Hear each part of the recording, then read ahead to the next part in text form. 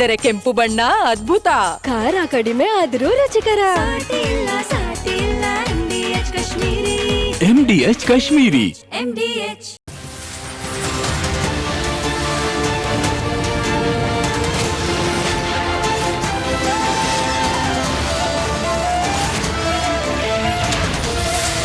ನೀವು ನೋಡ್ತಾ ಇದ್ದೀರಾ ರಿಪಬ್ಲಿಕ್ ಕನ್ನಡ. ಇದು ನಿಮ್ಮ ಧ್ವನಿ.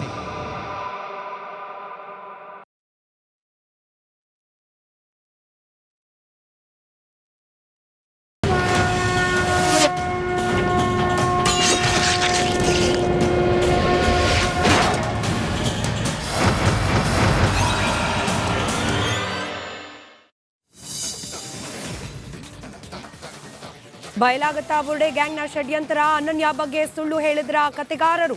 ರಿಪಬ್ಲಿಕ್ ಕನ್ನಡ ಸ್ಟುಡಿಯೋದಲ್ಲಿ ಮತ್ತೆ ಸುಜಾತಾ ಭಟ್. ಚಿನ್ನಯ್ಯನ ಬ್ಯಾಂಕ್ ಖಾತೆಗೆ ಹಣ ಟ್ರಾನ್ಸ್ಫರ್ ಕೇಸ್. ಮಟ್ಟಣ್ಣನವರ್ ಪತ್ನಿಗೆ SIT ಡ್ರಿಲ್. ತಿಮರೋಡಿ ಮನೆಯಲ್ಲಿ ಅಧಿಕಾರಿಗಳ ಪರಿಶೀಲನೆ. ಸೌಜನ್ಯ ಹೋರಾಟಗಾರನಿಗೆ ಬಂಧನದ ಭೀತಿ. ಗಡಿಪಾರು ಪ್ರಶ್ನಿಸಿ ಹೈಕೋರ್ಟ್ ಮೆಟ್ಟಿಲೇರಿದ ತಿಮರೋಡಿ. ಉಪವಿಭಾಗಾಧಿಕಾರಿ ಆದೇಶ ಪ್ರಶ್ನಿಸಿ ಅರ್ಜಿ. ಮಧ್ಯರಾತ್ರಿವರೆಗೂ ಮೆಸ್ ಓಪನ್ ಮಾಡಿದ ಮಾಜಿ ಸೈನಿಕನಿಗೆ ಥಳಿತ.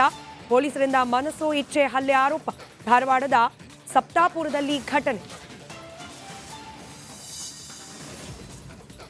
ಮರಣ ಮಳೆಗೆ ಉತ್ತರ ಕರ್ನಾಟಕ ತತ್ತರ. ಪ್ರವಾಹ ಪೀಡಿತ ಪ್ರದೇಶಗಳಿಗೆ ಬಿಜೆಪಿ ನಿಯೋಗ ಭೇಟಿ. ಬೀದರ್ನಲ್ಲಿ ವಿಜಯೇಂದ್ರಗೆ ರೈತರ ಮುತ್ತಿಗೆ.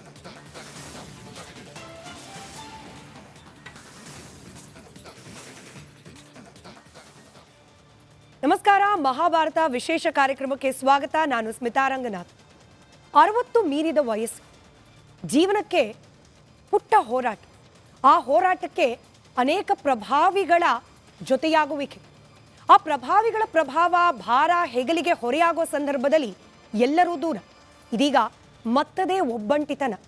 ಸುಜಾತಾ ಭಟ್ ಈ ಹೆಸರು ಕರ್ನಾಟಕದ ಜನರಿಗೆ ಹೊಸದಲ್ಲ, ಚಿರಪರಿಚಿತ. ಆದರೆ ಸುಜಾತಾ ಭಟ್ ಅನ್ನೋ ಒಂದು ಹಿರಿಯ ಜೀವವನ್ನ ಬಳಕೆ ಮಾಡಿಕೊಂಡು ದಾಳವಾಗಿಸ್ಕೊಂಡು ಆಕೆಯನ್ನ ಈಗ ಬೀದಲ್ ಬಿಟ್ಟವ್ರು ಯಾರು? ನಿಜವಾಗ್ಲೂ ಸುಜಾತಾ ಭಟ್ ಸುಳ್ಳು ಹೇಳಿದ್ದೇ ನಿಜ ಅನ್ನೋದಾದ್ರೆ, ಸುಳ್ಳು ಹೇಳುವಂತೆ ಮಾಡಿದ ಆ ವ್ಯಕ್ತಿ ಅಥವಾ ಆ ಪರಿಸ್ಥಿತಿ ಆದರೂ ಎಂಥದ್ದು? SIT ತನಿಖೆ, ಒಂದಷ್ಟು ಮಂದಿ ಪ್ರಭಾವಿಗಳ ಪರಿಚಯ, ಅದಾದ ನಂತರದ ಸುಜಾತಾ ಭಟ್ ಅವರ ಬದುಕು ಹೇಗಿದೆ? ಇದೀಗ ಇಡೀ ರಾಜ್ಯ ಸುಜಾತಾ ಭಟ್ ಅವರನ್ನ ಬೇರೆ ಬೇರೆ ಹೆಸರುಗಳಲ್ಲಿ ಕರಿತಿರೋ ಸಂದರ್ಭದಲ್ಲಿ ಆಕೆಯ ಮನಸ್ಸಿಗಾಗ್ತಾ ಇರುವ ತೊಳಲಾಟಗಳು ಎಂಥದ್ದು? ಮುಂದಿನ ಬದುಕಿನ ಬಗ್ಗೆ ಆಕೆಗೆ ಇರುವಂತಹ ಕಲ್ಪನೆಗಳು, ಆಶಾ ಭಾವನೆಗಳು ಎಂಥದ್ದು?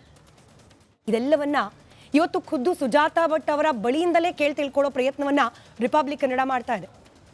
ಸುಜಾತಾ ಭಟ್ ಅವರೇ ನಮ್ಮ ಜೊತೆ ಸ್ಟುಡಿಯೋದಲ್ಲಿದ್ದಾರೆ. ನಮಸ್ಕಾರ, ಕಾರ್ಯಕ್ರಮಕ್ಕೆ ಸ್ವಾಗತ. ನಮಸ್ಕಾರ. ಮಾಧ್ಯಮಗಳು ಟಾರ್ಗೆಟ್ ಮಾಡ್ತು, ಮಾಧ್ಯಮಗಳು ನನ್ನನ್ನು ಮ್ಯಾಜಿಕ್ ಅಜ್ಜಿ ಅಂದರು, ಮಾಧ್ಯಮಗಳಿಂದಾಗಿ ಜೀವನ ಹಾಳಾಗಿದೆ, ಹೀಗಂತಿದ್ದ ಸುಜಾತಾ ಭಟ್ ಅವರನ್ನ ಇವತ್ತು ಈ ವೇದಿಕೆ ಕರೆಸ್ಕೊಳ್ಳಿಕ್ಕೆ ಉದ್ದೇಶ ಮಾಧ್ಯಮ ಪಾರದರ್ಶಕವಾಗಿರಬೇಕು ಅನ್ನೋ ಏಕಮೇವ ತತ್ವವನ್ನು ಅನುಸರಿಸುತ್ತೆ ರಿಪಬ್ಲಿಕ್ ಕನ್ನಡ. ಕಷ್ಟ, ಅನ್ಯಾಯ ಅಂತ ಹೇಳಿ ಯಾರೇ ಹೇಳಿದ್ರು ಕೂಡ ಅವರಿಗೊಂದು ವೇದಿಕೆಯನ್ನು ಒದಗಿಸಿ ಅವರ ಧ್ವನಿ ಇಡೀ ಕರ್ನಾಟಕಕ್ಕೆ, ಅದರಲ್ಲೂ ಕರ್ನಾಟಕವನ್ನು ಆಳುವ ಸರ್ಕಾರಕ್ಕೆ ಅಥವಾ ತನಿಖಾ ಸಂಸ್ಥೆಗಳಿಗೆ ತಲುಪಿಸಿ ಅವರಿಗೊಂದು ನ್ಯಾಯವನ್ನು ಕೊಡಿಸೋ ಪ್ರಯತ್ನ ಮಾಡಬೇಕು ಅನ್ನೋ ಏಕಮಾತ್ರ ಉದ್ದೇಶ ರಿಪಬ್ಲಿಕ್ ಕನ್ನಡದು. ಸುಜಾತಾ ಭಟ್ ಅವರು ಹೇಳ್ತಾ ಇರೋದ್ರಲ್ಲಿ ಸುಳ್ಳು ಇರಬಹುದು ಅನ್ನೋ ಅನುಮಾನ ಬಂದಾಗ ಇನ್ವೆಸ್ಟಿಗೇಷನ್ ಜರ್ನಲಿಸಂ ಮಾಡಿದ ಇದೇ ರಿಪಬ್ಲಿಕ್ ಕನ್ನಡ ಇವತ್ತು ಸುಜಾತಾ ಭಟ್ ಅವರು ಒಬ್ಬಂಟಿಯಾಗಿದ್ದಾರೆ ಅಂದಾಗ ವೇದಿಕೆಯನ್ನು ಒದಗಿಸಿದೆ. ವೀಕ್ಷಕರೇ, ಇಲ್ಲಿ ನಾವು ಮಾಡ್ತಿರೋದು ಟಾರ್ಗೆಟ್ ಅಲ್ಲ, ಬದಲಾಗಿ ಸುಜಾತಾ ಭಟ್ ಅನ್ನೋ ಹಿರಿಯ ಜೀವವೊಂದಕ್ಕೆ ವೇದಿಕೆಯನ್ನು ಒದಗಿಸಿ ಆದ ವಿಚಾರಗಳೇನು, ಮುಂದಾಗಬೇಕಾಗಿರೋ ವಿಚಾರಗಳು ಏನು ಅನ್ನೋದನ್ನ ಅವರ ಬಳಿಯಲ್ಲೇ ಮಾತನಾಡಬೇಕು ಅನ್ನೋ ಕಾರಣ. ಹಾಗಾಗಿ ಇವತ್ತು ಈ ಕಾರ್ಯಕ್ರಮವನ್ನು ಲೈವ್ ಆಗಿ ಮಾಡ್ತಿದ್ವಿ. ನಾವೆಲ್ಲೂ ಎಡಿಟ್ ಮಾಡಲ್ಲ ಅಮ್ಮ, ನಾವೆಲ್ಲೂ ಕೂಡ ತಿರ್ಚೋದಿಲ್ಲ. ನಿಮಗೆ ಅನ್ಕಂಫರ್ಟಬಲ್ ಅನಿಸುವ ಪ್ರಶ್ನೆಗಳನ್ನು ಕೇಳದೇ ಇರೋ ಪ್ರಯತ್ನವನ್ನು ನಾನು ಪ್ರಾಮಾಣಿಕವಾಗಿ ಮಾಡ್ತೀನಿ. ಹಾಗೆ ಕರ್ನಾಟಕದ ಜನರಿಗೆ ಇವತ್ತು ಮುಕ್ತ ಅವಕಾಶ ಕೊಟ್ಟಿದ್ದೀವಿ ನಿಮ್ಮನ್ನು ಪ್ರಶ್ನೆ ಮಾಡಲಿಕ್ಕೆ. ಯಾಕಂದರೆ ಅವರಿಗಿದೆ ಅನುಮಾನ ನಿಮ್ಮ ಬಗ್ಗೆ. ಹೀಗಾಗಿ ಅವರಿಗೆ ಇರುವ ಅನುಮಾನವನ್ನು ಬಗೆಹರಿಸಲಿಕ್ಕೂ ಕೂಡ ನಿಮಗೆ ಮುಕ್ತವಾದ ಅವಕಾಶವನ್ನು ಕೊಡೋ ಪ್ರಯತ್ನವನ್ನು ನಾನು ಮಾಡ್ತಾ ಹೋಗ್ತೀನಿ. ಇದಿಷ್ಟನ್ನು ಹೇಳ್ತಾ ಕಾರ್ಯಕ್ರಮಕ್ಕೆ ಸ್ವಾಗತ. ಅನನ್ಯ ಭಟ್ ಅನ್ನೋ ಒಬ್ಬ ಯುವತಿಯನ್ನ ಅಥವಾ ಒಂದು ಕ್ಯಾರೆಕ್ಟರನ್ನ ಹುಟ್ಟಿಸಿದವ್ರು ಯಾರು? ನೀವೇ ಅಂತ ಹೇಳಿ ಅನೇಕರು ಹೇಳ್ತಿದ್ದಾರೆ. ನಾನು ಹುಟ್ಟಿಸಲಿಲ್ಲ ಆ್ಯಕ್ಚುಲಿ ಅನನ್ಯ ಭಟ್ ಅನ್ನುವಂಥದ್ದನ್ನು ನಾನು ಯಾವತ್ತೂ ಹುಟ್ಟಿಸಲಿಲ್ಲ. ಬಟ್ ಇದು ಏನಾಗಿದೆ ಅಂದರೆ ಒಂದು ಯೂಟ್ಯೂಬ್ ಚಾನಲಲ್ಲಿ ಅವರದ್ದು ನಂಬರ್ ಗೊತ್ತಿರಲಿಲ್ಲ ನನಗೆ. ಆಗಿರುವಾಗ ಒಬ್ಬರು ಶಿವಶಂಕರ್ ಅಂತ ಕೋರ್ಟಲ್ಲಿ ಒಬ್ಬರು ಮೀಟ್ ಆಗಿದ್ದರು. ಅವರದ್ದೇನೋ ಧರ್ಮಸ್ಥಳದ ಬಗ್ಗೆ ಏನೋ ಅವರದ್ದೇನಿತ್ತೋ ಗೊತ್ತಿಲ್ಲ, ಅದು ನನಗೆ ಅಷ್ಟೊಂದು ಇದು ಗೊತ್ತಿಲ್ಲ. ಅವ್ರಿಗೇನೋ ಗ್ರಜ್ಜಿ ಅಂದರೆ ವ್ಯವಸ್ಥಿತವಾದ ಅವ್ರ ಮೇಲೆ ಏನೋ ಒಂದು ನೋವಾಗಿರ್ಬೋದು ಅಥವಾ ಏನೋ ಒಂದು ಇದಿರಬೇಕು ಅಂತ ವಾತಾವರಣದಲ್ಲಿ ಅನ್ನಿಸ್ತಾ ಇದೆ ಇವಾಗ ನನಗೆ. ಅವ್ರೇನು ಹೇಳಿದರು, ಎಂಥ ಒಂದು ಇದನ್ನು ಮಾಡಿಬಿಟ್ಟು ಕ್ರಿಯೇಟ್ ಮಾಡಿಬಿಟ್ಟು ನನ್ನ ಆಸ್ತಿಯನ್ನು ಈ ರೀತಿಯಲ್ಲಿ ತಗೊಂಡು ಹೋದರೆ ಅನನ್ಯ ಭಟ್ ಹೆಸರಲ್ಲಿ ಒಂದು ಇದು ಮಾಡಿಕೊಂಡು ಕವರ್ ಮಾಡಿ ಒಂದು ಹೆಸರನ್ನು ಮುನ್ನೆಲೆಗೆ ತಂದುಬಿಟ್ಟು ಅಲ್ಲಿಂದ ನಾನು ಇದನ್ನು ಮುಂದುವರಿಸ್ಕೊಂಡು ಹೋಗಿಬಿಟ್ರೆ ಆವಾಗ ಅವ್ರು ಹೇಳಿದಿಷ್ಟೇ, ನಿನ್ನ ಆಸ್ತಿನೂ ಇದರಲ್ಲಿ ಸೇರುತ್ತೆ, ನಿನ್ನ ಆಸ್ತಿಗೂ ನಿನಗೆ ಒಂದು ನ್ಯಾಯ ಸಿಗುತ್ತೆ ಅನ್ನುವಂಥ ರೀತಿಯಲ್ಲಿ ಅವ್ರು ನನ್ನನ್ನು ಬಿಂಬಿಸಿ ನನ್ನನ್ನು ಒಂದು ಇದಕ್ಕೆ ತಂದರು, ಒಂದು ಹಂತಕ್ಕೆ ತಂದರು. ಆವಾಗ ನಾನು ಅವರಿಗೆ ಫೋನ್ ಮಾಡಿಬಿಟ್ಟು ಅವ್ರು ಫೋನ್ ಮಾಡಿ ನಂಬರ್ ಕೊಟ್ಟು ಫೋನ್ ಮಾಡಿಬಿಟ್ಟು ನಾನು ಇದು ಮಾಡಿದೆ. ಅವರೆಲ್ಲರೂ ಹೇಳಿದರು, ನಿಮ್ಮ ಬೆನ್ನೆಲುಬಾಗಿ ನಾನು ನಿಲ್ತೀನಿ ಅಂತ ಆ ಮನುಷ್ಯ ಹೇಳಿದ್ದು ಹೌದು, ಇದು ಸತ್ಯ. ಸೊ ಅನನ್ಯ ಭಟ್ ಅನ್ನೋ ಒಂದು ಕ್ಯಾರೆಕ್ಟರ್ ಸುಜಾತ ಭಟ್ ಅವರ ಸೃಷ್ಟಿ ಅಲ್ಲ, ನನ್ನ ಸೃಷ್ಟಿಯಲ್ಲ. ಅಲ್ಲಿಂದ ಸ್ಟಾರ್ಟ್ ಆಯಿತು. ನಾನು ನನ್ನ ಪಾಡಿಗೆ ನಾನು ಹಾಯ್ ಕರುನಾಡು ಯೂಟ್ಯೂಬ್ ಚಾನಲನ್ನು ಇದು ಮಾಡಿದೆ, ಅವರನ್ನು ಅಪ್ರೋಚ್ ಮಾಡಿದೆ. ಅವರು ಬಂದರು, ಮಾತಾಡಿದರು. ಅಲ್ಲಿಂದ ಇದು ಮಾಡಿಕೊಂಡು ತುಂಬ ದಿನ ಆಗಿತ್ತು ಆ ಯೂಟ್ಯೂಬ್ ಚಾನಲು. ಅಲ್ಲಿಂದ ಅದು ಡಿಲೀಟು ಆಯಿತು. ಆಮೇಲೆ ಬರೀ ನನ್ನ ಆಸ್ತಿದು ಮಾತ್ರ ಉಳಿದಿತ್ತು ಆ ಯೂಟ್ಯೂಬ್ ಚಾನಲಲ್ಲಿ. ಅನನ್ಯ ಕಂಟೆಂಟ್ ಇರಲಿಲ್ಲ. ಅಲ್ಲಿಂದ ಏನಾಯಿತು, ಒಂದು ದಿನ ನಾನು ಹೀಗೆ ಅವರು ವಿಜಯ್ ಕುಮಾರ್ ಅಂತ ಅವ್ರ ಹೆಸರು, ಅವ್ರೇನು ಮಾಡಿದರು, ಇವರನ್ನು ಜಯಂತ್ ಟಿ ಮತ್ತು ಗಿರೀಶ್ ಮಟ್ಟಣ್ಣ ಅವರನ್ನು ಕರ್ಕೊಂಡು ಬಂದರು ನನ್ನ ಮನೆಗೆ. ನಾನು ಯಾವತ್ತೂ ಯಾರ ಮನೆ ಬಾಗಿಲಿಗೆ ನಾನು ಹೋಗಲಿಲ್ಲ. ನನ್ನ ಪಾಡು ಏನಿದೆ ಅದು ಮುಗ್ದು ಹೋಯಿತು, ಅಲ್ಲಿಗೆ ಕಟ್ಟಾಯಿತು.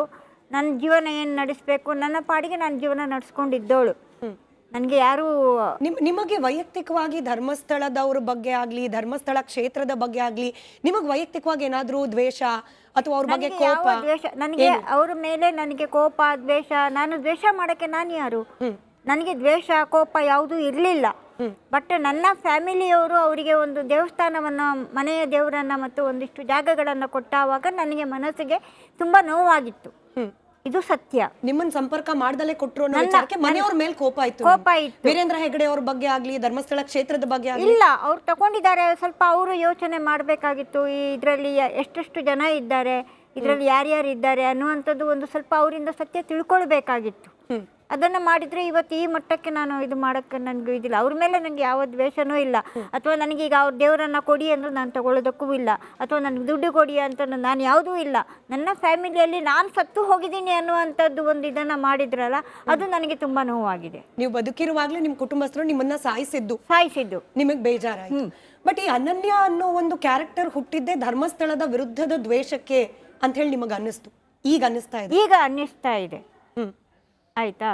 ಹಾಗಾಗಿ ನಾನು ಧರ್ಮಸ್ಥಳದವರನ್ನು ನಾನು ಯಾವತ್ತು ಅವ್ರು ನನಗೇನು, ನಾನು ಅವ್ರ ಹತ್ರ ನನ್ನ ದುಡ್ಡಿಗೆ ನಾನು ಸಾಯುವಾಗ ಏನು ಹೋಯ್ತೀನಿ, ನನಗೇನು ಬೇಡ. ಬಟ್ ಆದರೆ ನಾನು ಇಲ್ಲಿ ನನ್ನನ್ನು ಸಾಯಿಸಿದಾರಲ್ವಾ. ಆಮೇಲೆ ತಾತನ ಆಸ್ತಿ ಅದು ಏನೇ ಆಗಿದ್ರೂ ಅಟ್ಲೀಸ್ಟ್ ಮೊಮ್ಮಕ್ಕಳಿಗೆ ಒಂದು ಸೈನ್ ಅಂತ ಒಂದು ಇದಿರುತ್ತಲ್ವ, ಅದಕ್ಕಾದರೂ ಒಂದು ಇದು ಮಾಡಬೇಕಾಗಿತ್ತಲ್ವ. ಅದು ನನ್ನ ಫ್ಯಾಮಿಲಿ ಮೇಲೆ ಮತ್ತು ಒಂದು ಇದ್ರ ಮೇಲೆ ನನಗೆ ತುಂಬ ನೋವಾಗಿದೆ. ಯಾರ ಮೇಲೆ ನಾನು ದ್ವೇಷ ಮಾಡಲ್ಲ. ವೈಯಕ್ತಿಕವಾಗಿ ನಾನು ನೇರವಾಗಿ ಪ್ರಶ್ನೆ ಕೇಳ್ತೀನಿ. ವೀರೇಂದ್ರ ಹೆಗಡೆ ಅವ್ರ ಬಗ್ಗೆ ಆಗಲಿ ಅಥವಾ ಹರ್ಷೇಂದ್ರ ಅವ್ರ ಬಗ್ಗೆ ಆಗಲಿ, ವೈಯಕ್ತಿಕವಾಗಿ ಸುಜಾತ ಭಟ್ ಅವ್ರಿಗೆ ದ್ವೇಷ ಅಥವಾ ಅವ್ರಿಗೇನೋ ಕೆಟ್ಟದಾಗಬೇಕು ಅಂತ ಹೇಳಿ ಆ ಥರದ್ದು ಏನಾದರೂ ಇದೆಯಾ? ನನಗೆ ಯಾವತ್ತೂ ಇಲ್ಲ. ನನಗೆ ಯಾವತ್ತೂ ಇಲ್ಲ. ನಾನೇನೋ ಇವರ ಮಾತುಗಳನ್ನು ಕೇಳಿಕೊಂಡು, ಅವರಿಗೆ ಇವರ ಮಾತುಗಳೇ ಸತ್ಯ ಅಂತ ಕೇಳಿಕೊಂಡು ನಾನು ಒಂದಿಷ್ಟು ಬೈದಿದ್ದೀನಿ. ಅದಕ್ಕೂ ನಾನು ಕ್ಷಮೆ ಕೇಳ್ತೀನಿ ಅವ್ರ ಹತ್ರ. ಬಹಿರಂಗವಾಗಿ ನಾನು ಕ್ಷಮೆ ಕೇಳ್ತೀನಿ. ನನಗೆ ಅವರಿಂದ ನನಗೇನು ಇದಾಗಬೇಕಾಗಿಲ್ಲ ಅಲ್ವಾ? ಯಾಕೆ ಬೇಕು ನನಗೆ ಆ ವಿಚಾರಗಳನ್ನು ನಾನು ಇದು ಮಾಡುವಂಥದ್ದೇನೂ ಇಲ್ಲ. ಇಲ್ಲಿ ಮಾಧ್ಯಮದಲ್ಲಿ ಕೂತ್ಕೊಂಡು ಆ ಒಂದು ಚಾನಲಲ್ಲಿ ಕೂತ್ಕೊಂಡು ನನ್ನ ಅಕ್ಕನ ಗಂಡ ಅವನು ನಾನು ನಕ್ಸಲೈಟು ಇನ್ನೊಂದು ಮತ್ತೊಂದು ಎಲ್ಲ ಹೇಳಿದ್ದಾರೆ. ನಾನು ನಕ್ಸಲೈಟ್ ಆಗಿದ್ರೆ ನಾನು ಕಾಡಿನಲ್ಲಿ ಇರಬೇಕಾಗಿತ್ತು, ಯಾಕೆ ಸಿಟಿಯಲ್ಲಿ ಇರಬೇಕಾಗಿತ್ತು? ತಪ್ಪಲ್ವಾ ಅದು ಹೇಳೋದು? ಎಲ್ಲೋ ಒಂದ್ ಕಡೆ ಒಬ್ಬ ಅಸಹಾಯಕ ಹೆಣ್ಣು ಮಗಳನ್ನ ನಿಮ್ಮ ಜೀವನದ ದಾರಿಯಲ್ಲಿ ಸಿಕ್ಕವರೆಲ್ಲರೂ ಕೂಡ ದುರುಪಯೋಗ ಪಡಿಸ್ಕೊಂಡ್ರು ಅನ್ನಿಸ್ತಿದ್ಯಾ? ಕುಟುಂಬಸ್ಥರಾಗಿರಬಹುದು, ನೀವು ಆಸ್ತಿ ಹುಡ್ಕೊಂಡು ಹೋದಾಗ ಸಿಕ್ಕ ಯೂಟ್ಯೂಬರ್ಗಳಾಗಿರಬಹುದು, ಅದಾದ ನಂತರದಲ್ಲಿ ನಿಮ್ಗೆ ಆಸ್ತಿ ಕೊಡಿಸ್ತೀವಿ ಅಂತ ಭರವಸೆ ಕೊಟ್ಟ ಕೆಲ ಹೋರಾಟಗಾರರು, ಅವ್ರು ನಿಮ್ಮ ಪರಿಸ್ಥಿತಿಯನ್ನ ಹಾಗೆ ನಿಮ್ಮನ್ನ ದುರುಪಯೋಗ ಪಡಿಸ್ಕೊಂಡ್ರು ಅಂತ ಅನ್ನಿಸ್ತಿದ್ಯಾ? ನನಗೆ ಅನ್ನಿಸ್ತಾ ಇದೆ ಇವಾಗ. ನನಗೆ ಇದೆಲ್ಲ ಬೇಕಾಗಿರಲಿಲ್ಲ. ನಾನು ಈ ವಿಚಾರದಲ್ಲೇ ನಾನು ಒಂದು ಸೈಡಲ್ಲಿ ನನ್ನ ಪಾಡು ನನ್ನ ಜೀವನ ನಡೆಸ್ಕೊಂಡು ಹೋಗ್ತಾ ಇತ್ತು. ಈ ಇದ್ರವ್ರು ಇಲ್ಲ ಬಂದು ನನ್ನ ಇದನ್ನು ನಾನು ನಿಮಗೆಲ್ಲ ನಾನು ರೆಡಿ ಮಾಡಿ ಸರಿ ಮಾಡಿ ಕೊಡ್ತೀನಿ, ನಿಮ್ಮನ್ನು ನಾನು ಹೀಗೆ ಮಾಡ್ತೀನಿ ಹಾಗೆ ಮಾಡ್ತೀನಿ ಅಂತ ಹೇಳಿಕೊಂಡು ನನ್ನ ಒಂದು ಇದನ್ನು ಒಂದು ಸ್ವಾಭಿಮಾನಕ್ಕೆ ಒಂದು ಧಕ್ಕೆ ತಂದು ಕೊಟ್ಟಿದ್ದಾರೆ. ಅದು ನನಗೆ ತುಂಬ ಬೇಜಾರಾಗಿದೆ. ನನಗೆ ಈ ಆಸ್ತಿ ಹುಡ್ಕೊಂಡು ಹೊರಟದ ಸುಜಾತಾ ಭಟ್ ಅವ್ರಿಗೆ ಆಸ್ತಿ ಲಿಂಕ್ ಕೊಟ್ಟವ್ರು ಯಾರು? ಇದು ಆಸ್ತಿ ಲಿಂಕ್ ಕೊಟ್ಟಿದ್ದು ಇವರೇ, ಗಿರೀಶ್ ಮಟ್ಟಣ್ಣ ಇವರೇ. ನನಗೂ ಅದು ಬುರುಡೆಗೂ ನನಗೂ ಯಾವುದೇ ರೀತಿಯ ಸಂಬಂಧ ಇಲ್ಲ. ನೀವು ಗಿರೀಶ್ ಮಟ್ಟಣ್ಣನವರ ಹೆಸರನ್ನ ನೀವಾಗೆ ತಗೊಳ್ತಿದ್ದೀರಿ, ನಾನು ಎಲ್ಲೂ ಕೇಳಿಲ್ಲ ಇವರೇನಾ ಅಂತ ಹೇಳಿ. ಇಲ್ಲ, ಅವರೇ ಹೇಳಿದ್ದು. ಬಲವಂತವಾಗಿ ಸುಜಾತಾ ಭಟ್ ಅವ್ರ ಕೈಯಲ್ಲಿ ರಿಪಬ್ಲಿಕ್ ಕನ್ನಡದವ್ರ ಹೆಸರು ಹೇಳಿಸಿದ್ರು ಅಂತ ಆಗ್ಬಾರ್ದು. ನಾನು ನಿಮ್ಮ ಮೇಲೆ ನಾನು ರಿಪಬ್ಲಿಕ್ ಕನ್ನಡದ ಮೇಲೆ ನಾನು ಯಾವತ್ತೂ ನೀವಲ್ಲ, ಬೇರೆ ಯಾರು ಬೇರೆ ಯಾರು ಹೇಳೋ ಅವಶ್ಯಕತೆ ಇಲ್ಲ. ನಾನೇ ಹೇಳ್ತಾ ಇದ್ದೀನಿ. ನಾನು ಅವರನ್ನು ಹುಡುಕಿಕೊಂಡು ಹೋಗ್ಲಿಲ್ಲ, ಅವರು ನನ್ನ ಮನೆ ಬಾಗಿಲಿಗೆ ಬಂದಿದ್ದು. ಯಾವತ್ತು ಅವ್ರ ಮನೆ ಬಾಗಿಲಿಗೆ ಹೋಗಿದ್ದೀನಿ ಅಂತ ಇವ್ರು ಹೇಗೆ ಹೇಳಿದ್ರು? ನನಗೆ ಅವ್ರ ಮನೆ ಎಲ್ಲಿದೆ ಅಂತಲೂ ನನಗೆ ಗೊತ್ತಿಲ್ಲ. ಯಾವಾಗ ಬಂದಿದ್ದು ಗಿರೀಶ್ ಮಟ್ಟಣ್ಣನವರವರ ಸಂಪರ್ಕ ಅಥವಾ ಪರಿಚಯ ಯಾವಾಗ ಆಗಿದ್ದು? ಏನ್ ಹೇಳಿದ್ರು ನಿಮ್ಗೆ? 24ರಲ್ಲಿ ಆಗಿರೋದು. 2024 ಕಳೆದ ವರ್ಷ. ಅದಾದ ಮೇಲೆ ನಾನು ಸುಮ್ಮನೆ ಸೈಲೆಂಟ್ ಆಗಿಯೇ ಇದ್ದೆ. ಆಮೇಲೆ ಒಂದು ದಿನ ಇದು ಮಾಡಿದರು, ಫೋನ್ ಮಾಡಿದರು, ರೆಡಿಯಾಗಿ ನೀವು 2 ಬಟ್ಟೆ ತಗೊಂಡು ಬ್ಯಾಗ್ ತಗೊಂಡು ಆಧಾರ್ ಕಾರ್ಡ್ ತಗೊಂಡು ರೆಡಿ ಆಗಬೇಕು ಅಂದರು. ನಾನು ಎಲ್ಲಿಗೆ ಅಂತ ಕೇಳಿದೆ. ಎಲ್ಲಿಗೆ ಅಂತಲೂ ಸರಿಯಾಗಿ ಹೇಳಲಿಲ್ಲ, ನನಗೆ ವಿಚಾರ ಹೇಳಲಿಲ್ಲ. ರೆಡಿ ಆದೆ ನಾನು. ಹೇಳಲಿಲ್ಲ ಅಂದಮೇಲೆ ಅವ್ರು ಹೇಳಿದ ಮಾತಿಗೆ ಏನೋ ಇರ್ಬೋದು ಅಂತ ನಾನು ತಿಳ್ಕೊಂಡು ಹೊರಟು ನನಗೆ ಗೊತ್ತಿಲ್ಲ. ಫ್ಲೈಟಲ್ಲಿ ಟಿಕೆಟು ಇದಾಯಿತು. ಅಲ್ಲಿಂದ ಜರ್ನಿ ಇದಾಯಿತು. ಡೆಲ್ಲಿಗೆ ಹೋದೆ. ಡೆಲ್ಲಿಯಲ್ಲಿಯೂ ಅಷ್ಟೇ ಆ ಮನುಷ್ಯನಿಗೆ ಕೇಳಿದೆ ಇವ್ರು ಯಾರು ಅಂತ ಕೇಳಿದರೆ ಅವ್ರ ಹತ್ರ ಮಾತಾಡಲಿಕ್ಕೂ ನನಗೆ ಬಿಡಲಿಲ್ಲ. ಆ ಮುಸ್ಕುದಾರಿ ಯಾರಿದ್ದಾನೋ ಅವನ ಹತ್ರನೂ ಮಾತಾಡೋಕ್ಕೆ ಬಿಡಲಿಲ್ಲ. ಚಿನ್ನಯ್ಯನೂ ಇದ್ದ ನಿಮ್ಮ ಜೊತೆ? ಚಿನ್ನಯ್ಯನೂ ಇದ್ದ ನನ್ನ ಜೊತೆಗೆ. ಹೋಗಿದ್ರಿ ದೆಹಲಿಗೆ? ನಾನು, ಚಿನ್ನಯ್ಯ, ಅವನ ಹೆಸರು ನನಗೆ ಚಿನ್ನಯ್ಯ ಅಂತ ಇಲ್ಲ, ಆವಾಗ ತಮ್ಮಣ್ಣ ಅಂತ ಹೇಳಿದರು. ತಮ್ಮಣ್ಣ, ಆಮೇಲೆ ಜಯಂತಿ ಮತ್ತು ಗಿರೀಶ್ ಮಟ್ಟಣ್ಣ. ಜಯಂತಿ ನಿಮ್ಮ ಜೊತೆಲೇ ಬಂದ್ರ ಫ್ಲೈಟ್? ಇಲ್ಲ, ನನ್ನ ಜೊತೆಗೆ ಬಂದಿಲ್ಲ. ಅವರು ಸಪ್ರೇಟಾಗಿ ಹೋಗಿದ್ರು. ಅಲ್ಲಿಗೆ ಹೋದ ಮೇಲೆ ನನಗೆ ಗೊತ್ತಾಗಿದ್ದು ಜಯಂತಿಯಲ್ಲಿ ನೋಡಿದ ಮೇಲೇ. ನಮ್ಗಿಂತ ಮುಂಚೆನೇ ಹೋಗಿದ್ರು ಅವರು ಅಲ್ಲಿಗೆ. ಅಲ್ಲಿಂದ ಅಲ್ಲಿ ಒಂದು ದಿನ 4-5 ಇರಬೇಕು ಸಮಥಿಂಗ್ ಆ ಟೈಮಲ್ಲಿ ಎಲ್ಲ ಮುಗಿಯಿತು. ಅಲ್ಲಿಂದ ಸುಪ್ರೀಂ ಕೋರ್ಟಿಗೆ ನನ್ನನ್ನು ಎಲ್ಲಿಗೂ ಕರ್ಕೊಂಡು ಹೋಗಲಿಲ್ಲ. ನನ್ನನ್ನು ಅವರೆಲ್ಲಿಗೆ ಹೋಗ್ತಾರೋ ಅಲ್ಲಿಗೆ ನನ್ನನ್ನು ಅಲ್ಲಿ ಒಂದು ಕಡೆ ಕೂರಿಸಿಡೋದು. ಆಮೇಲೆ ಇವರು ಧನಂಜಯ ಆಫೀಸ್ ನನಗೆ ಅವರದ್ದು ಆಫೀಸು ನನಗೂ ಗೊತ್ತಿಲ್ಲ, KV ಧನಂಜಯ ಅಂತ ನನಗೂ ಗೊತ್ತಿಲ್ಲ. ಸುಮ್ಮನೆ ಅವ್ರ ಮೇಲೆ ನಾನು ಅಪವಾದ ಹಾಕಬಾರ್ದು. ಸರಿ ಸರಿ. ಯಾಕೆ ಅಂದರೆ ಆ ಮನುಷ್ಯನು ಸ್ವಲ್ಪ ಇನ್ನೋಸೆಂಟ್ ವ್ಯಕ್ತಿ. ಅವರನ್ನು ಇದರಲ್ಲಿ ಬಲಿಪಶು ಮಾಡಿದ್ದಾರೆ ಇವಾಗ ನನಗೆ ಅನ್ನಿಸ್ತಾ ಇದೆ. KV ಧನಂಜಯ ಅವರನ್ನು ಕೂಡ ಬಲಿಪಶು ಮಾಡಿದ್ದಾರೆ. ಹೌದು. ಯಾಕೆ ಅಂತ ಹೇಳಿದರೆ ಇವರು ಸತ್ಯ ಹೇಳ್ಬೋದಾಗಿತ್ತು. ಇವಾಗಿನ ಸಿಚುವೇಶನನ್ನು ನೋಡಿದಾಗ, ಯಾವಾಗ ವಿಠ್ಠಲ್ ಗೌಡ ಬಂದ, ವಿಠ್ಠಲ್ ಗೌಡ ಯಾವಾಗ ಬುರ್ಡೆ ಅಂತ ಹೇಳಿ ತಂದು ಅವರೇ ಕೊಟ್ಟಿದ್ದು ಅಂತ ಆದವಾಗ ಅವರ ಇದರಲ್ಲಾದರೂ ಸತ್ಯ ಹೇಳ್ಬೋದಾಗಿತ್ತಲ್ವಾ? ಚಿನ್ನಯ್ಯನನ್ನು ಯಾಕೆ ಕರ್ಕೊಂಡೋಗಿ ನಿಲ್ಲಿಸಬೇಕಾಗಿತ್ತು? ನಾನು ಕೇಳೋದು, ವಿಠ್ಠಲ್ ಗೌಡ ತಂದು ಬುರ್ಡೆ ತಂದು ಕೊಟ್ಟವಾಗ ಚಿನ್ನಯ್ಯನನ್ನು ಯಾಕೆ ಕರ್ಕೊಂಡು ಹೋಗ್ಬೇಕು? ಸರಿ ಅಲ್ವಾ? ಅಂದ್ರೆ ಇವಾಗ ಬುರ್ಡೆ ತಂದು ಕೊಟ್ಟಿದ್ದು ವಿಠ್ಠಲ್ ಗೌಡ, ಆದ್ರೆ ಚಿನ್ನಯ್ಯನನ್ನು ಕೂಡ ಇಲ್ಲಿ ಒಬ್ಬ ಅಸ್ತ್ರವಾಗಿ ಬಳಕೆ ಮಾಡ್ಕೊಂಡ್ರು, ದಾಳವಾಗಿ ಬಳಕೆ ಮಾಡ್ಕೊಂಡಿದ್ದಾರೆ. ದೆಹಲಿಗೆ ಹೋದಾಗ ನೀವು ಯಾರನ್ನಾದ್ರೂ ಮಾತಾಡ್ಸಿದ್ರ? ಅನನ್ಯ ಭಟ್ ಬಗ್ಗೆ ಯಾರಾದ್ರೂ ಲಾಯರ್ಸ್ ಅಥವಾ ಕೋರ್ಟ್? ಇಲ್ಲ, ಯಾರ ಹತ್ರನೂ ನಾನು ಮಾತಾಡ್ಸಿಲ್ಲ. ನನ್ನನ್ನು ಒಂದು ಕಡೆ ಕೂರಿಸಿಟ್ರು. ಆಮೇಲೆ ಅವರಷ್ಟಕ್ಕೆ ಏನೋ ಮಾತಾಡ್ಕೊಂಡಿದ್ರು. ನನಗೆ ಆ ವಿಚಾರನೇ ನನಗೆ ಗೊತ್ತಿಲ್ಲ. ನೀವು ಕೇಳಲಿಲ್ವಾ ಯಾಕೆ ಕರ್ಕೊಂಡು ಹೋಗಿದ್ದೀರಿ ನನ್ನ? ಏನು ಹೇಳಲಿಲ್ಲ, ಯಾವ ವಿಚಾರನೂ ಹೇಳಲಿಲ್ಲ ನನ್ನ ಹತ್ರ. ಬುರ್ಡೆ ಇದೆ, ಅದು ಇದೆ, ನನಗೇನು ಗೊತ್ತಿಲ್ಲ. ದೆಹಲಿಗೆ ಹೋದಾಗ್ಲೂ ನಿಮಗೆ ಬುರ್ಡೆ ವಿಚಾರ ಗೊತ್ತಿಲ್ಲ ನನಗೆ. ಇದು ಸತ್ಯ. ಅಲ್ಲಿಂದ ಬಂದ್ವಿ, ಮತ್ತೆ ನೆಕ್ಸ್ಟ್ ಡೇ ಹೋದ್ವಿ. ನೆಕ್ಸ್ಟ್ ಡೇನೂ ಅಷ್ಟೇ ನನ್ನನ್ನು ಕಾರಲ್ಲಿ ಕೂರಿಸಿಟ್ರು. ಅವರಷ್ಟೇ ಜನ ಹೋದರು. ಏನು ಮಾತಾಡಿದ್ರು ನನಗೆ ಅದು ವಿಚಾರನೇ ಗೊತ್ತಿಲ್ಲ. ನನಗೆ ಬುರ್ಡೆಗೂ ಇದಕ್ಕೂ ನನಗೆ ಸಂಬಂಧ ಇಲ್ಲ, ಅಷ್ಟೇ ಹೇಳ್ಬೋದು. ಅನನ್ಯ ಭಟ್ ಅನ್ನೋ ಒಂದು ಹೆಸರು ಹೆಂಗಾಗೋಯ್ತು ಅಂತಂದ್ರೆ, MBBS ಓದ್ತಾ ಇದ್ರಂತೆ, ಪಾಪ ಕಷ್ಟಪಟ್ಟು ಕೋಲ್ಕತ್ತಾದಲ್ಲೆಲ್ಲೋ ಕೆಲಸ ಮಾಡ್ಕೊಂಡು ಈ ಬಡತಾಯಿ ಮಗಳನ್ನ MBBS ಕಲಿಸ್ತಾ ಇರೋ ಸಂದರ್ಭದಲ್ಲಿ ಆಕೆ ಮೇಲೆ ಅತ್ಯಾಚಾರ ಆಗಿರಬಹುದು, ನೋಡಿ, ಆಕೆ ಮಿಸ್ಸಿಂಗ್ ಆಗಿರಬಹುದು. ಒಂದು ನಿಮಿಷ. ಅಲ್ಲ, ಈ ಕತೆ ಬರ್ದವ್ರು ಯಾರು? ಯಾಕಂದ್ರೆ ಜನ ನಿಮ್ಮನ್ನ ದೂಷಿಸ್ತಾ ಇದ್ದಾರೆ, ಸುಜಾತಾ ಭಟ್ ಅವರೇ ಬರ್ದಿರೋ ಸುಳ್ಳು ಕತೆ ಇದು ಅಂತ ಹೇಳಿ. ಸುಳ್ಳು, ನಾನು ಕತೆ ಬರೆದಿಲ್ಲ. ನನ್ನ ಕತೆ ಬರೆಯೋಕ್ಕೆ ನನಗೆ ಅಷ್ಟೊಂದು ಇದಿಲ್ಲ. ನನ್ನ ಕತೆ ನನ್ನನ್ನು ಪಾತ್ರಧಾರಿಯನ್ನಾಗಿ ಮಾಡಿದ್ದಾರೆ. ಸೂತ್ರ ಬೇರೆಯವರು, ಬರೀ ಪಾತ್ರ ಮಾತ್ರ ನಂದು ಇಲ್ಲಿ. ನನ್ನ ಒಂದು ಮನುಷ್ಯತ್ವ, ನನ್ನ ಒಂದು ಮಾನವೀಯತೆ, ನನ್ನ ಒಂದು ಸ್ವಾಭಿಮಾನವನ್ನು ಇವರೆಲ್ಲ ನನ್ನ ಒಂದು ಜೀವನವನ್ನೇ ದುರುಪಯೋಗ ಮಾಡ್ಕೊಂಡು ಬಿಟ್ಟಿದ್ದಾರೆ. ಇಷ್ಟನ್ನು ನಾನು ಹೇಳ್ಬೋದು. ಬರ್ದವ್ರು ಯಾರು ಹಾಗಾದ್ರೆ? ಅನನ್ಯ ಅದೇ ಭಟ್ ಹೇಳಿದ್ನಲ್ಲ, MBBS ಶಿವಶಂಕರ್ ಅಂತ ಹೇಳಿದ್ನಲ್ವಾ, ಇದಾರ ಅವ್ರು ಇವಾಗ ಇದಾರ? ಅವರಿಲ್ಲ ಇವಾಗ, ಅವರಿಲ್ಲ, ಆ ವ್ಯಕ್ತಿ ಇಲ್ಲ. ಬಟ್ ನೀವು ಆ ಯೂಟ್ಯೂಬ್ ಚಾನೆಲ್ಗೆ ಕೊಟ್ಟ ಇಂಟರ್ವ್ಯೂ ಅನ್ನೇ ನಿಜ ಅಂತ ಭಾವಿಸಿ ಒಬ್ಬ ವೃದ್ಧೆಗೆ ಸಹಾಯ ಮಾಡಬೇಕು ಅಂತ ನಾವು ಹೋದ್ವಿ, ನಮಗೂ ಮೋಸ ಮಾಡಿಬಿಟ್ರು ಸುಜಾತಾ ಭಟ್. ಇದು ಗಿರೀಶ್ ಮಟ್ಟಣ್ಣನವರ ಈಗಿನ ವಾದ. ನನಗೆ ಸಹಾಯ ಮಾಡೋಕ್ಕೆ ಬಂದಿದ್ದಾರೆ ಅಂತ ಹೇಳಿದ್ರು, ನನಗೆ ಯಾವ ರೀತಿಯ ಸಹಾಯ, ನಾನು ಅವ್ರ ಹತ್ರ ಸಹಾಯ ಕೊಡಿ ಅಂತ ನಾನು ಕೇಳಲಿಲ್ಲ. ನಾನು ಯಾವತ್ತೂ ಅವ್ರ ಹತ್ರ ನನಗೆ ಸಹಾಯ ಮಾಡಿ ಅಂತ ನಾನು ಯಾವತ್ತೂ ಕೇಳಲಿಲ್ಲ. ಅವರಾಗಿ ನನ್ನ ಮನೆ ಬಾಗಿಲಿಗೆ ಬಂದಿದ್ದಾರೆ ಬಿಟ್ಟು ನಾನಾಗಿ ಅವ್ರ ಮನೆಗೆ ಹೋಗಿ ಭಿಕ್ಷೆ ಎತ್ತಲಿಲ್ಲ. ನನಗೆ ಸಹಾಯ ಮಾಡಿ, ನನಗೆ ಹೀಗೆ ಮಾಡಿ ಅಂತ ಯಾಕೆ ಸುಳ್ಳು ಹೇಳಬೇಕು? ನನಗೆ ಅವ್ರ ಮನೆ ಎಲ್ಲಿದೆ ಅಂತಲೇ ಗೊತ್ತಿಲ್ಲ. ಆಮೇಲೆ ದುಡ್ಡು ಕೊಟ್ಟಿದ್ದೀನಿ, ಲಕ್ಷ ದುಡ್ಡು ಕೊಟ್ಟಿದ್ದಾರೆ ಅಂತ ಹೇಳೋಕ್ಕೆ ನನ್ನ ಹತ್ರ ಯಾವ ಲಕ್ಷ ದುಡ್ಡು ಇಲ್ಲ. ನಾನಿವತ್ತು ಬೀದಿ ಬದಿಯಲ್ಲಿ ವ್ಯಾಪಾರ ಮಾಡಬೇಕು.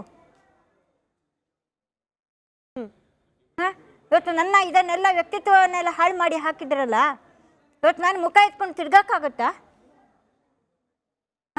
ಹೇಳಿ. ಗಿರೀಶ್ ಮಟ್ಟಣ್ಣನವರವರು ಹಾಗೆ ಅವ್ರ ಜೊತೆಯಲ್ಲಿ ಇರೋರು ಹೇಳೋದು ನಮ್ಮ ಹತ್ರ ನಿಜ ಹೇಳ್ಬಿಡ್ಬೋದಾಗಿತ್ತು. ಏನ್ ನಿಜ ಕೇವಲ ಆಸ್ತಿ ಹೇಳೋದು? ವಿಚಾರಕ್ಕೆ ಹೋರಾಟ ನಂದು, ಮಗಳಿರ್ಲಿಲ್ಲ. ಅಲ್ಲಿ ಹೇಳಕ್ಕೆ ಯಾವುದೇ ರೀತಿಯ ಅವಕಾಶ ಕೊಡಲಿಲ್ಲ.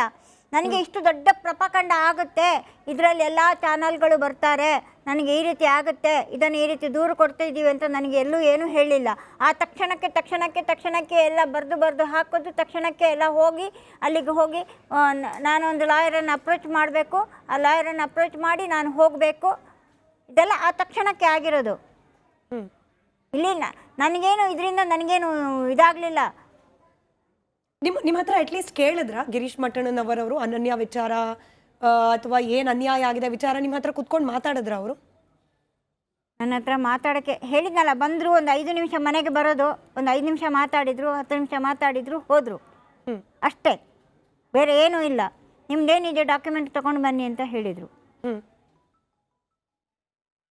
ಅದಿರ್ಲಿ ಅಮ್ಮ, ಇರ್ಲಿ, ಪರವಾಗಿಲ್ಲ. ಇವಾಗ ಗಿರೀಶ್ ಅವ್ರ ವಾದ ಏನು ಅಂತಂದ್ರೆ, ನಾವು ಅನೇಕ ಹೆಣ್ಣು ಮಕ್ಕಳಿಗೆ ನ್ಯಾಯ ಒದಗಿಸ್ಲಿಕ್ಕೆ ಹೋಗ್ತಾ ಇದ್ದೇವೆ, ಹಾಗೇನೆ ಒಬ್ಬ ಅನನ್ಯ ಹುಡುಗಿನೂ ಮಿಸ್ ಆಗಿರ್ಬೋದು ಅನ್ನೋ ಕಾರಣಕ್ಕೆ ಹೋದ್ವಿ, ನಾವು ಮೋಸ ಹೋಗಿದ್ದು, ಸುಜಾತಾ ಭಟ್ ಅವರು ನಮ್ಮನ್ನು ಮೋಸ ಮಾಡಿಬಿಟ್ರು ಅಂತ ಹೇಳಿ ಹೇಳ್ತಿದ್ದಾರೆ. ಅವ್ರು ನನ್ನನ್ನು ಮೋಸ ಮಾಡಿದ್ದಾರೆ, ನಾನು ಅವರನ್ನು ಮೋಸ ಮಾಡೋಕ್ಕೆ ನನಗೆ ಅವಕಾಶನೇ ಕೊಡಲಿಲ್ಲ ಅಂದರೆ ನಾನು ಯಾಕೆ ಇದು ಮಾಡಬೇಕು? ಅವರನ್ನು ಯಾಕೆ ನಾನು ಮೋಸ ಮಾಡಲಿ? ನನಗಿದೆಲ್ಲ ಬೇಕಾಗಿರ್ಲಿಲ್ಲ ಅಂತ ನಾನು ವಾಪಸ್ ಬಂದ್ಬಿಡ್ತಿದ್ದೆ. ನಾನು ಈಗ ಧರ್ಮಸ್ಥಳದ ಆಗಿ ಹೋಗಿ ಆಗಿದೆ. ಇವಾಗ ನಾನು ಅದನ್ನು ಸರಿ ಮಾಡ್ಕೊಳ್ಬೇಕು ಅಂದರೆ ನನ್ನ ಲೈಫನ್ನು ನಾನು ಸರಿ ಮಾಡ್ಕೊಳ್ಬೇಕು. ಇವಾಗ ಅವ್ರು ಯಾರು ಬರಲ್ಲ. ಸುಲಭ ಇದೆಯಾ? ಸುಲಭ ಅನಿಸುತ್ತಾ ಮತ್ತೆ ಎಲ್ಲ ಸರಿ ಮಾಡ್ಕೊಳ್ಳೋದು? ಹೇಗೆ ಸುಲಭ ಅನ್ನಿಸ್ತದೆ? ಜನ ನನ್ನನ್ನು ಏನು ತಿಳ್ಕೊಂಡಿಲ್ಲ, ಅದಕ್ಕೆ ನಾನು ಯೋಚನೆ ಮಾಡಬೇಕಲ್ವಾ? ಅವ್ರು ಆರಾಮಾಗಿ ಈಗ ನನ್ನ ಕೈ ಬಿಟ್ಟು ಬಿಟ್ಟಿದ್ದಾರೆ, ಅವ್ರದ್ದು ಆಯ್ತಲ್ವಾ ಕೆಲಸ, ಇನ್ನೇನಾದ್ರೂ ಆಗಿ ಹೋಗ್ಲಿ. ಇನ್ ಕೇಸ್ ನೀವು ಅನನ್ಯ ನನ್ನ ಮಗಳಲ್ಲ ಅನ್ನೋ ಸತ್ಯವನ್ನ ಹೇಳ್ದೆ ಹೋಗಿದ್ರೆ ಇವತ್ತವರೆಗೂ ಕೂಡ ನಿಮ್ಮನ್ನ ಚೆನ್ನಾಗಿ ನೋಡ್ಕೊಳ್ತಿದ್ರೇನೋ ಅವರು? ಅಂದ್ರೆ ನೀವು ಹೇಳಿದ ಸುಳ್ಳಿನ ಆಧಾರದ ಮೇಲೆನೆ ಅವ್ರು ನಿಮ್ಮನ್ನ ಚೆನ್ನಾಗಿ ನೋಡ್ಕೊಳ್ತಾರೆ. ಅವರು ನನ್ನನ್ನು ಚೆನ್ನಾಗಿ ನೋಡ್ಕೊಳ್ಳೋದು ಬೇಡ, ಇನ್ನು ಮುಂದೆ ಅವ್ರು ನನ್ನ ಮನೆ ಬಾಗಿಲಿಗೆ ಬರೋದೂ ಬೇಡ. ನಾನು ಯಾರೋ ಅವ್ರು ಯಾರೋ ನನಗೆ ಗೊತ್ತಿಲ್ಲ. ಇನ್ನು ಮುಂದೆ ಅವರನ್ನು ನಾನು ಆ ವಿಚಾರವನ್ನು ನನ್ನನ್ನು ಇಲ್ಲಿ ಇದು ಮಾಡೋದು ಬೇಡ, ಪ್ರಸ್ತಾಪ. ನಿಮಗೆ ಗೊತ್ತೇ ಆಗ್ಲಿಲ್ವಾ ಹಿಂಗೊಂದು ಧರ್ಮಸ್ಥಳದ ವಿರುದ್ಧವಾಗಿ ವೀರೇಂದ್ರ ಹೆಗಡೆ ಅವರ ವಿರುದ್ಧವಾಗಿ ತಿಮರೋಡಿ ಅವರು, ಮಟ್ಟಣ್ಣನವರವರು ಒಂದು ದೊಡ್ಡ ಆಂದೋಲನವನ್ನೇ ಮಾಡ್ತಿದ್ದಾರೆ? ಒಂದು ನಿಮಿಷ, ತಿಮರೋಡಿಯವರು ಸೌಜನ್ಯ ಕೇಸಲ್ಲಿ ಮಾಡ್ತಾ ಇದ್ದಾರೆ. ನಾನು ಇವಾಗಲೂ ಹೇಳ್ತಾ ಇದ್ದೀನಿ, ತಿಮರೋಡಿ ಬಗ್ಗೆ, ಮಹೇಶ್ ಶೆಟ್ಟಿ ತಿಮರೋಡಿಯವರ ಬಗ್ಗೆ ನನಗೆ ಒಳ್ಳೆಯ ಅಭಿಪ್ರಾಯ ಇದೆ. ಟಿಲ್ ಟುಡೇ ಅಲ್ಲ, ಇನ್ನು ಮುಂದಕ್ಕೂ ಅವ್ರ ಮೇಲೆ ತುಂಬ ಒಳ್ಳೆಯ ಅಭಿಪ್ರಾಯ ಇದೆ. ಅವರನ್ನು ಇಲ್ಲಿ ಯಾವುದೇ ರೀತಿಯಿಂದ ಅವ್ರು ನನಗೆ ಊಟ ಹಾಕಿದ್ದಾರೆ ಅನ್ನುವಂಥದ್ದು ಅಲ್ಲ, ಆಯಿತಾ? ಅವರನ್ನು ಈ ಬುರ್ಡೆ ಇದರಿಂದ ಅವರನ್ನು ದಾರಿ ತಪ್ಪಿಸಿದ್ದಾರೆ. ಯಾರು ತಪ್ಪಿಸಿರೋದು? ಇವರೇ ದಾರಿ ತಪ್ಪಿಸಿದ್ದಾರೆ. ಇವರು ಹೇಳ್ಬೋದಾಗಿತ್ತಲ್ವಾ? ಯಾಕೆ ಬೇಕಾಗಿತ್ತು? ಅವ್ರ ಪಾಡಿಗೆ ಅವರು ಒಂದು ಹೋರಾಟ ಮಾಡ್ಕೊಂಡು ಹೋಗ್ತಿದ್ರಲ್ವಾ? ಇದೆಲ್ಲ ತಂದು ಒಂಥರ ಇದಾಗಿ ಒಂಥರ ಅಯೋಮಯ ಆಗಿದೆಯಲ್ವಾ ಇವಾಗ ಪ್ರಪಂಚದಲ್ಲಿ. ಇವತ್ತು ಅದು ಸಿಗಲಿಲ್ಲ ಇದು ಸಿಗಲಿಲ್ಲ ಅಂತ ಅವನು ಚಿನ್ನಯನ್ನು ತಗೊಂಡು ಹೋಗಿ ಬುರ್ಡೆ ಅಲ್ಲಿ ಹೂತಿದ್ದಾನೆ ಇಲ್ಲಿ ಹೂತಿದ್ದಾನೆ ಅಂತ ಕರ್ಕೊಂಡೋಗಿ ತೋರಿಸಿದ್ರಲ್ವಾ? ಎಲ್ಲಿಯಾದ್ರೂ ಸಿಕ್ಕಿದ್ಯಾ? ಈಗ ನೀವು ದೆಹಲಿಗೆ ಹೋದ ಸಂದರ್ಭದಲ್ಲೂ ಕೂಡ ನಿಮಗೆ ಗೊತ್ತಿರ್ಲಿಲ್ಲ ಚಿನ್ನಯ್ಯ ಈತ ನಾಳೆ ದಿನ ಹೋಗಿ SIT ಅಧಿಕಾರಿಗಳು ಮುಂದೆ ಹೋಗಿ ಮೇಡಮ್, ನನಗೆ ಭೂಮಿ ಬಗೆಸ್ತಾನೆ ಗೊತ್ತಿಲ್ಲ. ಧರ್ಮಸ್ಥಳದಲ್ಲಿ. ನನಗೆ ಈ ವಿಚಾರನೇ ಗೊತ್ತಿಲ್ಲ. ನಿಜವಾಗಿ ಹೇಳ್ತೇನೆ, ಈ ವಿಚಾರನೇ ಗೊತ್ತಿಲ್ಲ ನನಗೆ. ಈ ಬುರ್ಡೆ ವಿಚಾರನೇ ನನಗೆ ಗೊತ್ತಿಲ್ಲ. ಚಿನ್ನಯ್ಯ, ನೀವು ಮಾತುಕತೆ ನಡೆಸಿದ್ದೀರಾ ಯಾವ್ದಾದ್ರು ಸಂದರ್ಭದಲ್ಲಿ? ಏನಾದ್ರೂ ಮಾತುಕತೆ ಪರಿಚಯ ಆಗಿದ್ದು ಹಾಗೇನಾದ್ರೂ ಇದೆಯಾ? ಅವನು ಮಾತಾಡಿದ್ದಾನೆ, ಮಾತಾಡಲಿಲ್ಲ. ಅವನ ಅಲ್ಲಿಗೆ ತಿಮರೋಡಿ ಮನೆಗೆ ಹೋದಾಗ್ಲೂ ಅವನ ಹತ್ರ ಮಾತಾಡ್ಲಿಕ್ಕೆ ಬಿಡ್ಲಿಲ್ಲ ಅಂದ್ರೆ ಹೆಂಗೆ? ಅಂದ್ರೆ ಏನು ಮಾತಾಡಬಾರ್ದು? ಸೀದಾ ರೂಮಿಗೆ ಕರ್ಕೊಂಡೋಗಿ ಒಳಗಡೆ ಕೂರಿಸಿ ಇಡ್ತಿದ್ರು. ಯಾರು ಬಂದ್ರೆ ಇದು ಗಿರೀಶ್ ಮಠಣ್ಣ ಅವರು. ಅಂದ್ರೆ ಚಿನ್ನಯ್ಯನ ಹತ್ರ ಯಾರು ಮಾತಾಡಕ್ ಇರ್ಲಿಲ್ಲ, ನೀವು ಕೂಡ ಮಾತಾಡೋ ಹಾಗಿರ್ಲಿಲ್ಲ. ಹೋಗ್ಲಿ, ನೀವಿದ್ರಲ್ಲ ತಿಮರೋಡಿ ಅವ್ರ ಮನೇಲಿ, ಅವಾಗ ನಿಮ್ಮನ್ನ ಬೇರೆಯವ್ರು ಮಾತಾಡ್ಸಕ್ ಬಿಡ್ತಾ ಇದ್ರ ಅವರು? ನಾನು ಅಷ್ಟು ದಿನ ಏನು ಅವ್ರ ಮನೆಯಲ್ಲಿ ಇರಲಿಲ್ಲ. ಎಷ್ಟು ದಿನ ಇದ್ರಿ? ಒಂದು 3-4 ದಿನ ಇದ್ದೆ. ಆಮೇಲೆ ಬರ್ತಿದ್ದೆ ನಾನು, ನನ್ನ ಮನೆಗೆ ನಾನು ಬರ್ತಿದ್ದೆ. ನಾನು ಅಷ್ಟು ದಿನ ಎಲ್ಲ ಒಂದು 3-4 ದಿನ ಕುಸುಮಾವತಿ ಅವರ ಮನೆಯಲ್ಲಿ ಇರಿಸಿದ್ರು. ಒಂದು 3-4 ದಿನ ಇವ್ರ ಮನೆಯಲ್ಲಿದ್ದೆ. ಆಮೇಲೆ ಬಂದು ಹೋಗಿ ಮಾಡಿದ್ದೀನಿ. ಅಷ್ಟು ಬಿಟ್ಟರೆ ನನಗೆ ಇನ್ನು ಅವ್ರ ಮನೆಯಲ್ಲಿ ಏನು ನಡೀತಾ ಇತ್ತು, ನಾನು ಹೊರಗಡೆ ಯಾರ ಇದಕ್ಕೂ ನಾನು ಇದಾಗ್ತಿರ್ಲಿಲ್ಲ. ನಾನಾಯಿತು ನನ್ನ ಪಾಡಾಯಿತು ಅಂತ ಕೂತ್ಕೊಳ್ತಿದ್ದೆ. ಆಮೇಲೆ ಯಾರ ಹತ್ರನೂ ಅಷ್ಟೊಂದು ನಾನು ಸೀರಿಯಸ್ ಆಗಿ ನಾನು ಯಾರ ಹತ್ರನೂ ನಾನು ಮಾತಾಡೋಕ್ಕೆ ಹೋಗ್ತಿರ್ಲಿಲ್ಲ. ನನ್ನ ಮನಸ್ಸಿಗೆ ಒಂಥರ ಕಳವಳ ಆಗ್ತಾ ಇತ್ತು, ಏನಾಗ್ತದೆ ಏನು ಎತ್ತ ಅದೇ ಒಂದು ತಲೆಯಲ್ಲಿ ಇತ್ತು ಬಿಟ್ಟರೆ ಬೇರೆ ಏನು ನನ್ನ ಮೈಂಡಲ್ಲಿ ಇದಾಗ್ತಿರ್ಲಿಲ್ಲ. ತಿಮರೋಡಿ ಅವ್ರ ಮನೇಲಿ ಇದ್ದಾಗ್ಲೂ ಕೂಡ ನಿಮಗೆ ಗೊತ್ತಿಲ್ಲ ಹಿಂಗೊಂದು ಬುರ್ಡೆ ತಂದಿದ್ದಾರೆ, ಬುರ್ಡೆ ಇಟ್ಕೊಂಡ್ಬಿಟ್ಟು ಧರ್ಮಸ್ಥಳ ಭೂಮಿ ಬಗ್ಸೋಕ್ ಹೋಗ್ತಿದ್ದಾರೆ, ಇದು ಯಾವುದು ನಿಮಗೆ ಗೊತ್ತಿಲ್ಲ? ನಿಮ್ ಕಿವಿಗೆ ಬಿದ್ದಿಲ್ಲ? ಇಲ್ಲ, ಬುರ್ಡೆದು ನನಗೆ ಆಮೇಲೆ ಗೊತ್ತಾಗಿದೆ. ಈ ಅಸ್ಥಿ ಇದನ್ನ ಇದಾಗ್ತದೆ ಅಂತ ಹೇಳ್ಕೊಂಡು ಬರೀ ಅಸ್ಥಿಗೋಸ್ಕರ ಇವರು ನನ್ನನ್ನು ಇದು ಮಾಡಿದ್ದಾರೆ ಬಿಟ್ಟು ಈ ರೀತಿ ಪ್ರಪಕಂಡ ಆಗುತ್ತೆ ಅನ್ನೋದು ನನಗೆ ಗೊತ್ತಿಲ್ಲ. ನನಗೆ ಅಂಥದ್ದೇನಾದರೂ ನನ್ನ ಮೈಂಡಿಗೆ ನಾನು ಸ್ವಲ್ಪ ದಿನದಲ್ಲೇ ಇದನ್ನು ಇದು ಮಾಡಿದವಾಗಲೇ ನಾನು ಹೋಗಿ ನಾನು ಇದನ್ನು ಕೇಸನ್ನು ವಿತ್ಡ್ರಾ ಮಾಡ್ಕೊಂಡು ಬರಬೇಕು ಅಂತಲೂ ನನ್ನ ಮನಸ್ಸಲ್ಲಿ ಇತ್ತು. ಬೇಡ ಇದೆಲ್ಲ ಇದೇ ಬೇಡ, ನನಗೆ ಗೋಜಲು ಬೇಡ ಅನ್ನುವ ರೀತಿಯಲ್ಲಿ ನಾನು ಹೊರಡಬೇಕು ಅಂತ ಇದ್ದೆ. ಆದರೂ ನನಗೆ ಇದಾಗಲಿಲ್ಲ. ಆಗಲಿ ಏನು ಬರುತ್ತೋ ಅದನ್ನು ಫೇಸ್ ಮಾಡಿಕೊಂಡು ನಾನು ಏನಿದೆಯೋ ಅಲ್ಲಿ ಸತ್ಯ ಅಲ್ಲಿ ಒಳಗಡೆ ಹೇಳಿಬಿಟ್ಟು ನಾನು ನನ್ನ ಏನು ಸತ್ಯ ಇದೆಯೋ ಅದನ್ನು ನಾನು ಅಲ್ಲಿ ಬಿಚ್ಚಿಟ್ಟುಬಿಟ್ಟು ಬರ್ತೀನಿ ಅಂತ ಹೇಳಿಕೊಂಡು ನಾನು ತಯಾರಾದೆ. ಹಾಗಾಗಿ ನಾನು ಅಲ್ಲಿ ಏನಿದೆಯೋ SITಯಲ್ಲಿ ಏನು ಸತ್ಯ ಇದೆಯೋ ನಾನು ಅದನ್ನು ಕೂಲಂಕುಷವಾಗಿ ನಾನು ಎಲ್ಲನೂ ಅವ್ರ ಮುಂದೆ ಬಿಚ್ಚಿಟ್ಟುಬಿಟ್ಟು ಬಂದಿದ್ದೀನಿ. ಇದು ಸತ್ಯ. ನಿಮ್ಮ ಪಾಲಿಗೆ ನ್ಯಾಯಸಮ್ಮತವಾಗಿ ಸಿಗಬೇಕಾಗಿದ್ದ ಭೂಮಿಗಾಗಿನ ಹೋರಾಟವನ್ನ ದುರುಪಯೋಗ ಪಡಿಸ್ಕೊಂಡ್ರು ಅಂತ ಹೇಳಿ. ಈಗ ಧರ್ಮಸ್ಥಳ ಹಾಗೆ ಧರ್ಮಾಧಿಕಾರಿಗಳ ವಿರುದ್ಧವಾಗಿ ನಡೀತಾ ಇರುವ ಈ ಹೋರಾಟ ಏನಿದೆಯಲ್ಲ, ನಿಮ್ಗೆ ಏನು ಅನ್ಸುತ್ತೆ? ಸರಿಯಾದ ದಾರಿಯಲ್ಲಿ ಹೋಗ್ತಾ ಇದೆಯಾ ಇದೆಲ್ಲ? ನನಗೆ ದಾರಿ ಸರಿಯಾಗಿ ಹೋಗ್ತಾ ಇದೆಯೋ ಇಲ್ವೋ ಅನ್ನುವಂಥದ್ದು ನನಗೆ ಇನ್ನೂ ಸ್ವಲ್ಪ ಕನ್ಫ್ಯೂಸಲ್ಲಿ ಇದ್ದೀನಿ. ಬಟ್ SIT ಅವರ ಮೇಲೆ ಡಿಪೆಂಡ್ ಆಗಿದೆ. ಅವ್ರೇನು ಇದು ಮಾಡ್ತಾರೆ ಅನ್ನೋದು ಅವ್ರ ಮೇಲೆ ಡಿಪೆಂಡ್ ಆಗಿದೆ. ಸರಿ ಅಮ್ಮ, ಕೆಲವರು ನಿಮ್ಮ ಬಳಿಯಲ್ಲೇ ನೇರವಾಗಿ ಮಾತನಾಡಬೇಕು, ಕೆಲವೊಂದಷ್ಟು ಪ್ರಶ್ನೆಗಳಿಗೆ ನಿಮ್ಮಿಂದಲೇ ಉತ್ತರ ಪಡ್ಕೊಳ್ಬೇಕು ಅಂತಿದ್ದಾರೆ. ಶ್ರೀಧರ್ ರೆಡ್ಡಿ ಅಂತ ಹೇಳಿ ಬೆಂಗಳೂರಿನಿಂದ ಕರೆ ಮಾಡಿದ್ದಾರೆ. ನಮಸ್ಕಾರ ಶ್ರೀಧರ್ ರೆಡ್ಡಿ ಅವರೇ. ನಮಸ್ತೆ ಮೇಡಮ್. ಹೇಳಿ, ಸುಜಾತ ಭಟ್ ಅವರಿದ್ದಾರೆ. ಪ್ರಶ್ನೆ ಸ್ವಲ್ಪ ನಿಮ್ಮ ಭಾಷೆ ಭಾವನೆಗಳನ್ನ ಗಮನಿಸ್ತಾ ಕೇಳಿದ್ರೆ ಒಳ್ಳೇದು ಅಂತ ಹೇಳಿ ಅಷ್ಟೇ, ಸಲಹೆ ಸೂಚನೆ. ಪ್ರಶ್ನೆ ಕೇಳಿ. ಶೋರ್. ಸುಜಾತ ಭಟ್ ಅವ್ರು ಇವಾಗ ಹೇಳ್ತಿದ್ದಾರೆ ಏನಂತ, ನಂದೇನು ತಪ್ಪಿಲ್ಲ, ಯಾವ್ರೆ ಎಲ್ಲ ಮಾಡ್ತಿದ್ದು ಅಂತ. ಇದರಲ್ಲಿ ಅವ್ರು ನಮ್ಮ ಧಾರ್ಮಿಕ ಭಾವನೆಗಳಿಗೆ ಧಕ್ಕೆ ತಂದು ಧರ್ಮಸ್ಥಳದ ಭಾವನೆಗಳಿಗೆ ನಾನು ಯಾವತ್ತೂ ಧಕ್ಕೆ ತಂದಿಲ್ಲ. ಧರ್ಮಸ್ಥಳ, ಒಂದು ನಿಮಿಷ ಶ್ರೀಧರ್ ರೆಡ್ಡಿ ಅವರೇ, ನಾನು ಧಾರ್ಮಿಕ ಭಾವನೆಗಳಿಗೆ ನಾನು ಎಲ್ಲೂ ಧಕ್ಕೆ ತಂದಿಲ್ಲ. ಧರ್ಮಸ್ಥಳ ಹೊಡೀರಿ ಅಂತ ಹೇಳಿದ್ರಲ್ಲ ಮೇಡಮ್ ನೀವು, ಅಭಿಷೇಕ್ ಯೂಟ್ಯೂಬ್ ಅಲ್ಲಿ ಕೂತ್ಕೊಂಡು ಕಲ್ಲು ಹೊಡೀರಿ ದೇವಸ್ಥಾನಕ್ಕೆ ಅಂತ ಹೇಳಿದ್ರಿ ಅಂತ. ಅದು ಒಂದು ಇದರಿಂದ ಪ್ರವೋಕಿನಿಂದ ಆಗಿದೆ ಬಿಟ್ಟು ನಿಜವಾಗಿ ನಾನು ನನ್ನ ಸ್ವತಃ ಮನಸ್ಸಿನಿಂದ, ಒಂದು ನಿಮಿಷ, ನನ್ನ ಸ್ವಂತ ಮನಸ್ಸಿನಿಂದ ಆವಾಗ ನನಗೆ ತುಂಬ ನನ್ನ ಜಾಗದ ವಿಚಾರದಲ್ಲಿ ನಾನು ಸ್ವಲ್ಪ ಇದಾಗಿದ್ದೆ ಬಿಟ್ಟು ಬೇರೆ ಯಾವ ವಿಚಾರದಲ್ಲೂ ನಾನು ಧಾರ್ಮಿಕ ಭಾವನೆಗಳಿಗೆ ನಾನು ಯಾವತ್ತೂ ಧಕ್ಕೆ ತಂದಿಲ್ಲ. ಇವಾಗ ನೀವು ಕಲ್ಲು ಹೊಡೆದ್ರೆ ನಿಮ್ ಜಾಗ ನಿಮ್ಗೆ ಸಿಗ್ತಾ? ನನಗೆ ಸಿಗೋದೂ ಇಲ್ಲ, ನನಗೆ ಬೇಕಾಗಿಯೂ ಇಲ್ಲ. ಪ್ರವೋಕ್ ಮಾಡಿದ್ರು, ಹಾಗಾಗಿ ಹಾಗೆ ಹೇಳ್ದೆ ಅಂತ ಹೇಳಿದ್ರಿ. ಯಾರು ಪ್ರವೋಕ್ ಮಾಡಿದ್ರು? ಆ ತರ ಮಾತಾಡು ಅಂತ ಹೇಳಿ ಹೇಳ್ದವ್ರು ಯಾರು? ಇದೇ ಮತ್ತೆ ರೀತಿ ಎಲ್ಲರೂ ಮೇಡಮ್ ಒಂದು ನಿಮಿಷ ಇದೇ ರೀತಿ ಎಲ್ಲರೂ ನನ್ನನ್ನು ತುಂಬ ತಲೆಯಲ್ಲಿ ತುಂಬ ಇದನ್ನು ಇದು ಮಾಡಿದ್ದಾರೆ. ಈ ರೀತಿ ಇದು ಮಾಡಬೇಕು, ಅವರಿಗೆ ಹಾಗೆ ಮಾಡಬೇಕು ಅನ್ನುವಂಥ ಧರ್ಮಸ್ಥಳದ ಬಗ್ಗೆ ತುಂಬ ಕೆಟ್ಟದಾಗಿ ಎಲ್ಲರೂ ಇದು ಮಾಡಿದ್ದಾರೆ. ಹಾಗಾಗಿ ನನ್ನ ಒಂದು ಮನಸ್ಸಿಗೆ ನನಗೆ ಹೌದಲ್ವಾ ಅನ್ನುವ ರೀತಿಯಲ್ಲಿ ನಾನು ಏನೋ ಒಂದು ಇದು ಮಾಡಿ ಮಾತಾಡಿದ್ದೀನಿ. ಅದಕ್ಕೆ ನನ್ನದು ದಯವಿಟ್ಟು ನನ್ನನ್ನು ಕ್ಷಮಿಸಿ. ಪಶ್ಚಾತ್ತಾಪ ಇದೆ ಇವಾಗ. ಪಶ್ಚಾತ್ತಾಪ ಇದೆ ನನಗೆ. ಆಯ್ತು ಮೇಡಮ್, ನನಗೆ ಪಶ್ಚಾತ್ತಾಪ ಆಯ್ತು, ಪಶ್ಚಾತ್ತಾಪ ಇದೆ. ಒಳ್ಳೇದಾಯ್ತು. ನಾನು ಪಶ್ಚಾತ್ತಾಪ ಪಟ್ಟಿದ್ದೀನಿ. ಆ ಪಶ್ಚಾತ್ತಾಪಕ್ಕೂ ನಾನು ಅನುಭವಿಸ್ತಾ ಇದ್ದೀನಿ. ಹೌದು ಮೇಡಮ್, ಇವಾಗ ನೋಡಿ ಅನುಭವಿಸ್ಲೇಬೇಕು ಎಲ್ರು. ಯಾವ್ದ್ರ ಮೇಲೆ ಮಾಡಿದೀರಾ ಅನ್ನೋದು ಅರಿವು ಇವಾಗ. ಈಗ ಅದೇ ಇದು ನೋಡಿ, ಒಂದ್ ಹೇಳ್ತಿದ್ದಾರೆ ನಿಮಿಷ. ಶ್ರೀನಿವಾಸ ರೆಡ್ಡಿ ಅವರೇ, ಅದನ್ನೇ ಹೇಳ್ತಿದ್ದಾರೆ. ಆ ಸಂದರ್ಭದಲ್ಲಿ ಅನಿವಾರ್ಯವಾಗಿ ನನ್ನ ಕೈಯಲ್ಲಿ ಹಾಗೆ ಹೇಳಿಸಿದ್ರು, ಸಂದರ್ಭ ಹೌದು ಹಾಗಿತ್ತು, ಮೇಡಮ್. ಈಗ ಪಶ್ಚಾತ್ತಾಪ ಇದೆ ಅಂತ ಹೇಳ್ತಿದ್ದಾರೆ. ಪಶ್ಚಾತ್ತಾಪ ಇದೆ ಅಲ್ಲ ಮೇಡಮ್, ಕರೆಕ್ಟ್ ಆಯ್ತು. ನಿಮ್ಗೆ ಇವಾಗ ಪಶ್ಚಾತ್ತಾಪ ಆಗಿದೆ, ಅದಕ್ಕಿಂತ ದೊಡ್ಡ ಶಿಕ್ಷೆ ಯಾವ್ದು ಇಲ್ಲ. ಆದ್ರೆ ಇವಾಗ ನೀವು ತಿಮ್ರೋಡಿ ಅವ್ರ ಬಗ್ಗೆನೂ ಒಳ್ಳೆ ಭಾವನೆ ಇದೆ ನಂಗೆ ಅಂತ ಹೇಳ್ತಿದ್ದೀರಾ. ತಿಮರೋಡಿ ಅವರ ಸೌಜನ್ಯ ಹೋರಾಟದ ಬಗ್ಗೆ ಒಳ್ಳೆ ಭಾವನೆ ಇದೆ ಅಂತ ಹೇಳಿ ಅವ್ರು ಹೇಳಿದ್ರು. ಅಂದ್ರೆ ನೀವು ನಿಮ್ ಪ್ರಕಾರ ಅವರು ಇನ್ನೂ ಒಳ್ಳೆ ಭಾವನೆಯಲ್ಲೇ, ಮತ್ತೆ ಅವರ ಹೋರಾಟದಲ್ಲಿ ಯಾವ್ದು ಅನ್ಯ ಬೇರೆ ಯಾವುದೋ ಒಂದು ಶಕ್ತಿ ಅಲ್ಲಿದೆ, ಅದು ಅವ್ರದ್ದು ಹೋರಾಟ ತಪ್ಪು ಅಂತ ಅನ್ಸಲ್ವಾ ನಿಮ್ಗೆ? ಇವರು ಬೇರೆ ದಾರಿಯಲ್ಲಿ ಎಳ್ಕೊಂಡ್ ಬಂದಿದ್ದಾರೆ ಅಂದ್ಮೇಲೆ ಬೇರೆ ಒಂದು ಶಕ್ತಿ ಏನೋ ಅಲ್ಲಿದೆ ಅಂತ ಅನ್ಸಲ್ವಾ ನಿಮ್ಗೆ? ಆಯ್ತು ಶ್ರೀಧರ್ ರೆಡ್ಡಿ ಅವರೇ, ನೀವು ಕಾಲ್ ಕನೆಕ್ಟ್ ಆಗಕ್ ಮುಂಚೆ ಅದಕ್ಕೆ ಉತ್ತರ ಕೊಟ್ಟಿದ್ರು. ಬಟ್ ನಿಮ್ ಸಮಾಧಾನಕ್ಕೆ ಇನ್ನೊಂದ್ಸತಿ ಕೇಳ್ತೀನಿ. SIT ತನಿಖೆ ಆದ್ರೆ ಬಹುಶಃ ಎಲ್ಲ ಆಚೆ ಬರುತ್ತೆ ಅಂತ ಹೇಳಿ ನೀವು ಕೂಡ ಹೇಳಿದ್ರಿ. ತಿಮರೋಡಿ ಅವರ ಹೋರಾಟವನ್ನ ದಿಕ್ಕು ತಪ್ಪಿಸಿದವರು ಅನುಭವಿಸಬೇಕು ಅನ್ನೋದು ಕೂಡ ನಿಮ್ಮ ಉದ್ದೇಶ ಬಹುಶಃ. ಅದು ಅವರು ಅದೇ ಉತ್ತರ ನಿಮ್ಮಿಂದ ಬಯಸ್ತಾ ಇದ್ದಾರೆ. ನಾನು ಹೇಳೋದಿಷ್ಟೇ, ತಿಮ್ಮರೋಡಿಯವರು ಒಂದು ಒಳ್ಳೆ ಮನುಷ್ಯ. ಅವರನ್ನ ಇದರಲ್ಲೂ ಪ್ರಪಖಂಡದಲ್ಲೂ ಬಲಿಪಶು ಮಾಡಿದ್ದಾರೆ ಅನ್ನುವಂಥ ನನ್ನ ಒಂದು ಅನಿಸಿಕೆ. ಆಯ್ತಾ? ಅದನ್ನ ನನಗೂ ತುಂಬಾ ಪಶ್ಚಾತ್ತಾಪ ಇದೆ. ಆದ್ರೆ ಜನ ಹೆಂಗ್ ಹೇಳ್ತಾರೆ ಅಂದ್ರೆ, ಯಾರೋ ಬಂದ್ರು, ಪ್ರವೋಕ್ ಮಾಡಿದ್ರು, ಯಾರೋ ಏನೋ ಹೇಳು ಅಂದ್ರು, ಸುಳ್ಳು ಹೇಳ್ದೆ, ಸ್ವಂತ ಬುದ್ಧಿ ಇರ್ಲಿಲ್ವಾ ತಿಮರೋಡಿ ಅವ್ರಿಗಾಗ್ಲಿ ಸುಜಾತಾ ಭಟ್ ಅವ್ರಿಗಾಗ್ಲಿ? ಯಾವತ್ತೂ ಕೂಡ ನಾನು ಮಾಡ್ತಿರೋ ತಪ್ಪು ಅಂತ. ನಾನು ಒಂದು ವಿಚಾರ ಹೇಳ್ತೀನಿ.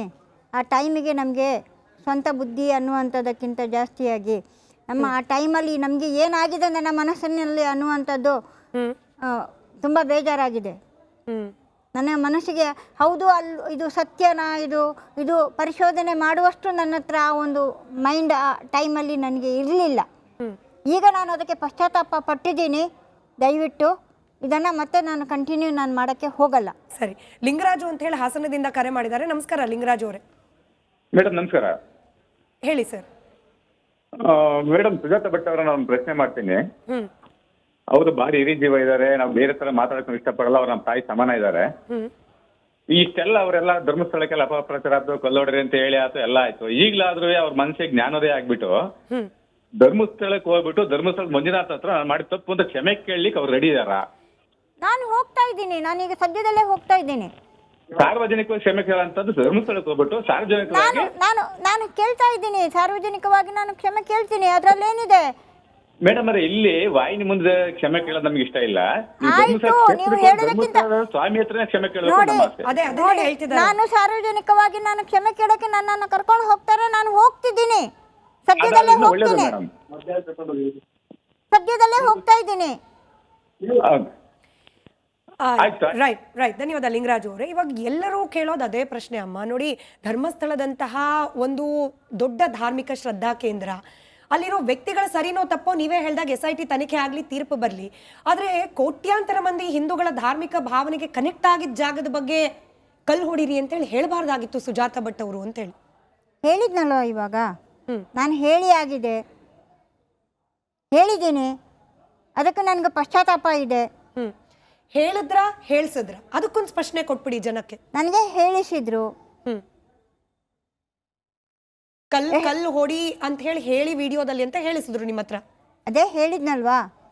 ಈಗ ನಾನು ಮತ್ತೆ ಪದೇ ಅದನ್ನೇ ನಾನು ಇದು ಮಾಡಕ್ಕೆ ನನಗೆ ಇಷ್ಟ ಇಲ್ಲ. ಯಾಕಂದ್ರೆ ಎಲ್ಲರೂ ಪ್ರಶ್ನೆ ಮಾಡೋದು ಅದೇನೆ. ಯಾಕೆ ಸುಜಾತಾ ಭಟ್ ಅವರು ಕಲ್ಲು ಹೊಡಿ ದೇವಸ್ಥಾನಕ್ಕೆ ಅಂತ ಹೇಳಿ ಯಾಕೆ ಹೇಳ್ಬಿಟ್ರು? ಅದೊಂದು ದೊಡ್ಡ ಪ್ರಶ್ನೆ ಉಳಿದು ಬಿಡುತ್ತೆ ನಿಮ್ಮ ಮೇಲೆ. ಹೌದು, ಪ್ರಶ್ನೆ ಈಗ ಹೇಳಿಸಿ ಆಗಿದೆ, ನಾನು ಹೇಳಿ ಆಗಿದೆ, ನನಗೆ ಅದರ ಮೇಲೆ ಪಶ್ಚಾತ್ತಾಪ ಇದೆ. ನಾನು ಧರ್ಮಸ್ಥಳಕ್ಕೆ ಹೋಗಿ ನಾನು ಕೈ ಮುಗಿದು ಸಾರ್ವಜನಿಕವಾಗಿ ನನ್ನಿಂದ ತಪ್ಪಾಗಿದೆ ಅಂತ ನಾನು ಕ್ಷಮೆಯನ್ನು ಕೇಳಕ್ಕೂ ನಾನು ರೆಡಿಯಾಗಿ ಇದ್ದೀನಿ. ಸದ್ಯದಲ್ಲೇ ನಾನು ಅದಕ್ಕೂ ಹೋಗ್ತಿದ್ದೇನೆ. ಯಾರಿಗಾದ್ರೂ ಯಾವ್ದಾದ್ರೂ ಕಾರಣಕ್ಕೆ ಧರ್ಮಸ್ಥಳ ಮಂಜುನಾಥ ಕ್ಷೇತ್ರಕ್ಕೆ ಕಲ್ಲು ಹೊಡಿಬೇಕು ಅನ್ನೋ ಮನಸ್ಥಿತಿ ಬರ್ಬೇಕಾ? ಆ ಕ್ಷೇತ್ರ ಹಂಗಿದೆಯಾ? ಬರಬಾರ್ದು. ನಾನು ಹೇಳಿ ಈಗ ಅದನ್ನೇ ನನಗೆ ಪದೇ ಪದೇ ನಾನು ಇದು ಮಾಡಿದ್ರು. ನಾನು ಇವಾಗ ಹೇಳೋದು ಒಂದೇ, ನಾನು ಸಾರ್ವಜನಿಕವಾಗಿ ಧರ್ಮಸ್ಥಳಕ್ಕೆ ಹೋಗಿ ನಾನು ಹೊರತುಪಡಿಸಿ ಬೇರೆ ಯಾರಿಗೂ ಬರಬಾರ್ದು ಅಂತ ಹೇಳಿ. ಬೇರೆ ಯಾರಿಗೂ ಬರಬಾರ್ದು. ಈಗ ಆಗಿದೆ. ಯಾರು ಏನು ಹೇಳಿದಾರೋ ನನಗೆ ಅದು ಬೇಡ. ನನ್ನಿಂದ ತಪ್ಪಾಗಿದೆಯಾ ಅಷ್ಟೇ, ನಾನು ಅದನ್ನ ಕ್ಷಮೆ ಕೇಳಕ್ಕೆ ನಾನು ರೆಡಿಯಾಗಿದ್ದೀನಿ. ಸರಿ, ಶರತ್ ಅಂತ ಹೇಳಿ ಆಗುಂಬೆಯಿಂದ ಕರೆ ಮಾಡಿದ್ದಾರೆ. ನಮಸ್ಕಾರ ಶರತ್ ಅವರೇ. ನಮಸ್ತೆ ಮೇಡಮ್. ಹೇಳಿ ಶರತ್ ಅವರೇ, ಸುಜಾತ ಭಟ್ ಅವರಿದ್ದಾರೆ, ಪ್ರಶ್ನೆ ಕೇಳಿ. ಈಗ ಏನಾಗ್ತಾ ಇದೆ ಅಂತ ಹೇಳಿದ್ರೆ ತುಂಬಾ ಒಂದು ಕಾಮಿಡಿ ಅಂತ ಅನಿಸ್ತಾ ಇದೆ. ಯಾಕಂತ ಹೇಳಿದ್ರೆ ಈಗ ಸುಜಾತ ಭಟ್ನವರು ನಿಮ್ಮ ನ್ಯೂಸ್ ಚಾನಲ್ ಕುತ್ಕೊಂಡಿದ್ದಾರೆ, ನಾನು ಮಾಡಿದ್ದೆಲ್ಲ ತಪ್ಪು ಅಂತ ಒಪ್ಕೊಳ್ತಾ ಇದ್ದಾರೆ. ಮುಂದಿನ ದಿನ ಚಿನ್ನಯ್ಯ ಬರ್ತಾನೆ, ನಾನ್ ಮಾಡಿದ್ದೆಲ್ಲ ತಪ್ಪು, ನನಗೆ ಗೊತ್ತಿಲ್ಲ, ಈಗ ಆಗ್ಬಾರ್ದಿತ್ತು, ನನ್ನಿಂದ ಆಗಿದೆ ಅಂತ ಹೇಳ್ತಾನೆ. ಇನ್ನೊಂದ್ ದಿನ ಜಯಂತ್, ತಿಮರೋಡಿ, ಹೀಗೆ ಆಗ್ತಾ ಇದ್ರೆ ಎಲ್ಲೋ ಒಂದ್ ಕಡೆ ಧರ್ಮಸ್ಥಳದ ಕ್ಷೇತ್ರದ ಬಗ್ಗೆ ಇಲ್ಲಿವರೆಗೆ ಆದಂತ ಎಲ್ಲಾ ಅಪವಾದಗಳು ಇನ್ನೊಂದು ಮತ್ತೊಂದು ನೀವು ತೋರಿಸಿದ್ದೀರಿ ಚಾನಲ್ ಅಲ್ಲಿ. ಎಷ್ಟು ಜನಗಳಿಗೆ ನೋವಾಗಿದೆ. ಯಾಕಂತ ಹೇಳಿದ್ರೆ ನಮ್ಮ ಭಾಗದಲ್ಲೆಲ್ಲ ಹೇಗೆ ಅಂತ ಹೇಳಿದ್ರೆ ವೀರೇಂದ್ರ ಹೆಗಡೆ ಅವ್ರದ್ದು ಒಂದು ಫೋಟೋ, ಮಂಜುನಾಥ ಸ್ವಾಮಿಯ ಫೋಟೋ, ಎರಡೂ ಫೋಟೋನು ಇಟ್ಟು ನಾವು ಪೂಜೆ ಮಾಡುವಂತವ್ರು. ಇವರು ಮತ್ತೆ ಸುಜಾತ ಭಟ್ ಅವರನ್ನ ನೀವು ಮುಖಾಂತರ ನೋಡ್ತಾ ಇದ್ದೀರಿ, ನಾವು ನಿಮ್ಮ ಟಿವಿ ಮೂಲಕ ನೋಡ್ತಾ ಇದ್ದೀವಿ. ಅವರನ್ನ ನೋಡಿದ್ರೆ ಯಾರು ಕೂಡ ಅವರು ಅನ್ಎಜುಕೇಟೆಡ್ ಅಂತ ಹೇಳಲಿಕ್ಕಾಗಲ್ಲ, ಅವರಿಗೆ ನಾಲೆಡ್ಜ್ ಕಡಿಮೆ ಅಂತ ಹೇಳಲಿಕ್ಕಾಗಲ್ಲ. ಅವ್ರು ಇಲ್ಲಿವರೆಗೆ ಅವ್ರ ಇಂಟರ್ವ್ಯೂನೆಲ್ಲ ನೋಡಿದಾಗ ಅವ್ರು ಬಹಳ ಬುದ್ಧಿವಂತೆ. ಅವರು ಇಂಥ ಬುದ್ಧಿವಂತ. ನಾನು ಇವಾಗ ಒಂದು ವಿಚಾರ ಹೇಳ್ತಾ ಇದ್ದೀನಿ ಕೇಳಿ. ಸೂತ್ರಧಾರಿಗಳು ಬರೇ ಪಾತ್ರ ಮಾಡಿದ್ದೀನಿ, ದಯವಿಟ್ಟು ನನ್ನನ್ನು ಕ್ಷಮಿಸಿ. ಸಾರ್ವಜನಿಕವಾಗಿ ನಾನು ಹೋಗ್ತಾ ಇದ್ದೀನಿ ಧರ್ಮಸ್ಥಳಕ್ಕೆ, ಅದಕ್ಕೆ ನನ್ನದು ಒಂದು ತಪ್ಪಾಗಿದೆ. ಅದನ್ನು ನಾನು ಏನು ಇದು ಮಾಡಬೇಕು, ಪರಿಹಾರ ಏನು ತಗೊಳ್ಬೇಕು, ಸಾರ್ವಜನಿಕವಾಗಿ ಅಲ್ಲಿಗೆ ಹೋಗಿ ನಾನು ಸದ್ಯದಲ್ಲೇ ಹೋಗ್ತಾ ಇದ್ದೀನಿ. ದಯವಿಟ್ಟು ಅಲ್ಲಿಗೆ ಇಲ್ಲಿಗೆ ಮುಕ್ತಾಯ ಬಿಟ್ಟು ಬಿಡಿ. ನಾನು ಬ್ರಿಲಿಯಂಟ್ ಆಗಿದ್ದೀನಿ, ನಾನು ತುಂಬ ಇದಾಗಿದ್ದೀನಿ. ಆ ಮೂಮೆಂಟಿಗೆ ನಮಗೆ ಏನು ಬಂದಿರುತ್ತೆ ಅಂತ ನಮಗೂ ಗೊತ್ತಿರಲ್ಲ. ಎಲ್ಲ ಟೈಮ್ಗಳಲ್ಲಿ ಒಂದೇ ರೀತಿ ಮನಸ್ಸು ಇರುತ್ತೆ ಅನ್ನುವಂಥದ್ದು ಯಾರಿಗೂ ಗೊತ್ತಿರಲ್ಲ. ಮತ್ತೊಂದು ಪ್ರಶ್ನೆ ಕೇಳ್ತಿದ್ರಿ ನೋಡಿ, ನಾಳೆ ದಿನ ಚಿನ್ನಯ್ಯ ಬಂದು ತಪ್ಪಾಯ್ತು ಅನ್ಬೋದು, ಜಯಂತ್ ಬಂದು ತಪ್ಪಾಯ್ತು ಅನ್ಬೋದು. ಈಗ ದಶಕಗಳಿಂದ ಧರ್ಮಸ್ಥಳದ ವಿರುದ್ಧವಾಗಿ ವ್ಯವಸ್ಥಿತವಾಗಿ ಷಡ್ಯಂತರ ನಡೀತಿದೆಯಲ್ಲ, ಅದು ಎಕ್ಸ್ಪೋಸೆ ಆಗೋದು ಹೇಗೆ? ಮಾಡ್ತಿದ್ದ ಆರೋಪಗಳು ಸುಳ್ಳು ಅನ್ನೋದು ಎಕ್ಸ್ಪೋಸೆ ಆಗೋದು ಹೇಗೆ? ಈಗ ಪ್ರಾಮಾಣಿಕವಾಗಿ ಸುಜಾತ ಭಟ್ ಅವ್ರು ಬಂದು ಒಪ್ಕೊಳ್ತಿದ್ದಾರೆ, ಹೌದು ಕೆಲವರು ಪ್ರವೋಕ್ ಮಾಡಿದ್ರು, ನನ್ನ ಕೈಯಲ್ಲಿ ಸುಳ್ಳು ಹೇಳಿಸಿದ್ರು, ಅದಕ್ಕೆ ನನಗೆ ಪಶ್ಚಾತ್ತಾಪ ಆಗ್ತಿದೆ. ಆಯ್ತಲ್ಲ, ಅಲ್ಲಿಗೆ ನ್ಯಾಯ. ಮಂಜುನಾಥನ ಸನ್ನಿಧಿಯಲ್ಲಿ ಆಗ್ಬೇಕಾದ ನ್ಯಾಯ ತೀರ್ಮಾನ ಆಗ್ತಿದೆಯಲ್ಲ ಮಾಧ್ಯಮದ. ಈಗ ಅವ್ರು ಹೇಳ್ತಿದ್ದಾರೆ ಮಂಜುನಾಥನ ಸನ್ನಿಧಿನಿಗೆ ಹೋಗ್ತೀನಿ ನಾನು, ಅಲ್ಲೂ ಕೂಡ ಕ್ಷಮೆಯಾಚನೆ. ಅಂದ್ರೆ ಈ ಕಳಂಕ ಹಿಂಗೆ ದಶಕಗಳಿಂದ ಕಂಟಿನ್ಯೂ ಆಗ್ತಿದ್ದು ಈಗ ಹಂತ ಹಂತವಾಗಿ ಎಲ್ಲವೂ ಕೂಡ ಎಕ್ಸ್ಪೋಸೆ ಆಗ್ತಿದೆ, ಹಾಗೆ ಅನ್ಕೊಳ್ಬಹುದೇನೋ ಬಹುಶಃ. ಮತ್ತೊಬ್ರು ಬಸವರಾಜ್ ಅಂತ ಹೇಳಿ ದೂರವಾಣಿ ಸಂಪರ್ಕದಲ್ಲಿದ್ದಾರೆ. ನಮಸ್ಕಾರ ಸರ್. ನಮಸ್ಕಾರ ಮೇಡಮ್. ಹೇಳಿ ಸರ್. ಮೇಡಮ್ ಸುಜಾತ ಭಟ್ ಅವ್ರು ನಮಸ್ಕಾರ. ನಮಸ್ಕಾರ. ನಮಸ್ಕಾರ ಮೇಡಮ್. ನೀವು ಎಲ್ಲಾ ಚಾನಲ್ ಕುತ್ಕೊಂಡಾಗೂ ಹೇಳಿದಾಗ ಒಂದೊಂದು ಡೈಲಾಗ್ ಹೇಳ್ತಾ ಇದ್ದೀರಿ, ನಾನು ಹೇಳ್ತಿರೋ ಸತ್ಯ, ನಾನು ಹೇಳ್ತಿರೋ ಸತ್ಯ. ಹೌದು ಸರ್, ನೀವು ಈಗ ನನಗೆ ನನ್ನನ್ನು ಪ್ರಶ್ನೆ ಮಾಡಿದ್ರು, ನಾನು ಹೇಳೋದು ಸತ್ಯ. ನನ್ನ ಮನಸ್ಸಿನಲ್ಲಿ ಆವಾಗ ಗೊಂದಲಗಳು ಇತ್ತು. ದಯವಿಟ್ಟು ನಾನು ತುಂಬ ಬ್ರಿಲಿಯಂಟು, ನಾನು ತುಂಬ ಇದು ಅಂತ ಯಾರನ್ನು ನನ್ನನ್ನು ಬಿಂಬಿಸಬೇಡಿ. ನನ್ನ ಒಂದು ವಯಸ್ಸಿಗೆ ಬೆಲೆ ಕೊಟ್ಟುಬಿಟ್ಟು ನಾನು ಹೇಳೋದಿಷ್ಟೇ. ಇವಾಗ ಹೇಳ್ತಾ ಇರೋದು ಏನಿದೆ, ಧರ್ಮಸ್ಥಳದ ಬಗ್ಗೆ ನಾನು ಕೆಟ್ಟದಾಗಿ ನಾನು ಮಾತಾಡಿದ್ದೀನಿ ಅನ್ನುವಂಥದ್ದು ಒಂದು ದೊಡ್ಡ ಒಂದು ಇದಿದೆ, ಆಯ್ತಲ್ಲ. ಆ ಷಡ್ಯಂತರವನ್ನು ನಾನು ಮಾಡಲಿಕ್ಕೆ ನನಗೂ ಇಷ್ಟ ಇಲ್ಲ, ಅಥವಾ ನಾನು ಇಷ್ಟಪೂರ್ವಕವಾಗಿ ನಾನು ಇವಾಗಲೂ ಹೇಳ್ತಾ ಇರೋದು ಒಂದೇ ಮಾತು, ಸೂತ್ರ ಬೇರೆ, ಬರೀ ಪಾತ್ರ ಮಾಡಿದ್ದೀನಿ, ಆಯಿತಾ. ಆ ಪಾತ್ರದಲ್ಲಿ ಏನೇನು ಬರುತ್ತೆ ಅಂತ ಸತ್ಯ ಹೇಳಿದ್ದು ಅಂತ ಇಷ್ಟು ತನಕ ನಾನು ಏನು ಹೇಳಿದ್ದೀನಿ, ಅದಕ್ಕೆ ನಾನು ಸಮಾಜದ ಮುಂದೆ ನಾನು ಇವತ್ತು ನನ್ನ ಕ್ಷಮೆ ಯಾಚಿಸ್ತಾ ಇದ್ದೀನಿ. ರೈಟ್. ಮಾಲ್ತೇಶ್ ಅಂತ ಹೇಳಿ ಮತ್ತೊಬ್ರು ದೂರವಾಣಿ ಸಂಪರ್ಕದಲ್ಲಿದ್ದಾರೆ. ನಮಸ್ಕಾರ ಮಾಲ್ತೇಶ್ ಅವರೇ. ಹಲೋ, ನಮಸ್ತೆ ಮೇಡಮ್ ಅವರೇ. ಹೇಳಿ ಮಾಲ್ತೇಶ್ ಅವರೇ, ಹೇಳಿ. ನಮ್ಮ ಹೆಸರು ಮಾಲ್ತೇಶ್ ಅಂತ, ನಮ್ದು ಹಾವೇರಿಂದ. ಸುಜಾತ ಮೇಡಮ್ ಇಷ್ಟೆಲ್ಲ ನಡೆದ್ರು ಎಲ್ಲರಿಗೂ ಗುರ್ತಾಯ್ತು, ಇಡೀ ರಾಜ್ಯ ಜನ ನಿಮ್ ಚಾನಲ್ ಮುಖಾಂತರ ನೋಡ್ತಾರ. ಇನ್ನು ಆ ಮಹೇಶ್ ಅಣ್ಣ ಚಿಮ್ರಗುಡಿಯನ್ನ ಇನ್ನು ನಂಬ್ತಾ ಐತಿ, ಅವ್ನು ಒಳ್ಳೆಯವನು ಅಂತತಿ. ಈ ಅಮ್ಮ ಇಷ್ಟೆಲ್ಲ ನೋಡಿ ಇದನ್ನೆಲ್ಲ ಮಾಡಿದ್ರು ಇನ್ನು ಅವ್ನು ಒಳ್ಳೆಯವನು ಅಂತತಿ, ಅಂದ್ರೆ ಇನ್ನು ಮೋಸ ಹೋಗ್ಬೇಕು ಅಂತ. ಅಲ್ಲ, ಅವ್ರು ಹೇಳ್ತಿರೋದೇನು, ತಿಮರೋಡಿ ಅವರ ಹೋರಾಟ ಸರಿ ಇತ್ತು, ಆದ್ರೆ ಅವ್ರ ಮೇಲೆ ಕೆಲವರು ಪ್ರಭಾವ ಬೀರಿರೋದ್ರಿಂದ ಅವರು ಕೂಡ ಮೋಸಕ್ಕೊಳಗಾಗ್ತಿದ್ದಾರೆ ಅಂತ ಹೇಳಿ. ತಿಮರೋಡಿ ಅವರು ಸರಿ ಅಂತ ಅವ್ರು ಹೇಳಿಲ್ಲ ಮೇಡಮ್ ಅವರೇ. ತಿಮ್ರೋಡಿ, TJ ಅಂತ ಇವ್ರು ಏನಿದಾರಲ್ಲ ಎಲ್ಲ ಗಿರೀಶ್ ಮಟ್ಟಣ್ಣ, ಇವ್ರೆಲ್ಲ ಸೇರಿ ಇದನ್ನ ಪಾತ್ರ ಈ ಒಂದು ಸ್ಲಿಪ್ ಅನ್ನು ರೆಡಿ ಮಾಡಿರೋದು ಇವ್ರು. ಸರಿ. ಇವ್ರು ಇನ್ನು ಅಮ್ಮ ಈಗಾಗಿರೋ ಮೋಸನೇ ಸುಧಾರಿಸ್ಕೊಂಡು ಮಂಜುನಾಥನ್ ಹತ್ರ ಏನೈತಿ ಕ್ಷಮೆ ಕೇಳ್ಕೊಂಡು ಇನ್ನ ಉಳಿದ ಜನ ಒಳ್ಳೆ ರೀತಿಯಲ್ಲಿ ಕಳೀಲಿ ಅಷ್ಟೇ ನಮ್ದು ಅಭಿಪ್ರಾಯ. ಇವಾಗ ಕ್ಷಮೆ ಸುಜಾತ ಕೇಳಿದ್ದಾರೆ ಮೇಡಮ್ ಬಹಿರಂಗವಾಗಿ, ಅಲ್ಲ ಇನ್ನು ಮಾಲ್ತೇಶ್ ಅವರೇ ಬಹಿರಂಗವಾಗಿ ಕ್ಷಮೆ ಕೇಳಿದ್ದಾರೆ ಸುಜಾತಾ ಭಟ್ ಅವರು. ಕ್ಷಮಿಸುವಷ್ಟು ಔದಾರ್ಯತೆ ಕನ್ನಡಿಗರಲ್ಲಿ ಇದೆ, ಧರ್ಮಸ್ಥಳದ ಮಂಜುನಾಥನನ್ನ ನಂಬುವವರಲ್ಲಿ ಅಷ್ಟು ಔದಾರ್ಯತೆ ಇದೆ ಅಂತ ಹೇಳಿ ಭಾವಿಸಬಹುದಾ? ಅಲ್ಲ, ಮುಂದಿನ ದಿನದಲ್ಲಿ ಒಂದು ಒಳ್ಳೆ ಜೀವನವನ್ನು ಕಳೀಲಿ. Right sir. ಅವ್ರ ಪ್ರಶ್ನೆ ಇಷ್ಟೇನೆ, ಅವ್ರ ಪ್ರಶ್ನೆ ಏನು, ತಿಮರೋಡಿ ಅವರನ್ನ ಈಗಲೂ ಕೂಡ ಒಳ್ಳೆಯವರು ಅಂತ ಹೇಳಿ ನಂಬ್ತಿದ್ದೀರಲ್ಲ, ಇನ್ನು ಮುಂದೆ ಕೂಡ ಮೋಸ ಆಗಲ್ಲ ತಿಮರೋಡಿ ಅವ್ರ ಕಡೆಯಿಂದ ಅಂತ ಹೇಳಿ ಹೆಂಗ್ ನಂಬ್ತೀರಿ ಅಂತ ಹೇಳಿ? ನಾನು ಹೇಳ್ತಾ ಇರೋದು, ತಿಮರೋಡಿ ಕಡೆಯಿಂದ ನನಗೆ ಯಾವತ್ತೂ ಮೋಸ ಆಗಲಿಲ್ಲ. ಸುಮ್ಮನೆ ಯಾಕೆ ನಾನು ಒಬ್ಬರನ್ನ ನಾನು ಬಿಂಬಿಸಿ ಇದು ಮಾಡಬೇಕು? ತಿಮರೋಡಿಯವರು ಯಾರು ಅಂತ ನನಗೆ ಫಸ್ಟಿಗೆ ಗೊತ್ತಿರಲಿಲ್ಲ. ಸುಮ್ಮನೆ ನಾನು ಅವ್ರ ಮನೆಗೆ ಹೋಗಿದ್ದೀನಿ, 4 ತುತ್ತು ಅನ್ನ ತಿಂದಿದ್ದೀನಿ, ಆಯಿತಾ. ಅವರನ್ನು ಬಲಿಪಶು ಮಾಡಿದ್ದಾರೆ ಅನ್ನುವಂಥದ್ದು ನನ್ನ ಒಂದು ಇದರಲ್ಲೇ ಅನ್ನಿಸ್ತಾ ಇದೆ. ಅಷ್ಟು ಬಿಟ್ಟು ಅವರು ಏನಾಗಿದೆ ಅನ್ನುವಂಥದ್ದು ನನಗೆ ಕ್ಲಿಯರ್ ಕಟ್ಟಾಗಿ ನನಗೆ ಗೊತ್ತಿಲ್ಲ. ಅವರು ಒಂದು ಸೌಜನ್ಯ ಹೋರಾಟಗಾರರ ಒಂದು ಹೋರಾಟದಲ್ಲಿ ಒಂದು ಒಳ್ಳೆ ರೀತಿಯನ್ನು ನಡ್ಕೊಂಡು ಹೋಗ್ತಾ ಇತ್ತು. ಅವರಿಗೆ ಈ ಬುರುಡೆ ಇದು ಬೇಡ ಆಗಿತ್ತು ಅನ್ನುವಂಥದ್ದು ಮಾತ್ರ ನಾನು ಹೇಳ್ತಾ ಇರೋದು.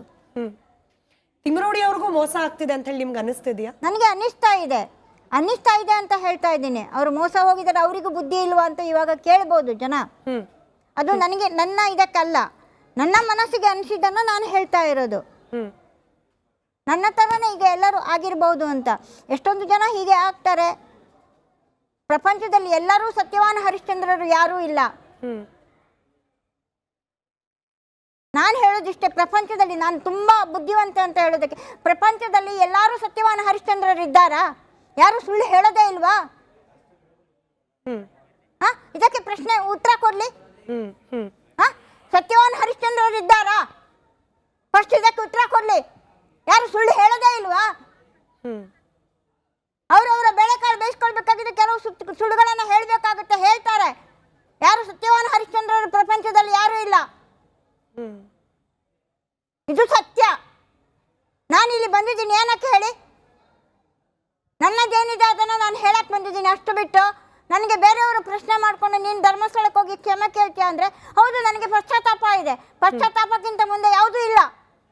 ಸರಿ, ನಮ್ಮ ಜೊತೆಯಲ್ಲಿ ಕೀರ್ತಿ ಶಂಕರಘಟ್ಟ ದೂರವಾಣಿ ಸಂಪರ್ಕದಲ್ಲಿದ್ದಾರೆ. ಕೀರ್ತಿ ಅವರೇ, ನಾವು ಇದೇ ಮಹಾಭಾರತ ವೇದಿಕೆಯಲ್ಲಿ ಕೂತ್ಕೊಂಡು ನೀವು ಕೂಡ ಹೇಳಿದ್ರಿ, ನಾವು ಕೂಡ ಹೇಳಿದ್ವಿ, ಹೆಣ್ಣು ಮಕ್ಕಳಿಗೆ ನ್ಯಾಯ ಅಂತ ಹೇಳಿ ಕೆಲ ಹೋರಾಟಗಾರರು ಕೆಲ ಹೆಣ್ಣು ಮಕ್ಕಳನ್ನ ಬೀದಿಗೆ ತಂದು ನಿಲ್ಲಿಸ್ಬಿಟ್ರು ಅಂತ ಹೇಳಿ. ಅದಕ್ಕೆ ತಾಜಾ ಜೀವಂತ ಉದಾಹರಣೆ ಸುಜಾತಾ ಭಟ್ ಅವರು. ಇವತ್ತು ಎಲ್ಲಿಗೆ ಹೋಗಬೇಕು ಗೊತ್ತಾಗ್ತಿಲ್ಲ, ಮುಂದೆ ಏನು ಮಾಡಬೇಕು ಗೊತ್ತಾಗ್ತಾ ಇಲ್ಲ. ಹೇಳಿದ ತಪ್ಪು, ಹೇಳಿದ ಸುಳ್ಳಿಗೆ ಪಶ್ಚಾತ್ತಾಪ ಇದ್ರೂ ಕೂಡ ಆ ಪಶ್ಚಾತ್ತಾಪದಿಂದ ಆಚೆ ಬಂದು ನಾರ್ಮಲ್ ಬದುಕು ನಡೆಸೋದು ಹೇಗೆ ಗೊತ್ತಾಗ್ತಿಲ್ಲ ಈ ಹಿರಿ ಜೀವಕ್ಕೆ. ಈ ಪರಿಸ್ಥಿತಿಗೆ ಯಾರು ಹೊಣೆ ಮಾಡೋದು? ಇಲ್ಲ ಅಂದ್ರೆ ಇದರಲ್ಲಿ ಸ್ವಲ್ಪ ಸ್ವಯಂಕೃತ ಅಪರಾಧವೂ ಇದೆ. At the same time situation ನ ಲಾಭ ನಾನು ಯಾವಾಗ್ಲೂ ಕೇಳ್ತೀನಿ. ಧರ್ಮಸ್ಥಳದ ವಿರುದ್ಧವಾಗಿ ಯಾರಾದ್ರೂ ಮಾತಾಡಿದ ಕೂಡಲೇ ಅವ್ರು ಹೇಗೆ ನೀಟಾಗಿ ತಿಮರೋಡಿ ಮತ್ತು ಮಟನ್ ಅವ್ರ ಗ್ಯಾಂಗಿಗೆ ಸಿಗ್ತಾರೆ ಅಂತ ಇದನ್ನ ನಾನು ಸಾಕಷ್ಟು ಕೇಳ್ತೀನಿ. ಸೊ ಹಾಗೆ ಇವರ ವಿಚಾರದಲ್ಲಿ ಏನವ್ರು ಹೇಳ್ತಾರೆ, ಶಿವಶಂಕರ್ ಅಂತ ಒಬ್ರು ಸ್ಟಾರ್ಟಿಂಗ್ ಅಲ್ಲಿ ಸ್ಕ್ರಿಪ್ಟ್ ಮಾಡಿದ್ರು. ಅವ್ರೇನು ಉದ್ದೇಶ ಇತ್ತು ಧರ್ಮಸ್ಥಳದ ವಿರುದ್ಧ ಗೊತ್ತಿಲ್ಲ. ಆದ್ರೆ ನಾನು ಹೇಳೋದು, ಆ ವಿಡಿಯೋ ಎಲ್ಲಿ ತಲುಪಬೇಕಿತ್ತೋ ಅವ್ರಿಗೆ ತಲುಪಿತ್ತು. ಅವರು ನೇರವಾಗಿ ಇವ್ರನ್ನ ಹುಡುಕೊಂಡು ಇವ್ರ ಮನೆಗೆ ಬರ್ತಾರೆ ಅಂತಂದ್ರೆ, ಇವ್ರು ಆರಂಭದಲ್ಲಿ ಏನ್ ಹೇಳಿದ್ರು, ಅವ್ರು ನಮ್ಮ ಹತ್ರ ಬಂದ್ರು ಸುಜಾತ ಭಟ್ ಅಂತ ಹೇಳ್ತಾ ಇದ್ರು. ಈಗ ಅವ್ರು ಸ್ಪಷ್ಟ ಕೊಡ್ತಾ ಇದ್ರು, ಇಲ್ಲ ನಾನು ಹೋಗಿದ್ದಲ್ಲ, ಅವರೇ ಬಂದಿದ್ದು ನನ್ನ ಹತ್ರ ಅಂತ. ಬಂದಾಗ ಇವ್ರದ್ದು ಪರಿಕಾ ಸಂಬಂಧಪಟ್ಟ ಹಾಗೆ ಏನು ಆಸ್ತಿದು ವಿಚಾರಗಳಿತ್ತು, ಅದಕ್ಕೆ ಸಂಬಂಧಪಟ್ಟ ಹಾಗೆ ಇವರು ಹೇಗಾದ್ರೂ ಮಾಡಿ ಧರ್ಮಸ್ಥಳದ ಮೇಲೆ ಇವ್ರು ಒಂದ್ ಸಣ್ಣ ಬೇಸರ ಅನ್ನೋ ಕೋಪ ಇತ್ತಲ್ಲ, ತಂದೆಯಿಂದ ಆಗಿರೋ, ಅಂದ್ರೆ ಒಂದು ಧರ್ಮಸ್ಥಳದವ್ರು ಮಾಡಿರೋದಲ್ಲ, ಇವ್ರ ತಂದೆಯವ್ರು ಕೊಟ್ಟರು ಆಸ್ತಿ. ಆದ್ರೂ ಅದೊಂದು ಇದರಿಂದ ಸಿಗಬಹುದೇನೋ ಅನ್ನೋ ಆಸೆಗೆ ಇವರು ಹೋದಾಗ ಇವರನ್ನ ಬಳಸ್ಕೊಂಡ ರೀತಿ, ನಾನು ಹೇಳ್ತಾರೆ ಈ ಪಶ್ಚಾತ್ತಾಪ ಅನ್ನೋ ಹೊರಡಿದ್ಯಲ್ಲ, ಈ ಪಶ್ಚಾತ್ತಾಪ ಇದು ಈಗ ಈ ಇದರಲ್ಲಿ ಎರಡನೇವ್ರು ಇವ್ರು ಹೇಳ್ತಾ ಇರೋದು. ಮೊದಲಿಗೆ ಚಿನ್ನಯ್ಯ ಹೇಳ್ದ, ನಾನು ಪ್ರಾಯಶ್ಚಿತ್ತಕ್ಕೋಸ್ಕರ ಬಂದೆ ಅಂತ ಹೇಳಿ, ಈಗ ಪಶ್ಚಾತ್ತಾಪ ಪಡ್ತಾ ಇದ್ದೀನಿ ಯಾಕೆ ಇವ್ರ ಜೊತೆ ಸೇರ್ಕೊಂಡೆ ಅಂತ. ಬಟ್ ಅವ್ರ ವಿಚಾರದಲ್ಲೂ ಅದೇ ತರದ ಮೇಲ್ನೋಟಕ್ಕೆ ಹಂಗೆ ಕಾಣ್ತಾ ಇದೆ ಈಗ ಆಸ್ ಆಫ್ ನೌ. ನಾನು ಸುಜಾತ ಭಟ್ ಅವ್ರಿಗೆ ಹೇಳೋದೇನು ಅಂತಂದ್ರೆ, ಈಗ ನೀವು ಹತ್ರದಲ್ಲಿದ್ದು, ಅಂದ್ರೆ ನೀವು ಕುಸುಮಾವತಿ ಅವ್ರ ಮನೇಲಿ ಇದ್ದೆ ಅಂತಾನು ಈಗ ಅವ್ರು ಹೇಳ್ತಾ ಇದ್ದೀನಿ ಕೇಳಿದೆ ನಾನು. ಈಗ ಜಸ್ಟ್ ಹೇಳ್ತಾ ನಿಮ್ಮ ಡಿಸ್ಕಷನ್ ಕುಸುಮಾವತಿ ಅವ್ರ ಮನೇಲೂ 4 ದಿನ ಉಳ್ಕೊಂಡಿದ್ದೆ ನಾನು ಅಂತ ಹೇಳ್ತಾ ಇದ್ರು. ಆಮೇಲೆ ಅಲ್ಲಿದ್ದು ದೆಹಲಿಯಿಂದ ಹೋಗಿ ಬಂದು ಅಲ್ಲಿ ಏನೇನಾಗಿದೆ ಅವೆಲ್ಲವನ್ನು ನೋಡಿದ್ದಾರೆ. ಸೊ ನಾನು ಹೇಳೋದು, SIT ತನಿಖೆಯಲ್ಲಿ ಇವರು ಅಟ್ಲೀಸ್ಟ್ ಮುಂದಿನ ಸಹಕಾರಕ್ಕೆ ಅವಕಾಶ ಅಂದ್ರೆ ಈಗ ಯಾರು ಅವರ ಪರವಾಗಿದ್ರು ಅವರೇ ಸಂಚೆನೆಲ್ಲ ನೋಡಿದವರು ಬಂದು SIT ಎದುರುಗಡೆ ಸಾಕ್ಷಿಯನ್ನು ಹೇಳಿದಾಗ ಅದನ್ನ ಪ್ರಕಾರ ಕೇಸ್ ಸ್ವಲ್ಪ ಸ್ಟ್ರೆಂತ್ ಬರ್ಬೋದೇನೋ ಅಂತ. ಸೊ ಹಾಗಾಗಿ ಆರ್ ಕನ್ನಡ ಮೂಲಕ ನಾನು ಕೇಳೋದೇನು ಅಂತಂದ್ರೆ ಸುಜಾತ ಭಟ್ ಅವ್ರನ್ನ, ಯಾಕೆ ನೀವು SITಗೆ ಈ ವಿಚಾರದಲ್ಲಿ ಏನೇನ್ ಮಾಡಿದ್ರು? ಸಾಕಷ್ಟು ವಿಚಾರಗಳು ಮುಚ್ಚಿಟ್ಟಿರ್ಬೋದು, ಅವ್ರು ಇವತ್ತಿನವರೆಗೂ ಯಾರು ಏನು ಒಳಗಡೆ ಇಲ್ಲ, ಒಬ್ರು ನೋಟಿಸ್ ಅಲ್ಲಿ ಹೊರಗಡೆ ಇದ್ದಾರೆ, ಸೆಕೆಂಡ್ರಿ ಅದೇನೇ ಇದ್ದಿರ್ಬೋದು. ಬಟ್ ಯಾಕೆ ಇವ್ರ ಕೇಸಿನ ಮಾತ್ರ ಬದಿಗಿಟ್ಟು ಇವ್ರು ಹೋಯ್ತು ಬಿಡಿ, ಅನನ್ಯ ಭಟ್ ಕೇಸ್ ಮುಗೀತು, ಯಾಕೆ ಈ ಷಡ್ಯಂತ್ರದ ಕೇಸ್ನಲ್ಲಿ ಇವ್ರು ಏನೇನ್ ಮಾಡಿದ್ರು ಅನ್ನೋದನ್ನ ಇವರು SITಲಿ ಒಂದಿಷ್ಟು ತನಿಖೆಗೆ ಸಹಕಾರ ಮಾಡಬಾರ್ದು ಅಂತ ನನ್ನ ಪ್ರಶ್ನೆ. ಅವ್ರ ಉತ್ತರ ಕೊಡ್ಲಿ. ನೀವು ಸಂಪರ್ಕದಲ್ಲಿ ಕೀರ್ತಿ ಅವರೇ, ಅಂದ್ರೆ ನಿಮಗೆ ಗೊತ್ತಾಗಿದೆ ಕೆಲವರು ಅಲ್ಲಿ ವ್ಯವಸ್ಥಿತವಾಗಿ ಸುಳ್ಳು ಹೇಳೋರು ಹೇಳ್ಕೊಡೋರು ಇದ್ದಾರೆ ಅಂತ, ಆ ವಿಚಾರವನ್ನ ನೀವು ಯಾಕೆ ಹೇಳಬಾರ್ದು SIT ಮುಂದೆ ಅಂತ? ನಾನು ಹೋಗುವ ಅವಕಾಶ ನಾನು ಹೋಗಬೇಕು ಅಂತಲೂ ಇದ್ದೀನಿ SITಗೆ ಇನ್ನೊಮ್ಮೆ ಹೋಗಿ. ನಾನು ಸ್ವತಃ ನಿಮಗೇನಾದರೂ ಅವರೇ ಹೇಳಿದ್ದಾರೆ, ನನಗೆ SIT ಅವರೇ ಹೇಳಿದ್ದಾರೆ, ನಿಮಗೇನಾದರೂ ಮಧ್ಯದಲ್ಲಿ ಏನಾದರೂ ನಿಮ್ಮ ಮನಸ್ಸಿಗೆ ಏನಾದರೂ ಒಂದು ಇದು ಬಂದರೆ ನಮಗೆ ಇನ್ಫಾರ್ಮೇಷನ್ ಕೊಡಿ, ನೀವು ನಮ್ಮ ಹತ್ರ ಬಂದು ಹೇಳ್ಕೊಡಿ ಅಂತಲೂ ಹೇಳಿದ್ದಾರೆ. ಅದು ನನಗೆ ನೆನಪಿದೆ. ಸೊ ನೀವು ಹೋಗಿ ಮಟ್ಟಣ್ಣನವರವರು ಹಾಗೆ ಕೆಲ ಯೂಟ್ಯೂಬ್ನವರು ನಮ್ಮನ್ನ ದಿಕ್ಕ ತಪ್ಪಿಸಿದ್ರು ಅನ್ನೋದನ್ನ ಹೇಳ್ತೀರಾ SIT ಮುಂದೆ? ನಾನು ಹೇಳಿದ್ದೀನಿ ಅವರಿಗೆ, ಆಲ್ರೆಡಿ ಹೇಳಿದ್ದೀನಿ. ಕೆಲವು ವಿಚಾರಗಳನ್ನು ನಾನು SITಯಲ್ಲಿ ಕೂಲಂಕುಷವಾಗಿ ನಾನು ಹೇಳಿದ್ದೀನಿ. ಯಾವುದಕ್ಕೆ ಇವರು ಕುತಂತ್ರ ಮಾಡಿದ್ದಾರೆ, ಏನಕ್ಕೆ ಇದು ಮಾಡಿದ್ದಾರೆ ಅನ್ನುವಂಥದ್ದನ್ನು ನಾನು SITಯಲ್ಲಿ ನನ್ನನ್ನು ಇಂಟ್ರೋಗೇಟ್ ಮಾಡಿದವಾಗ ನಾನು ಹೇಳಿದ್ದೀನಿ. ನಾನು ವ್ಯಕ್ತಿಗಳ ಹೆಸರನ್ನೇ ಹೇಳಿದ್ದೀನಿ. ನೀವು ಅವರು ಹೇಳಿದ್ದಾರೆ, ನೀವು ಅವ್ರ ಮೇಲೆ ಕಂಪ್ಲೇಂಟ್ ಕೊಡ್ತೀರಾ, FIR ಮಾಡ್ತೀರಾ ಅಂತಲೂ ಕೇಳಿದ್ದಾರೆ. ನಾನು ಅದಕ್ಕೆ ಹೇಳಿದ್ದೀನಿ, ನನಗೆ ಸ್ವಲ್ಪ ಕಾಲಾವಕಾಶ ಬೇಕು, ನಾನು ಇನ್ನೂ ಕೆಲವೆಲ್ಲ ವಿಚಾರಗಳು ನನ್ನ ಒಂದಿದ್ದಕ್ಕೆ ನಾನು ಹೋಗಿ ಅಲ್ಲಿ ನಿಂತ್ಕೊಂಡು ಸ್ವಲ್ಪ ಎಲ್ಲ ನೋಡಿಕೊಂಡು ಅವರಿಗೆ ನಾನು ಸಪೋರ್ಟ್ ಮಾಡಬೇಕು ಅಂತಲೇ ಇದ್ದೀನಿ. ಅವರ ಇನ್ವೆಸ್ಟಿಗೇಷನ್ಗೆ ನಾನು ಏನು ನನ್ನ ಕಡೆಯಿಂದ ಏನು ಹೆಲ್ಪ್ ಆಗುತ್ತೆ ಅದನ್ನು ನಾನು ಮಾಡಬೇಕು ಅಂತಲೂ ಇದ್ದೀನಿ. ಈಗ ಇನ್ ಬಿಟ್ವೀನ್ ಕೀರ್ತಿ ಅವರ ಸಂಪರ್ಕದಲ್ಲಿ ರೀ ದಯಮಾಡಿ, ಈಗ ಇನ್ ಬಿಟ್ವೀನು ಒಬ್ರು ಮತ್ತೊಬ್ಬ ಮುಸುಕುದಾರಿ ಮಹಿಳೆ ಬಂದರು, ಅವರು ಕೂಡ SIT ತನಿಖೆಗೆ ಒಳಪಟ್ಟರು. ಬಟ್ ಅವ್ರು ಮಾಡ್ತಿರೋ ಆರೋಪ ಏನು ಅಂತಂದ್ರೆ SIT ಅಧಿಕಾರಿಗಳು ಸರಿಯಾಗಿ ನಡೆಸ್ಕೊಳ್ತಿಲ್ಲ, ಯಾರು ಸಾಕ್ಷ್ಯ ಹೇಳಕ್ ಹೋಗ್ತಾರೆ, ದೂರ ಹೇಳಕ್ ಹೋಗ್ತಾರೆ, ಅವ್ರನ್ನ ಬಹಳ ಕೆಟ್ಟದಾಗಿ ನಡೆಸ್ಕೊಳ್ತಿದ್ದಾರೆ, SIT ಅಧಿಕಾರಿಗಳೇ ತನಿಖೆಯ ದಿಕ್ಕು ತಪ್ಪಿಸ್ತಿದ್ದಾರೆ ಅಂತ ಹೇಳಿ. ನಾನು ಅವ್ರ ಬಗ್ಗೆ ಪ್ರಶ್ನೆ ಕೇಳೋದಿಲ್ಲ, ನೀವು ಕೂಡ SIT ತನಿಖೆಯನ್ನು ಎದುರಿಸಿರೋದ್ರಿಂದ ಅಧಿಕಾರಿಗಳು ತನಿಖೆ ಸರಿಯಾಗಿ ಮಾಡ್ತಿದ್ದಾರಾ? ನಿಮ್ಮ ಮೇಲೆ ಏನಾದ್ರು ಒತ್ತಡ ಹಾಕಿದ್ದು, ನಿಮ್ಮ ಹತ್ರ ಬಲವಂತವಾಗಿ ಏನಾದರೂ ಹೇಳಿಸಿದ್ದು, ಹಾಗೇನಾದರೂ ಒತ್ತಡ ಹೇರಿದ್ರ SIT ಅಧಿಕಾರಿಗಳು? ನಾನೊಂದು ವಿಚಾರ ನಿಮ್ಮ ಹತ್ರ ಹೇಳಬೇಕಾಗುತ್ತೆ. ಏನು ಅಂತ ಹೇಳಿದರೆ, SIT ಅಧಿಕಾರಿಗಳು ಪ್ರತಿಯೊಬ್ಬರು A ಗ್ರೇಡ್ ಅಧಿಕಾರಿಗಳು. ಯಾರೂ ದಾರಿ ತಪ್ಪಿಸೋಕ್ಕೆ ಆಗೋದಿಲ್ಲ, ಅವರನ್ನು ಯಾರು ದಾರಿ ತಪ್ಪಿಸ್ಲಿಕ್ಕೂ ಆಗೋದಿಲ್ಲ. ಯಾವ ಒಂದು ಇದರಿಂದನೂ ಅವರನ್ನು ದಾರಿ ತಪ್ಪಿಸ್ಲಿಕ್ಕಾಗಲ್ಲ. ಅವರು ಕೂಲಂಕುಷವಾಗಿ ಪರಿಶೀಲನೆ ಮಾಡ್ತಾನೇ ಇದ್ದಾರೆ. ಯಾರ್ಯಾರನ್ನು ಕರೆದು ಇನ್ವೆಸ್ಟಿಗೇಟ್ ಮಾಡಬೇಕು. ಅವರಿಂದ ನನಗೆ ಆ ಅಮ್ಮ ಹೇಳ್ತಾ ಇದ್ದಾಳಲ್ಲ, 100ಕ್ಕೆ 100 ಸುಳ್ಳು. ಮುಸುಕುದಾರಿ ಮಹಿಳೆ ಹೇಳ್ತಾರೆ. ಹೌದು, 100ಕ್ಕೆ 100 ನಂಜಮ್ಮನೋ ಅಥವಾ ಪಾರ್ವತಿನೋ ಏನೋ ಆಕೆ ಹೆಸರು ಹೇಳ್ತಿದ್ದಾರೆ ಗೊತ್ತಿಲ್ಲ, ಬಟ್ ಆಕೆ ಹೇಳ್ತಿರೋದು ಸುಳ್ಳು. ಯಾರು ಆ ರೀತಿ ನಡ್ಕೊಂಡೂ ಇಲ್ಲ, ನಡ್ಕೊಳ್ಳೋದೂ ಇಲ್ಲ. ಕೀರ್ತಿ ಅವ್ರ ನಿಮ್ಮ ಮೇಲೆ ಒಂದು ಆರೋಪ ಇದೆ, ಹಾಗೆ ನಾಳೆ ದಿನ ರಿಪಬ್ಲಿಕ್ ಕನ್ನಡದ ಮೇಲೂ ಕೂಡ ಆರೋಪ ಬರಬಹುದು. ನೋಡಿ, ಸುಜಾತಾ ಭಟ್ ಅನ್ನೋ ಮಹಿಳೆಯನ್ನ ದುಡ್ಡು ಕೊಟ್ಟು ಕರೆಸಿದ್ದೆ ಕೀರ್ತಿ ಅವರು. ಯಾಕಂದ್ರೆ ನೀವು ಇತ್ತೀಚೆಗೆ ಅವ್ರನ್ನ ಭೇಟಿಯಾಗ ಒಂದು ಫೋಟೋ ಹಾಕಿದ್ರಿ. ಈಗ ಗೊತ್ತಾಯ್ತಾ ಆಕ್ಚುಲಿ ಇದ್ರ ಹಿಂದಿರೋ ಸೂತ್ರಧಾರ ಯಾರು ಅಂತ ಹೇಳಿ ನಿಮ್ಮನ್ನ ಟ್ಯಾಗ್ ಮಾಡಿದ್ದಾರೆ. ನಾಳೆ ದಿನ ರಿಪಬ್ಲಿಕ್ ಕನ್ನಡ ಕೂಡ ಯಾರಿಂದಲೋ ದುಡ್ಡಿಸ್ಕೊಂಡ್ಬಿಟ್ಟು ಸುಜಾತಾ ಭಟ್ ಅವ್ರ ಕೈ ಹಿಂಗೆಲ್ಲ ಹೇಳಿಸ್ತಿದ್ದಾರೆ ಅಂತ ಕೂಡ ಆರೋಪ ಬರಬಹುದು.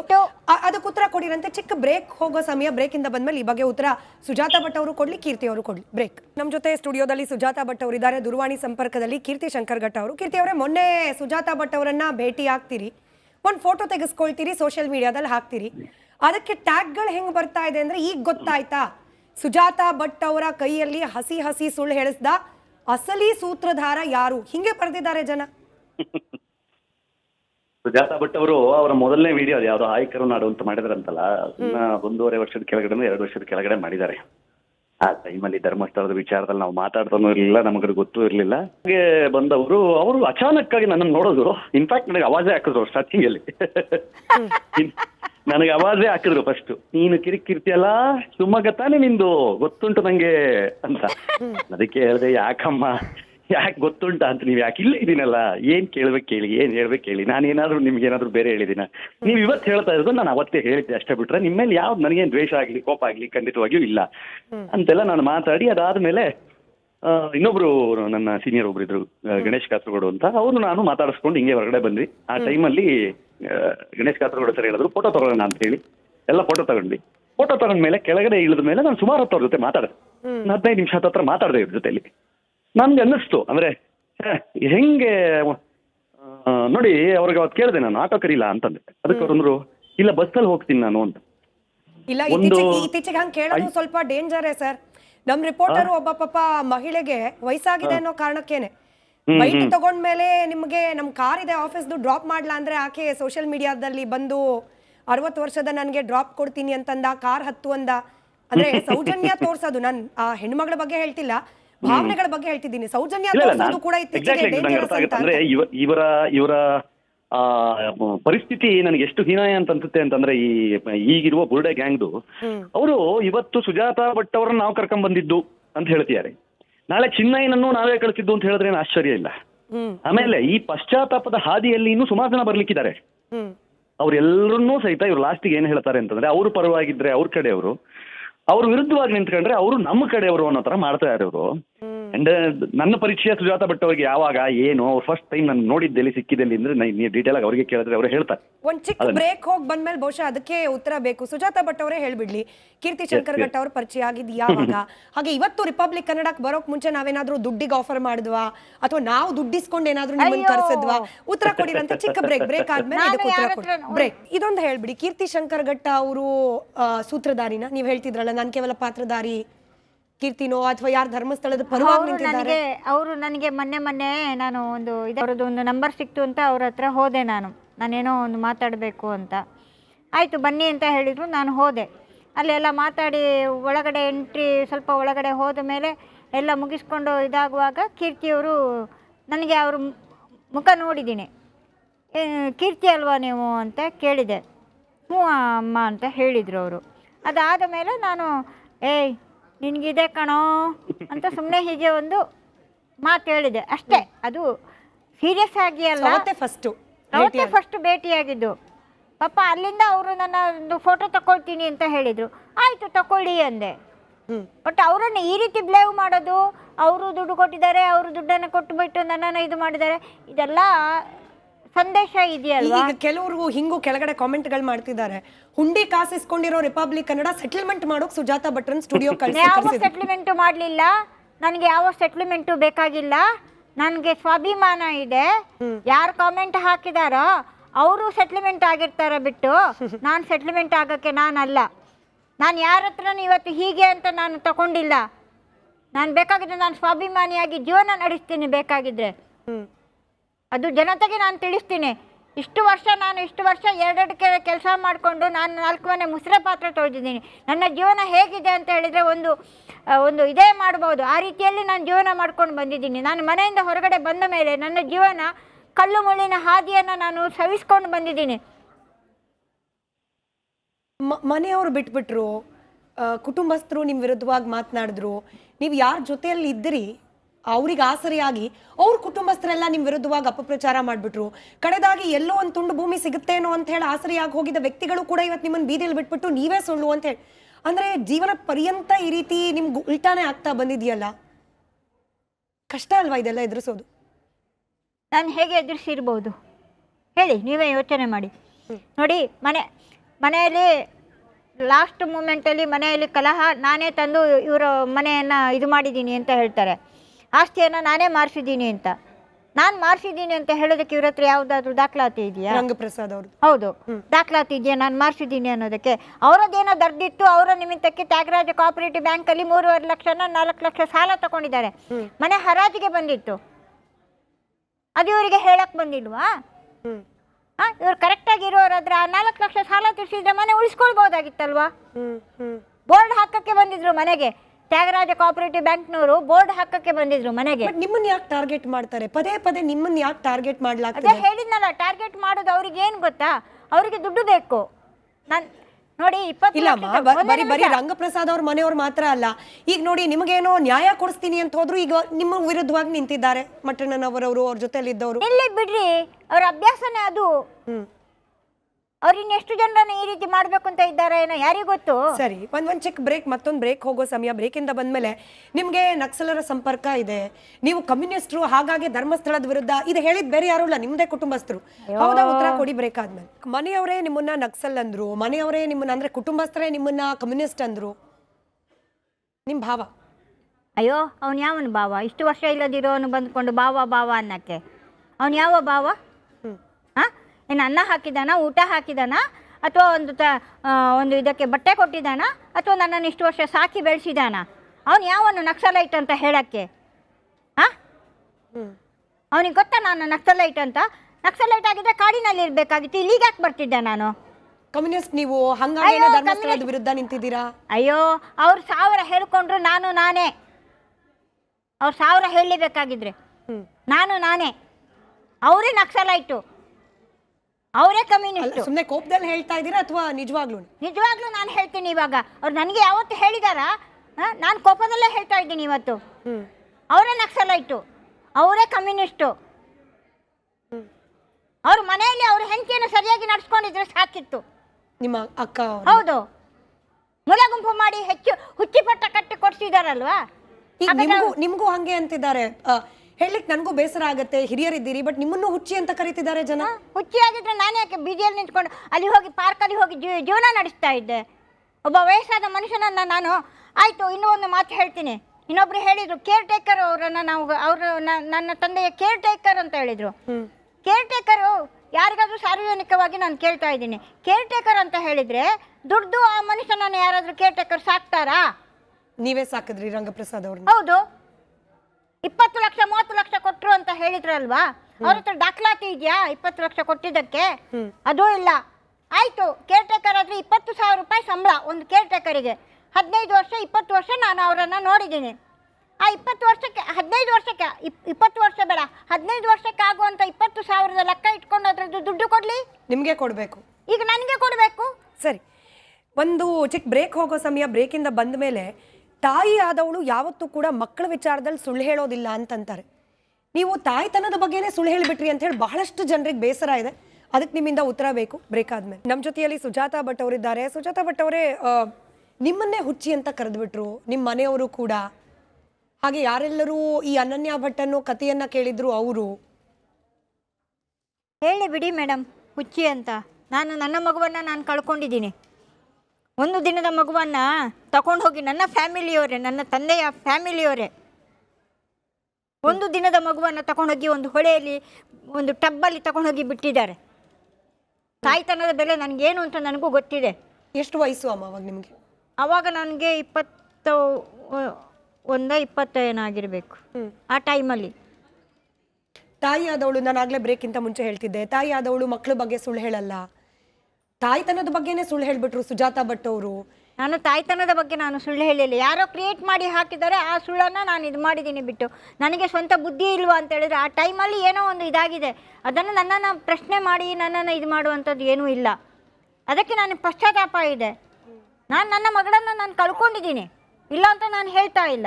ಹೆಣ್ಣು ಮಗುನೇ ಆಗಿತ್ತು. ಆ ಮಗುವನ್ನು ನಾನು ಕಳ್ಕೊಂಡಿದ್ದೀನಿ. ಅದು ಇವತ್ತಿಗೂ ನನ್ನ ಮನಸ್ಸಲ್ಲಿ ಕೊರಿತಾ ಇದೆ. ಮಕ್ಕಳ ಶೋಕ ಇದೆಯಲ್ಲ, ಅದು ನಿರಂತರ ಅಂತಾರೆ. ಹೌದು.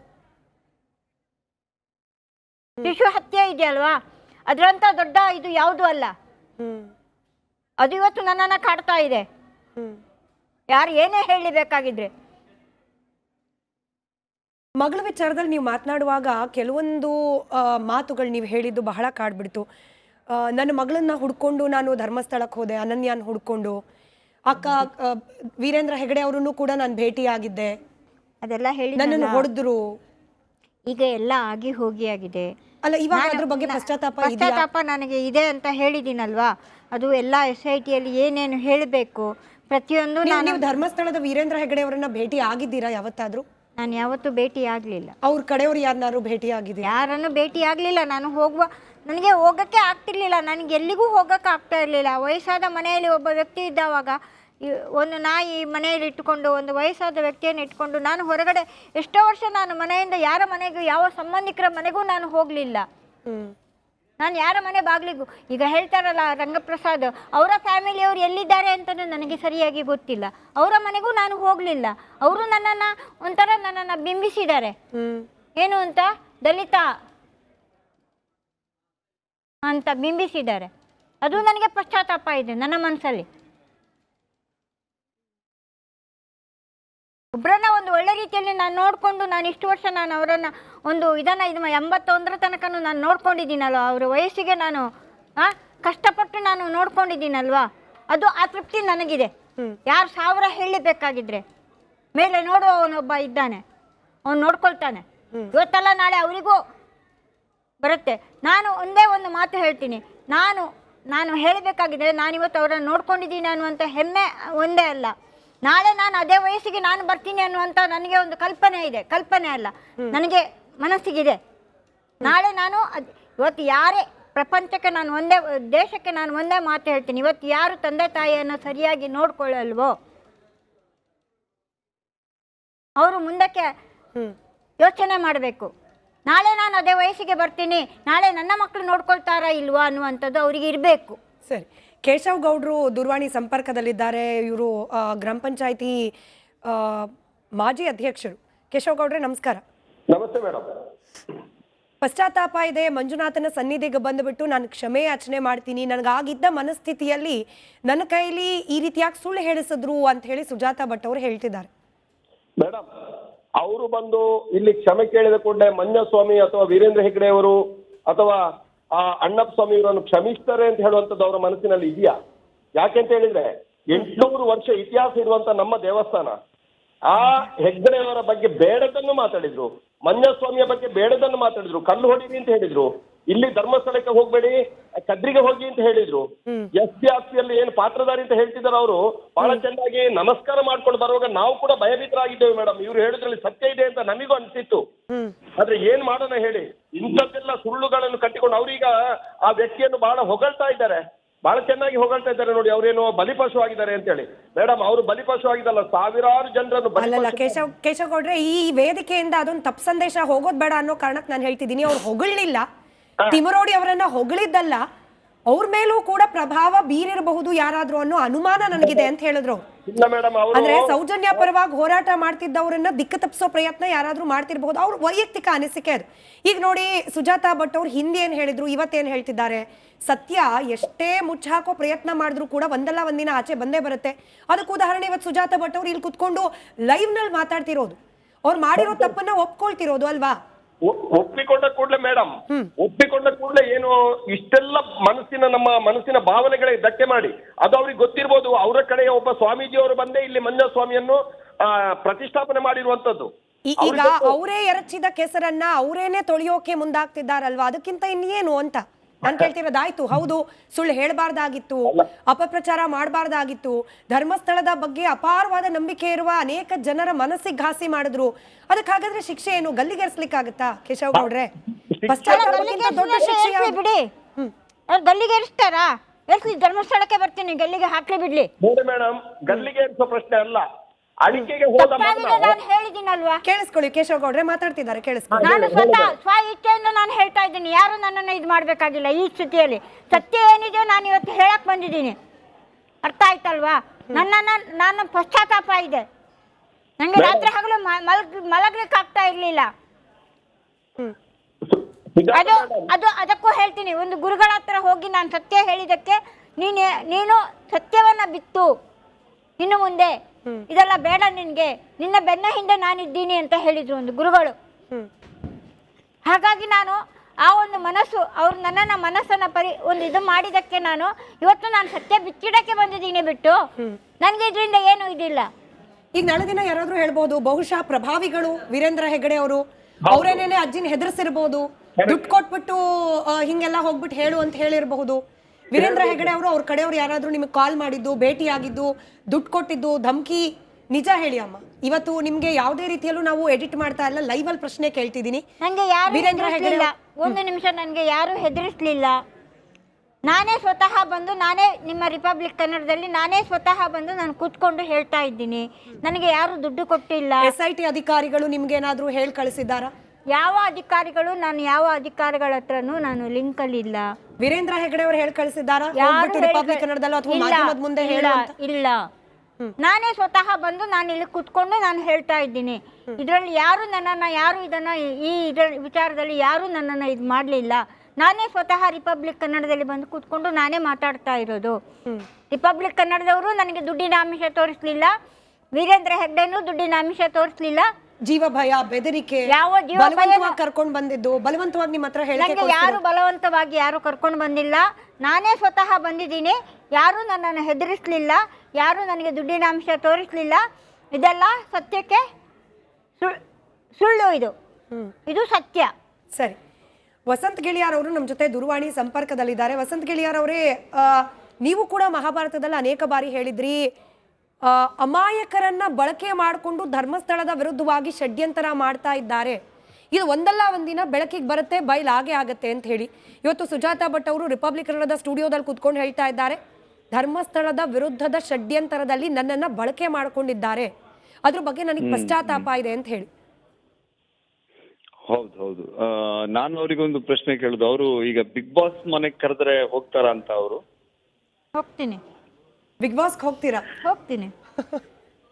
ಸರಿ, ಓಕೆ. ಈಗ ನಾನು ಏನ್ ಗೊತ್ತಾ, ಸುಜಾತಾ ವಸಂತ ಗೆಳೆಯಾರ್ ಅವರೇ, ಹೇಳಿ. ಮಧ್ಯ ಒಂದು ಕ್ಷಮೆ ಇರ್ಲಿ. ಯಾಕೆ ಈ ಮಾತು ಬಂತು, ಬಿಗ್ ಬಾಸ್ಗೆ ಹೋಗ್ತೀನಿ ಅನ್ನೋದು? ಅಲ್ಲ, ಈಗ ನೀವು ಕರ್ನಾಟಕದಲ್ಲಿ ನೀವು ಸಿಕ್ಕಾಪಟ್ಟೆ ಪಬ್ಲಿಸಿಟಿಯಲ್ಲಿ ಇದ್ದೀರಿ. ಮ್ಯಾಜಿಕ್ ಅಜ್ಜಿ ಅಂದ್ರೆ ಬಹಳ ಫೇಮಸ್ ಆಗ್ಬಿಟ್ಟಿದೆ. ಅದನ್ನು ನೀವು ಹೇಳಿದಲ್ವಾ? ಈಗ ಇರ್ಲಿ, ಅಲ್ಲ, ಅದನ್ನು ನೀವೇ ಹೇಳಿದಲ್ವಾ? ಇರ್ಲಿ ಬಿಡಿ, ನಾನು ಮ್ಯಾಜಿಕ್ ಅಜ್ಜಿ ಆಗೇ ಇರೋಣ. ಆಯ್ತು, ನೀವು ನೋಡಿ, ನೀವು ಒಂದೊಂದ್ಸಲ ಒಂದೊಂದು ರೀತಿ ಮ್ಯಾಜಿಕ್ ಮಾಡ್ತೀರಿ. ಬೇರೆ ಮ್ಯಾಜಿಕ್ ಇನ್ನೊಂದು ಮ್ಯಾಜಿಕ್ ಮಾಡ್ತಾ ಇದ್ದೀರಿ. ಈಗ ನಾನು ಕೇಳೋದು, ಅಲ್ಲ ವಸಂತ್ ಗೆಳೆಯಾರ್ ಅವರು, ಈ ಮ್ಯಾಜಿಕ್ ಅಜ್ಜಿ ಅನ್ನೋ ಟೈಟಲ್ ಕೊಟ್ಟಿದ್ ನೀವೇನಾ? ಹೌದು, ನಾನೇ ಕೊಟ್ಟಿದ್ದು. ಅದ್ರ ಬಗ್ಗೆ ಅವರಿಗೆ ಕೋಪ ಇರುತ್ತೇನೋ ಅನ್ಕೊಂಡೆ, but she is taking it very lightly. ಇಲ್ಲ ಅಲ್ಲಲ್ಲ, ಅದು ಇಲ್ಲ, ಅವರಿಗೆ ಕೋಪ ಏನಿಲ್ಲ. ನನ್ಗೆ ನಂದೊಂದಿಷ್ಟು ಪ್ರಶ್ನೆಗಳಿವೆ, ಅಂದ್ರೆ ಈಗ ಸಾರ್ವಜನಿಕವಾಗಿ ಅದು ಕ್ಲಿಯರ್ ಆಗಿ ಅಂತ.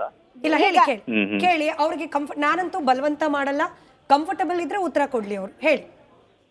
ಓಕೆ. ಈಗ ನೀವು ಈಗ ಇದು ಸತ್ಯ ಅಂತ ಹೇಳ್ತಿದ್ದೀರಿ, ಹಿಂದೆ ಅದು ಸತ್ಯ ಅಂತ ಹೇಳಿದ್ದೀರಿ. ನಾನು ಯಾವುದು ಸತ್ಯ ಅಂತ ಹೇಳಕ್ಕೆ, ಅದು ಆವತ್ತಿನ ದಿನದ್ದು ಆಗಿ ಹೋಗಿ ಬಿಟ್ಟಿದೆ.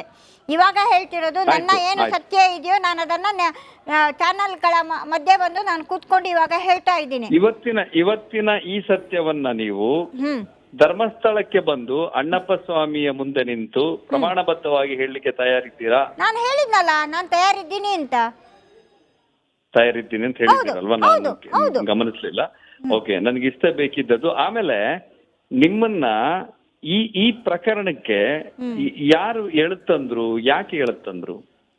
ಅದೇ ನನಗೆ ಗೊತ್ತಾಗ್ತಾ ಇಲ್ಲ ವಸಂತ ಗೆಳೆಯಾರ್ ಅವರೇ. ಆ ದಿನಗಳಲ್ಲಿ ನಾನು ಏನು ಇದಾಗಿದ್ದೀನಿ ಅನ್ನುವಂಥದ್ದು ನನಗೆ ತುಂಬಾ ಇವಾಗಲೂ ಪಶ್ಚಾತ್ತಾಪ ಇದೆ. ಇವತ್ತು ನಾನು ಆಯ್ತು, ನಿಮಗೆ ಪಶ್ಚಾತ್ತಾಪ ಸತ್ಯ, ನಿಮ್ ಪಶ್ಚಾತ್ತಾಪ ನಾನು ಒಪ್ಕೋತೀನಿ. ಯಾಕೆ ಅಂದ್ರೆ ಆ ಟೈಮಲ್ಲಿ ನನಗೆ ಏನು ಇದು ಮಾಡಿದ್ದಾರೆ ಇವರು, ನನ್ನ ಒಂದು ಆಸ್ತಿಯನ್ನ ಏನೋ ಒಂದು ಇದು ಮಾಡಿ ಕೊಡ್ತಾರೆ ಅನ್ನುವಂತ ಒಂದು ಇದಿತ್ತು, ಎಲ್ಲ ನಾನು ಮಾಡಿ ಕೊಡ್ತೀನಿ. ಸರಿ ಅಮ್ಮ, ಸರಿ, ಅದು ಒಂದು ವಿಚಾರದಲ್ಲಿ ಮಾತ್ರ ನಾನು ಇದಾಗಿದ್ದೆ ಬಿಟ್ಟು, ವಸಂತ ಗೆಳೆಯಾರ್ ಅವರೇ, ನನಗೆ ಆಸ್ತಿ ಬೇಕಾಗಿಲ್ಲ. ವಸಂತ ಗೆಳೆಯಾರ್ ಅವರೇ, ನನಗೆ ಇವಾಗ ಬೇಕಾಗಿರೋದೇನು ಗೊತ್ತಾ, ಮನಃಶಾಂತಿ. ಸತ್ಯ. ಈಗ ನನ್ನ ಒಂದೇ ಪ್ರಶ್ನೆ, ನೀವು ಆಸ್ತಿಯ ಸಂಬಂಧ, ನಿಮ್ಮ ಕೌಟುಂಬಿಕವಾದಂತ ಆಸ್ತಿ ಅದು ಸರಿ, ಅದರ ಸಂಬಂಧ ಈ ಧರ್ಮಸ್ಥಳದ ಈ ವಿವಾದಗಳಲ್ಲಿ ತೊಡಗಿಸಿಕೊಂಡಿರುವಂತ ಯಾರನ್ನ ಮೊದಲು ಸಂಪರ್ಕ ಮಾಡಿದ್ರಿ ಕೇಳೋದು ನಾನು. ಗಿರೀಶ್ ಅವರನ್ನ ಅಥವಾ ನಾನು ಯಾರನ್ನು ಸಂಪರ್ಕ ಮಾಡಿಲ್ಲ, ಅವರು ನನ್ನನ್ನ ಸಂಪರ್ಕ ಮಾಡಿರೋದು. ಯಾರು ಮಾಡಿದ್ದು ಅವರಲ್ಲಿ? ಗಿರೀಶ್ ಮಟ್ಟಣ್ಣ ಮತ್ತು ಜಯಂತ್ ಟಿ. ಅವರಿಬ್ರು ನಿಮ್ಮನ್ನ ಮಾಡಿರೋದು? ಹೌದು. ಫಸ್ಟ್ ನಾನು ಯಾರನ್ನ ಸಂಪರ್ಕ ಮಾಡಕ್ಕೆ ನಾನು ಯಾರ ಮನೆ ಬಾಗ್ಲಿಗೂ ನಾನು ಹೋಗ್ಲಿಲ್ಲ. ಸರಿ, ಅವರೇ ನಿಮ್ಮನ್ನ ಸಂಪರ್ಕ ಮಾಡಿ ಏನಂತ ಕೇಳಿದ್ರ ನಿಮ್ಮ ಹತ್ರ? ಏನ್ ಈ ತರ ಮಾಡಿದ್ರೆ ನಿಮ್ಗೆ ಆಸ್ತಿ ಸರಿ ಮಾಡ್ಕೊಡ್ತೀವಿ ಅಂತ ಹೇಳಿದ್ರ? ಹೌದು. ಓಕೆ, ನೀವು ಈ ತರ ನಾವ್ ಹೇಳ್ದಂಗೆ ಕೇಳಬೇಕು, ನಿಮ್ಮ ಆಸ್ತಿಯನ್ನ ನಿಮ್ಗೆ ನಾನು ಒದಗಿಸ್ಕೊಡ್ತೀನಿ ಅಂತ ಹೇಳಿದ್ರು ಅಲ್ವಾ? ಹೌದು, ಅಷ್ಟೇ. ಓಕೆ. ಅಲ್ಲ, ನನ್ನ ಊಹೆ, ನನ್ನ ಯೋಚನೆ ಹೀಗೆ ಇತ್ತು, ಹೀಗೆ ಆಗಿರ್ತದೆ. ನಾನು ಅದಕ್ಕೆ ಸ್ಮಿತಾ ಮೇಡಮ್ ಹೇಳಿದ್ರಲ್ವಾ, ಎಷ್ಟೋ ಜನ ಅಸಹಾಯಕತೆಯಲ್ಲಿ ಯಾವುದೋ ಸಹಾಯ ಕೇಳ್ಕೊಂಡು ಬಂದವ್ರನ್ನ ಇವ್ರು ಈ ರೀತಿ ದುರುಪಯೋಗ ಪಡಿಸ್ಕೋತಾ ಇದ್ದಾರೆ ಅಂತ ಹೇಳಿ. ಆಮೇಲೆ ಇನ್ನೊಂದು ಗೆಳೆಯರ್ ಅವರೇ, ಇನ್ನೊಂದು ನಿಮ್ಮ ಮೇಲೆ ಇವಾಗ ಮಾತಾಡಿದೀರಾ, ನಿಮ್ಮ ಮೇಲೆ ನಾಳೆ ಇನ್ನೊಂದು ರೀತಿಯ ಪ್ರಕೋಪ ಬರ್ಬೋದು. ವಸಂತ ಗೆಳೆಯರು ದುಡ್ಡು ಕೊಟ್ಟು ಕನ್ನಡಕ್ಕೆ ತಂದು ಕೂರಿಸಿಟ್ರು ಅನ್ನುವಂಥದ್ದು ಬರ್ಬೋದು. ಅದಕ್ಕೆ ನಾನು ಸ್ಪಷ್ಟನೆ ಕೊಡ್ತೀನಿ, ವಸಂತ ಗೆಳೆಯರವರು ನನಗೆ ಯಾವುದೇ ದುಡ್ಡಿನ ಅಂಶ ತೋರಿಸಲಿಲ್ಲ ಅಂತ ನಾನು ಇವತ್ತು ಈ ವೇದಿಕೆಯಲ್ಲಿ ಕುತ್ಕೊಂಡು ಹೇಳ್ತಾ ಇದ್ದೀನಿ. ಒಂದು ಗಂಭೀರವಾದ ಪ್ರಶ್ನೆ ನೋಡಿ, ನೀವು ಮಾತನಾಡ್ತಾ ಹೇಳ್ತಿದ್ರಿ, ನಾನು ಶುರುವಿನಿಂದ ಹೇಳ್ತಿದ್ದೀನಿ, ಇಲ್ಲಿ ಹೆಣ್ಣು ಮಗಳಿಗೆ ನ್ಯಾಯ ಕೊಡಿಸ್ತೀವಿ ಅಂತ ಹೊರಟವರು ಅನೇಕ ಹೆಣ್ಣು ಮಕ್ಕಳನ್ನ ಬೀದಿ ಪಾಲ್ ಮಾಡ್ಬಿಟ್ರಲ್ಲ, ಇದ್ರ ಬಗ್ಗೆ ಯಾಕೆ ಮಾತಾಡಲ್ಲ? ಚಿನ್ನಯ್ಯನ ಪತ್ನಿ, ಆಕೆ ಕೂಡ ಹೆಣ್ಮಗಳು, ಕಣ್ಣೀರ್ ಹಾಕ್ತಿದ್ದಾಳೆ. ನನ್ನ ಗಂಡ ಮನೆಗೆ ಬಂದ್ರೆ ಸಾಕು ಅಂತ ಹೇಳಿ ಆಕೆ ಹಪಹಪಿಸ್ತಾ ಇರೋದು, ಆಕೆಯ ಪರಿಸ್ಥಿತಿ ಇದ್ರ ಬಗ್ಗೆ ಅನುಕಂಪ ಇಲ್ವಾ ಹೋರಾಟಗಾರರಿಗೆ? ಸುಜಾತಾ ಭಟ್ 60 ವರ್ಷ ರೀ, ಈಕೆಯನ್ನ ಬೀದಿಲ್ ತಂದು ನಿಲ್ಲಿಸ್ಬಿಟ್ರಲ್ಲ, ಈಕೆ ಹೆಣ್ಮಗಳಲ್ವಾ? ಈಕೆಯ ಕಣ್ಣೀರಿಗೆ ಕರಗಲ್ವಾ ಹೋರಾಟಗಾರರ, ಸೋಕಾಲ್ಡ್ ಹೋರಾಟಗಾರರ ಮನಸ್ಸು? ಚಿನ್ನಯ್ಯ, ಈ ದಲಿತ ಪರವಾಗಿ ನಾವು, ಹಿಂದುಳಿದವರ ಪರವಾಗಿ ನಾವು ಅಂತ ಹೇಳ್ಕೊಳ್ಳೋ ಸೋಕಾಲ್ಡ್ ಪಕ್ಷಗಳು ಬಹಳ ಬೇಸರದಿಂದ ಈ ಪ್ರಶ್ನೆ ಕೇಳ್ತಿದ್ದೀನಿ. ಇದಕ್ಕೆ ನಾಳೆ ದಿನ ಬೇರೆಯವ್ರು ಏನಾದ್ರೂ ಬಣ್ಣ ಕಟ್ಟಿ ಈಕೆ ಆ ಪಕ್ಷ ಈ ಪಕ್ಷ ಅಥವಾ ಇವ್ರ ಪರ ಅವ್ರ ಪರ, ಐ ಡೋಂಟ್ ಕೇರ್. ಚಿನ್ನಯ್ಯನೂ ಮನುಷ್ಯ, ಆತ ಕೂಡ ಹಿಂದುಳಿದ ವರ್ಗಕ್ಕೆ ಸಂಬಂಧಪಟ್ಟವನು. ಆತನ ಪತ್ನಿ ಮಲ್ಲಿಕಾ ಕೂಡ ಹೆಣ್ಣು ಮಗಳು. ಆಕೆಯ ಕಣ್ಣೀರಿಗೂ ಬೆಲೆ ಇದೆ. ಸುಜಾತಾ ಭಟ್ ಸುಳ್ಳು ಹೇಳಿರಬಹುದು, ಇವತ್ತು ಬೀದಿಲಿದ್ದಾರೆ ಸುಜಾತಾ ಭಟ್ ಅವರು. ಈಕೆಯ ಪರಿಸ್ಥಿತಿ, ಈಕೆಯ ಕಣ್ಣೀರು, ಇದಕ್ಕೂ ಕೂಡ ನ್ಯಾಯ ಬೇಕಲ್ವಾ? ಬೇಕಲ್ವಾ ನ್ಯಾಯ? ಇದ್ರ ಬಗ್ಗೆ ಮಾತನಾಡಿದ್ರೆ ಕೆಟ್ಟವ್ರು, ಇದ್ರ ಬಗ್ಗೆ ಮಾತನಾಡಿದ್ರೆ ಬಕೆಟು, ಇದ್ರ ಬಗ್ಗೆ ಮಾತನಾಡಿದ್ರೆ ಪೇಮೆಂಟು, ಇದ್ರ ಬಗ್ಗೆ ಮಾತನಾಡಿದ್ರೆ ಅತ್ಯಾಚಾರಿಗಳ ಪರ. ನೀವ್ ಯಾರ ಪರ? ಇವರೆಲ್ಲರ ವಿರುದ್ಧನಾ? ಕಣ್ಣೀರು ಹಾಕ್ತಿರೋ ಮಹಿಳೆಯರ ಈ ಪರಿಸ್ಥಿತಿಗೆ ನೀವು ಹೊಣೆಗಾರರಲ್ವಾ? ಕೇಳಬಾರ್ದ ಪ್ರಶ್ನೆ ಗಿಳಿಯಾರವ್ರೆ? ಖಂಡಿತ. ಈಗ ಸೌಜನ್ಯಳಿಗೆ ನ್ಯಾಯ ಅಂತ ಹೇಳಲು ಹೊರಟವರಿದ್ದಾರಲ್ಲ, ಅವರು ಲಾಗಾಯತಿನಿಂದಲೂ ಹೆಣ್ಣಿನ ವಿರುದ್ಧವೇ, ಹೆಣ್ಣಿನ ಕಣ್ಣೀರ್ ಹಾಕ್ಸಿನೇ ಅವ್ರು ಹೋರಾಟ ಮಾಡಿದ್ದು. ಈಗ 3 ಜನ, ಈ ಸಂತೋಷ್ ಎನ್ನುವ ವ್ಯಕ್ತಿಗೆ ಯಾವುದೇ ವೈಜ್ಞಾನಿಕ ತನಿಖೆ ಆಗ್ಲಿಲ್ಲ. ಈ 3 ಜನರಿಗೆ ವೈಜ್ಞಾನಿಕ ತನಿಖೆ ಆಗಿದೆ. ಇವರು ಪ್ರಶ್ನೆ ಕೇಳೋದಿಲ್ಲ, ಅದರಲ್ಲಿ ಇವನಿಗೆ ಯಾಕೆ ಆಗಿಲ್ಲ. ಅದು ಇವತ್ತಿನ ನಿಮ್ಮ ಚಾನೆಲ್ ನಲ್ಲಿ ನಾನು 10 ಸಾರಿ ಕೇಳಿರ್ಬೋದು ಇದನ್ನ. ಇವತ್ತಿನ ತನಕ ಅವ್ರು ಯಾರು ಉತ್ತರ ಕೊಡೋದಿಲ್ಲ, ಯಾಕೆ ಮಾಡ್ಸಲ್ಲ ಅಂತೇಳಿ. ಆದ್ರೆ ಅವರ ಮನೆಯಲ್ಲಿರುವ ಅವರ ತಾಯಿ, ತಂಗಿ, ಹೆಂಡತಿ, ಹೆಣ್ಣು ಮಕ್ಕಳು, ಅವರ ಸ್ವಂತ ಮಕ್ಕಳು, ಇವರೆಲ್ಲ ಹೆಣ್ಣಲ್ವಾ? ಇವರ ಕಣ್ಣಲ್ಲಿ ಇವರು ಅನುದಿನ ನೀರು ಹಾಕಿಸ್ತಾ ಇದ್ದಾರೆ. ಒಬ್ಬ ನಿಷ್ಪಾಪಿ ಹುಡುಗನನ್ನ, ವಿದೇಶದಲ್ಲಿ ಓದ್ತಾ ಇರುವಂತ ಹುಡುಗನನ್ನ ವಿನಾಕಾರಣ ಯಾವುದೋ ಒಂದು ಧರ್ಮಾಧಿಕಾರಿಗಳ ಕುಟುಂಬದವನನ್ನುವ ಕಾರಣಕ್ಕೆ ತಗೊಂಡು ಬಂದು ಆತ ಒಬ್ಬ ಅತ್ಯಾಚಾರಿ ಎನ್ನುವಂತ ಘನಘೋರವಾದಂತ ಆರೋಪವನ್ನ ಹಾಕಿದ್ರು. ಆ ಮಗು, ಆ ಹುಡುಗನನ್ನ ಹೆತ್ತ ತಾಯಿಯ ಕಣ್ಣೀರ ಶಾಪ ಎಷ್ಟು? ಅವ್ರು ಎಷ್ಟು ಕಣ್ಣೀರು ಹಾಕಿರ್ಬೋದು ಅವ್ರ ತಾಯಿ? ಇದನ್ನ ಯಾರಿಗೆ ಕೇಳಬೇಕು? ಆ ಯಾವುದೋ ಸಾಕ್ಷ್ಯ ಇದ್ರೆ, ಈಗ ನಿಶ್ಚಲ್ ಜೈನ್ ಅವರು ಕೂಡ ರೇಪ್ ಅಂಡ್ ಮರ್ಡರ್ ಕೇಸಲ್ಲಿ ಇನ್ವಾಲ್ವ್ಡ್ ಅಂತ ಹೇಳಿ ಸಾಕ್ಷ್ಯ ಇದ್ರೆ ಇವತ್ತು ತಗೊಂಡೋಗಿ ಕೊಡಿ ಕೋರ್ಟ್ಗೆ, ಇವತ್ತು ತಗೊಂಡೋಗಿ ಕೊಡಿ ಕೋರ್ಟ್ಗೆ. ಈ ಪ್ರಕರಣದಲ್ಲಿ ಆ 3 ರಿಂದ 4 ತಿಂಗಳ ಅವಧಿಯಲ್ಲಿ ಇವರು ಮಾಡಿದ ನಾಟಕಗಳು, ಕಥೆಗಳೆಲ್ಲವೂ ಬಯಲಾಗಿವೆ. ಇನ್ನು 12 ವರ್ಷದಲ್ಲಿ ಎಷ್ಟು ಕಥೆಗಳನ್ನು ಇವ್ರು ಕಟ್ಟಿರ್ಬೇಡ? 12 ವರ್ಷದ ಹಿಂದಿನಿಂದಲೂ ಎಷ್ಟು ಕಥೆಗಳನ್ನ ಕಟ್ಕೊಂಡು ಬಂದ್ರು. ಕಣ್ಣೆದ್ರೆ 100 ಸತ್ಯಗಳು ಗೋಚರಿಸ್ತಾ ಇವೆ. ಅವನ್ ಮಹಾಜರಗಳನ್ನು ತೋರಿಸ್ತಾ ಇದ್ದಾರೆ. ಎಲ್ಲ ಸ್ಪಷ್ಟವಾಗಿ ಜನರಿಗೆ ಗೊತ್ತಾಗ್ತಾ ಇದ್ರು ಕೂಡ ಇವ್ರು ಇನ್ನೂ ಸೌಜನ್ಯರಿಗೆ ಜಸ್ಟಿಸ್ ಅಂತ ಹೇಳ್ತಾ ಇದ್ದಾರೆ. ಈ ಮೊನ್ನೆ ರುದ್ರಮುನಿ ಅವರದ್ದು ನೀವು ಸಂದರ್ಶನ ಮಾಡಿದ್ರಿ ನಿಮ್ಮ ಚಾನಲ್ ನಲ್ಲಿ. ಎಷ್ಟು ಅದ್ಭುತವಾಗಿ ಮಾತಾಡಿದ್ರಿ, ಎಷ್ಟು ಅದ್ಭುತವಾಗಿ ಹೇಳಿದ್ರು ಅವರು. ಅದಕ್ಕಿಂತ ಮೋಹನ್ ಬೋಳಂಗಡಿ ಅವರದ್ದು ನೀವು ಸಂದರ್ಶನ ಮಾಡಿದ್ರಿ. ಒಟ್ಟಾರೆ ನೀವು ಒಂದು ಸೌಜನ್ಯ ಪ್ರಕರಣದಲ್ಲಿ PhD ಮಾಡುವಷ್ಟು ಅನುಭವ ನಿಮಗೆ ಬಂದಿದೆ ಈ ಪ್ಯಾನಲ್ ಅಲ್ಲಿ. ಎಷ್ಟು ಏನು ಸತ್ಯದ ತಲೆ ಮೇಲೆ ಹೊಡೆದಾಗ ಇನ್ನೂ ಕೂಡ ಸುಳ್ಳು ಹೇಳ್ತಾ ಇದ್ದಾರಲ್ಲ. ನನಗೆ ಬಹಳ ಆಶ್ಚರ್ಯ ಆಗೋದು, ಇದನ್ನ ನಂಬುವಂತ ಮೊಭಕ್ತರು ಇನ್ನೂ ಇದಾರಲ್ಲ ಅವರಿಗೆ ಅಂತ ಹೇಳಿ. ಇರ್ಲಿ, ಈ ಸುಜಾತಾ ಮೇಡಮ್ ಅವ್ರನ್ನ, ನನಗೆ ಅವರ ಬಗ್ಗೆ ವೈಯಕ್ತಿಕವಾದ ದ್ವೇಷ ಇಲ್ಲ, ವಿಚಾರದ ಕಾರಣಕ್ಕೆ. ಯಾಕಂದ್ರೆ ಇವರು ಧರ್ಮಸ್ಥಳಕ್ಕೆ ಕಲ್ಲು ಹೊಡಿರಲ್ಲ ಅಂತ ಹೇಳಿದ್ರು. ಈ ಮಾತನ್ನ ಇವರೇ ಹೇಳಿದ್ದ, ಇವ್ರ ಹತ್ರ ಹೇಳಿಸಿದ್ದು ಒಪ್ಕೊಂಡ್ರು ಅವರು. ಈ ತರ ಹೇಳಿ ಅಂತ ಹೇಳಿಸಿದ್ದು. ಈ ತರ ಎಲ್ಲ ಸಮಾಜಘಾತುಕ ವ್ಯವಸ್ಥೆಗಳಿದು. ಈ ಮುಂದೆ ಎಲ್ಲವೂ ಕೂಡ ಬಯಲಾಗ್ತಾ ಇದೆ. ಎಲ್ಲವೂ ನನಗೆ ನಿನ್ನೆ ಅಷ್ಟೇ ಮಹೇಶ್ ಶೆಟ್ಟಿ ತಿಮ್ರೋಡಿಯವರ ಜೊತೆಗೆ ಇದ್ದ ಹೋರಾಟಗಳಲ್ಲಿ ಹೆಚ್ಚಾಗಿ ಮುಂದೆ ನಿಂತಿದ್ದ ವ್ಯಕ್ತಿಯೊಬ್ಬ ಕಾಂಟ್ಯಾಕ್ಟ್ ಮಾಡಿದ್ದಾನೆ. ಮುಂದಿನ ದಿನದಲ್ಲಿ ಇವರದ್ದು ಕೆಲವು ಬಣ್ಣಗಳನ್ನ ನಾವು ಬಯಲು ಮಾಡ್ತೀವಿ, ನೋಡ್ತಾ ಇದ್ದೀವಿ. ಹಿಂಗೆ ಈಗ ಸೌಜನ್ಯಾಗೆ ನ್ಯಾಯ ನಮಗೂ ಬೇಕು, ನಿಮಗೂ ಬೇಕು. ಬಹುಶಃ ನೇರವಾಗಿ ಯಾವುದೇ ರೀತಿ ಸಂಪರ್ಕ ಇಲ್ಲದೆ ಹೋದ್ರೂ ಕೂಡ ಒಬ್ಬ ಹೆಣ್ಣು ಮಗಳಾಗಿ ಸುಜಾತಾ ಭಟ್ ಅವ್ರಿಗೂ ಬೇಕು ಸೌಜನ್ಯ ನ್ಯಾಯ. ಆದ್ರೆ ಸೌಜನ್ಯ ನ್ಯಾಯದ ಹೆಸರಲ್ಲಿ ಇಂಥ ಅನೇಕರ ಬದುಕನ್ನೇ ಬೀದಿಗೆ ತಂದ್ರಲ್ಲ, ಇದಕ್ಕೆ ಏನ್ ಹೇಳ್ಬೇಕು ವಸಂತ್ ಗಿಳಿಯಾರ್ ಅವರೇ ಕಡೆದಾಗ? ಇವತ್ತು ಸುಜಾತಾ ಭಟ್ ಲಿಟ್ರಲಿ ಬೀದಿಲಿದ್ದಾರೆ, ಲಿಟ್ರಲಿ. ಈ SIT ತನಿಖೆ ಬಗ್ಗೆ ನನಗೆ ವಿಶ್ವಾಸ ಇದೆ, ಇನ್ನೂ ಇದೆ. ಆದ್ರೆ ಇಷ್ಟು ತಪ್ಪು ಮಾಡಿದವರ ಬಂಧನ ಇನ್ನು ಯಾಕೆ ಆಗ್ತಾ ಇಲ್ಲ ಅನ್ನೋದು ಅರ್ಥ ಆಗ್ತಾ ಇಲ್ಲ. ಇನ್ನೊಂದು SIT, ಇನ್ನೊಂದು ವಸಂತ್ ಗಿಳಿಯವರೇ, ಮಧ್ಯ ನಾನು ಮಾತನ್ನ ಇದು ಮಾಡಿದೆ ಅಂತ ಬೇಜಾರು ಮಾಡ್ಕೊಳ್ಬೇಡಿ. SIT ಅವರು ದುಡ್ಡು ತಗೊಂಡು ಇದನ್ನೇ ಚೇಂಜ್ ಮಾಡ್ತಾ ಇದ್ದಾರೆ ಅನ್ನುವಂತ ಒಂದು ಮಾತು ಬಂದಿದೆ. ಅಲ್ಲಲ್ಲ, ಅದು ಆರೋಪಗಳು ಯಾರೋ ಹೇಳ್ತಾರೆ, ಆರೋಪಗಳು ಹೇಳ್ತಾ ಇದ್ದಾರೆ. SIT ಅವರು ದುಡ್ಡು ತಗೊಂಡು ಅವರಿಗೆ ಗವರ್ಮೆಂಟ್ ಸಂಬಳ ಕೊಡ್ತಾ ಇದೆ, ಅವರು ನ್ಯಾಯಯುತವಾದ ಒಂದು ಇದನ್ನ ಮಾಡ್ತಾ ಇದ್ದಾರೆ. ಅವರ ಪಾಡಿಗೆ ಅವರನ್ನ ಬಿಟ್ಟು ಬಿಡಬೇಕು, ಅವ್ರು ಏನು ಮಾಡ್ತಾರೆ ಅನ್ನುವಂಥದ್ದನ್ನು. ಖಂಡಿತ SIT ಅವ್ರು ಸರಿಯಾಗಿ ತನಿಖೆ ಮಾಡ್ತಾರೆ, ಸರಿಯಾಗಿ ಎಲ್ಲ ಆಗ್ತದೆ, ಎಲ್ಲರೂ ಜೈಲಿಗೆ ಹೋಗ್ತಾರೆ. ಅದರ ಬಗ್ಗೆ ನಮ್ಗೆ ಅನುಮಾನ ಇಲ್ಲ. ನನಗೂ ಅನುಮಾನ ಇಲ್ಲ. SIT ಹೊರತಾಗಿ ಸರ್ಕಾರ ಬೇರೆ ಪ್ರಕರಣಗಳನ್ನು ದಾಖಲು ಮಾಡಿದೆ. ಆ ವಿಷಯದಲ್ಲಿ ಇಷ್ಟು ಒಳಗಡೆನೆ ಮಹೇಶ್ ಶೆಟ್ಟಿ ತಿಮರೋಡಿ ಅರೆಸ್ಟ್ ಆಗಬೇಕಿತ್ತು. ಮತ್ತೆ ನೀವು ಸ್ಮಿತಾ ಅವ್ರು ಕೇಳಿದ ಪ್ರಶ್ನೆಗೆ ನಾನು ಉತ್ತರ ಕೊಡೋದು ಮೇಡಮ್, ಈಗ ಸೌಜನ್ಯ ಪ್ರಕರಣಕ್ಕೆ ನ್ಯಾಯ ಸಿಗಬೇಕು ಅಂತ ಹೇಳಿದ್ರೆ ಯಾರಿಂದ ನ್ಯಾಯ ಸಿಗ್ಬೇಕನ್ನು, ಯಾರಾದ್ರೂ ನ್ಯಾಯ ಸಿಗದಾಗ ಮಾಡಿದಾರ? ಇಲ್ಲಿ ನ್ಯಾಯ ಸಿಗದೇ ಇರುವ ಹಾಗೆ ಮಾಡಿದ್ದೆ ಅವ್ರ ಕುಟುಂಬದವರು, ಮತ್ತೆ ಅವರ ಕುಟುಂಬದವ್ರ ಜೊತೆ ಸೇರ್ಕೊಂಡಂತ ಷಡ್ಯಂತ್ರದವರು. ಈಗ ನಮ್ಮ ಅಕ್ಷತಾ ಕೊಠಾರಿ, ರತ್ನ ಕೊಠಾರಿ, ಅಕ್ಷತಾ ದೇವಾಡಿಗೆ 2 ಪ್ರಕರಣದಲ್ಲಿ ಹೋರಾಟದಲ್ಲಿ ನಾವೇ ಇದ್ದವರು. ಕೇಮಾರು ಶ್ರೀಗಳು ರತ್ನ ಕೊಠಾರಿ ಅವರ ಮನೆಗೆ ಹೋದಾಗ ನಾನು ಕೂಡ ಬಂದಿದ್ದೇನೆ. ಕೇಮಾರು ಶ್ರೀಗಳು ಸೌಜನ್ಯ ಹೋರಾಟಕ್ಕೆ ಕರೆ ಕೊಟ್ಟಾಗ ನಾನು ಕೂಡ ಅವ್ರ ಜೊತೆ ಹೋಗಿದ್ದೇನೆ. ಕೇಮಾರು ಶ್ರೀಗಳಿಗೆ ಕೇಳ್ಬೋದು ನೀವು. ಅವತ್ತು ಕೇಮಾರು ಶ್ರೀಗಳು ಈ ಹೋರಾಟದ ನಾಯಕತ್ವ ವಹಿಸ್ಕೊಂಡವ್ರು. ಕೇಮಾರು ಶ್ರೀಗಳ ಜೊತೆಗೆ ಹೋದದ್ದು ಮಹೇಶ್ ಶೆಟ್ಟಿ ತಿಮರೋಡಿ. ಹಿಂದೆ ಜನವಾದಿ ವಿಮಲಾ ಅವರು ಸಂಘಟಿಸಿದ ಹೋರಾಟ, ಇದಕ್ಕೆ ಮಹೇಶ್ ಶೆಟ್ಟಿ ತಿಮರೋಡಿ ಯಾವುದೇ ಕರೆ ಕೊಟ್ಟಿದ್ದಲ್ಲ. ಜನ ಬೆಂಬಲ ಈ ಹೋರಾಟಕ್ಕಿದೆ. ಕೇಮಾರು ಶ್ರೀಗಳು ಬಂದಾಗ ಒಂದಿಷ್ಟು ಜನ ಒಟ್ಟಾದ್ರು, ಮತ್ತೆ ಒಂದಿಷ್ಟು ಪ್ರಶ್ನೆಗಳೆತ್ತು ಅಂತೇಳಿ ಇದನ್ನ ನಾನು ರಾಜಕೀಯವಾದ ಐಡಿಯಾಲಜಿ ಇದ್ದಂತ ಮನುಷ್ಯ ತಿಮರೋಡಿ. ಈ ಹಿಂದೆ MLA ಎಲೆಕ್ಷನ್ಗೆ ನಿಂತು ಪರೋಕ್ಷವಾಗಿ BJP ಅಭ್ಯರ್ಥಿ ಸೋಲಿಕ್ಕೆ ಕಾರಣನಾದ ವ್ಯಕ್ತಿ ತಿಮರೋಡಿ.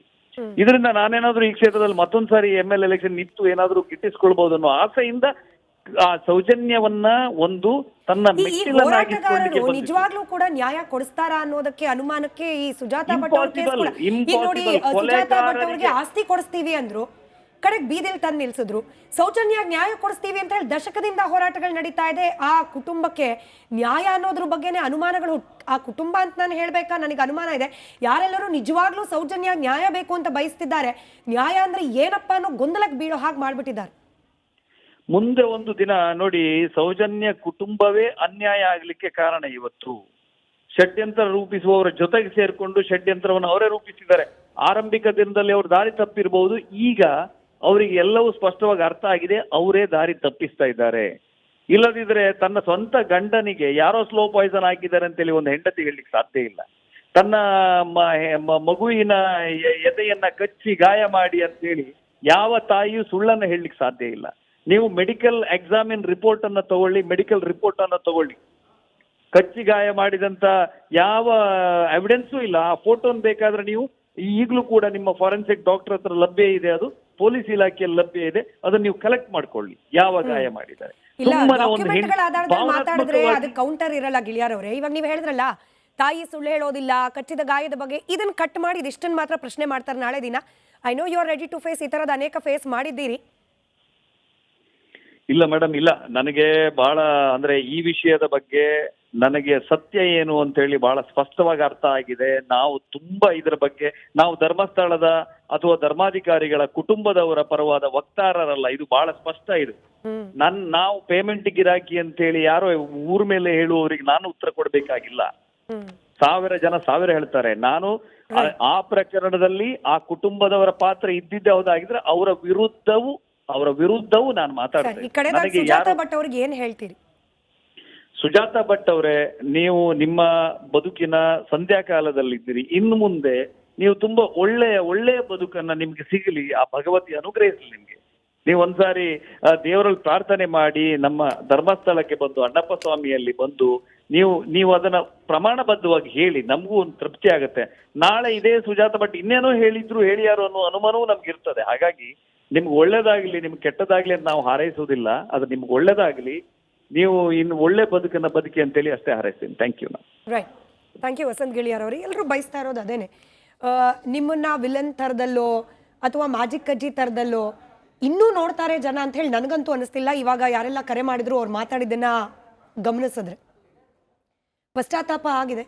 ಇನ್ನು ಮುಂದೆ ಬದುಕು ಚೆನ್ನಾಗಿ ಇರಬಹುದು ಅನ್ನೋ ಆಶಾಭಾವನೆ ಇದೆಯಾ? ಬದುಕಬಹುದು ಅನ್ನುವಂಥ ಆಶಾಭಾವನೆ ಇದೆ. ನನ್ನ ಬದುಕಲ್ಲಿ ನಾನು ಒಂಟಿಯಾಗಿ ಜೀವನ ಮಾಡ್ತಾ ಇದ್ದೀನಿ.